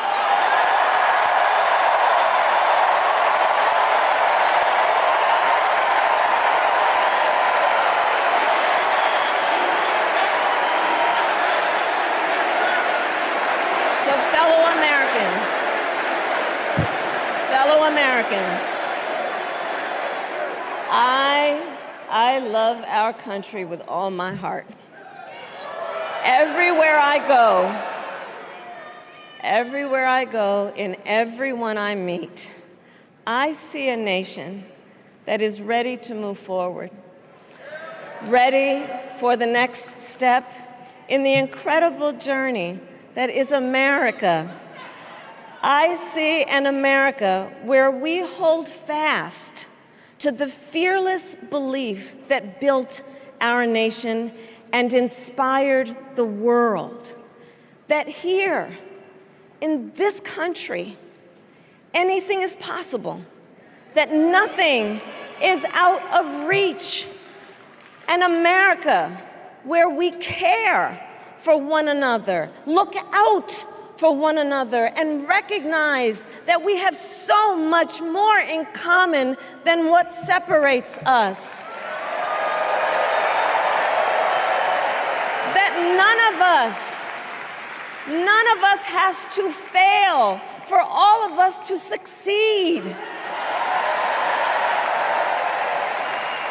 And that in unity there is strength.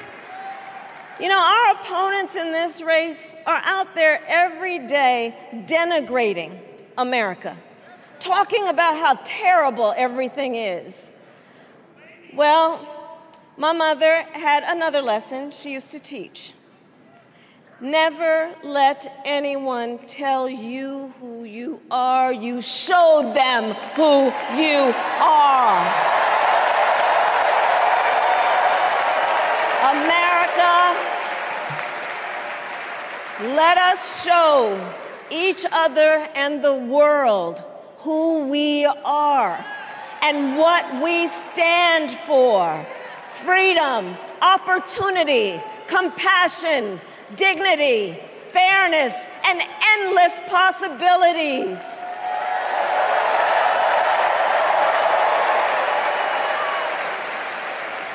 We are the heirs to the greatest democracy in the history of the world. And on behalf of our children and our grandchildren and all those who sacrificed so dearly for our freedom and liberty, we must be worthy of this moment.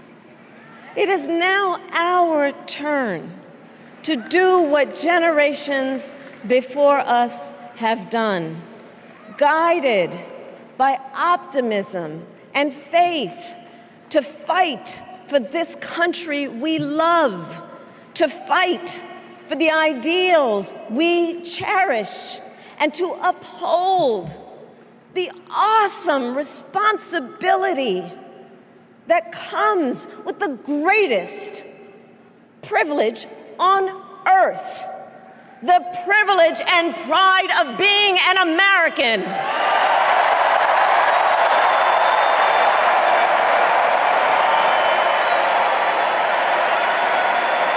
So let's get out there, let's fight for it, let's get out there, let's vote for it, and together let us write the next great chapter in the most extraordinary story ever told.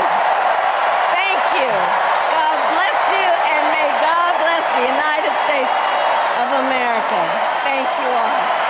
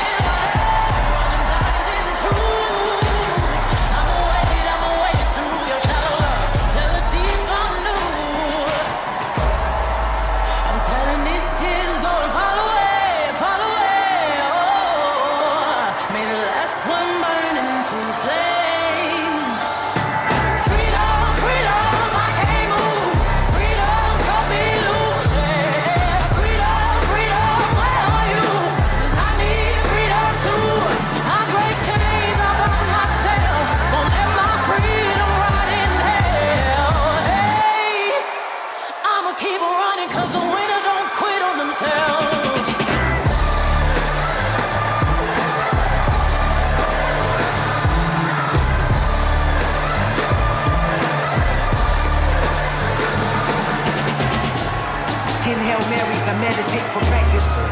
Channel 9 News tell me I'm moving backwards.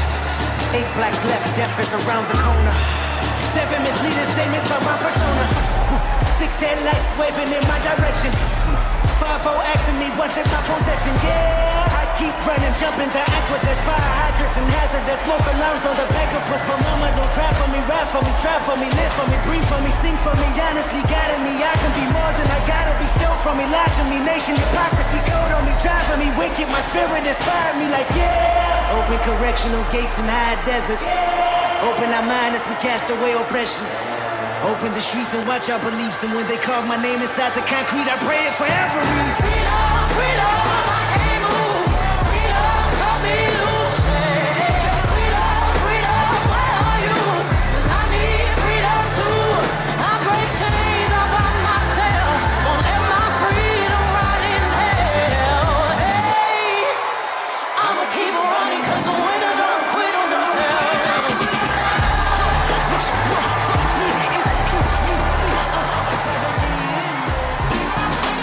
When I move my body just like this,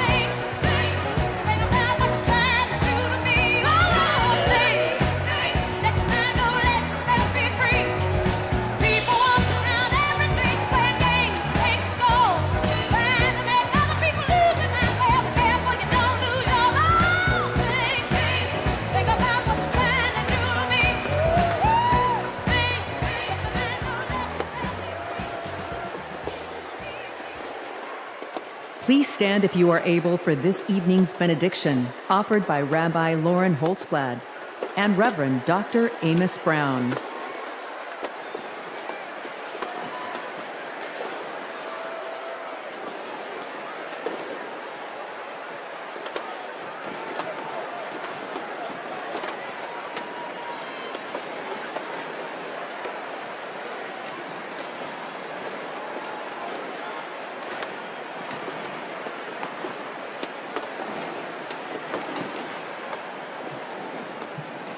America, let us pray. God brought us out of the narrow place of oppression to freedom. Let's remember the treacherous road our ancestors traveled to freedom, their sacrifice and resolve to bring a better, more inclusive world. We stand on their shoulders to declare, we are not going back. God, who notices the downtrodden, give us the courage to imagine the world as you do, where everyone has the opportunity to thrive, where diversity brings strength, not weakness, and where all have the right to make the choices for their own bodies. God of strength, guard Vice President Harris and Governor Walz with your sheltering presence as they carry on with courage and conviction to build a better future for all Americans. Shine a light on them so that they may continue to pursue justice, equity, and reproductive freedom. An America free from gun violence that safeguards free and fair elections, with less vitriol and more joy, not afraid to face its past, to grow a brighter future where every child can look to their leaders and see themselves and know that someday they too can lead. May we all be blessed with the ability to see the humanity in each other. America, let's make history. Amen.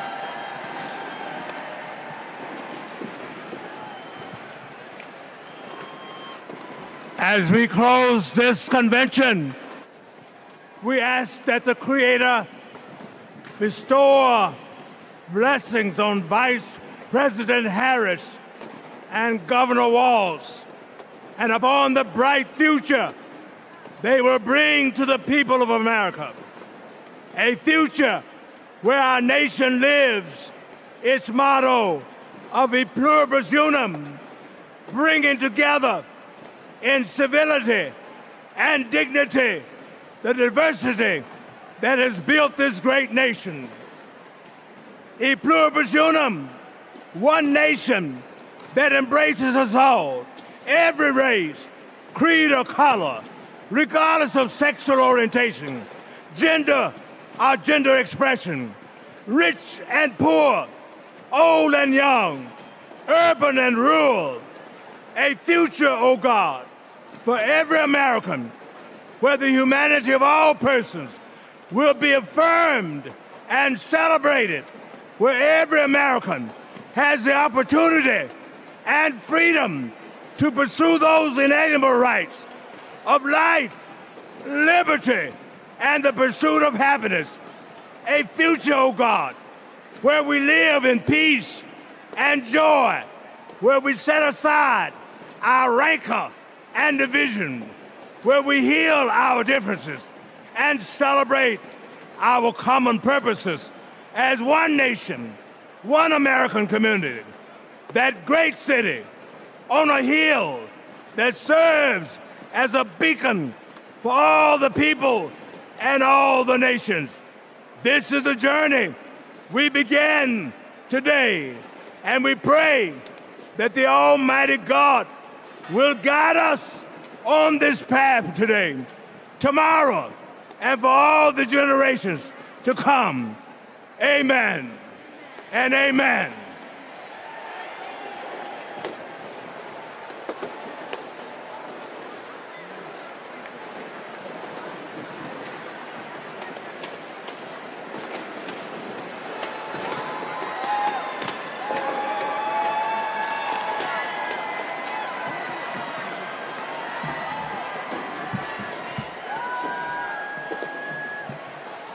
As we close, I want to thank each and every one of you for bringing your energy and your enthusiasm to the convention that will carry us through to victory in November. Look around. You're surrounded by people from every corner of the country who traveled here because they believe in our mission. We know that unity is our strength. We know that the issues we've highlighted this week are not abstract. We know what's at stake, and we bring that with us in this beginning. Over the next 75 days, we will mobilize like never before to show America what we as Democrats stand for. Together, we will fight for our rights, our freedom, and our democracy. Together, we will elect Democrats up and down the ballot. Together, we will win. Win that, as we know, we have to further business to come before the convention. I am now proud to adjourn the 49th Democratic National Convention. Thank you, Chicago.